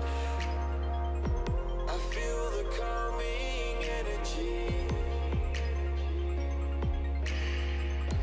I see the darkness coming, and I'm calling you to help me set me free. I'm calling for you.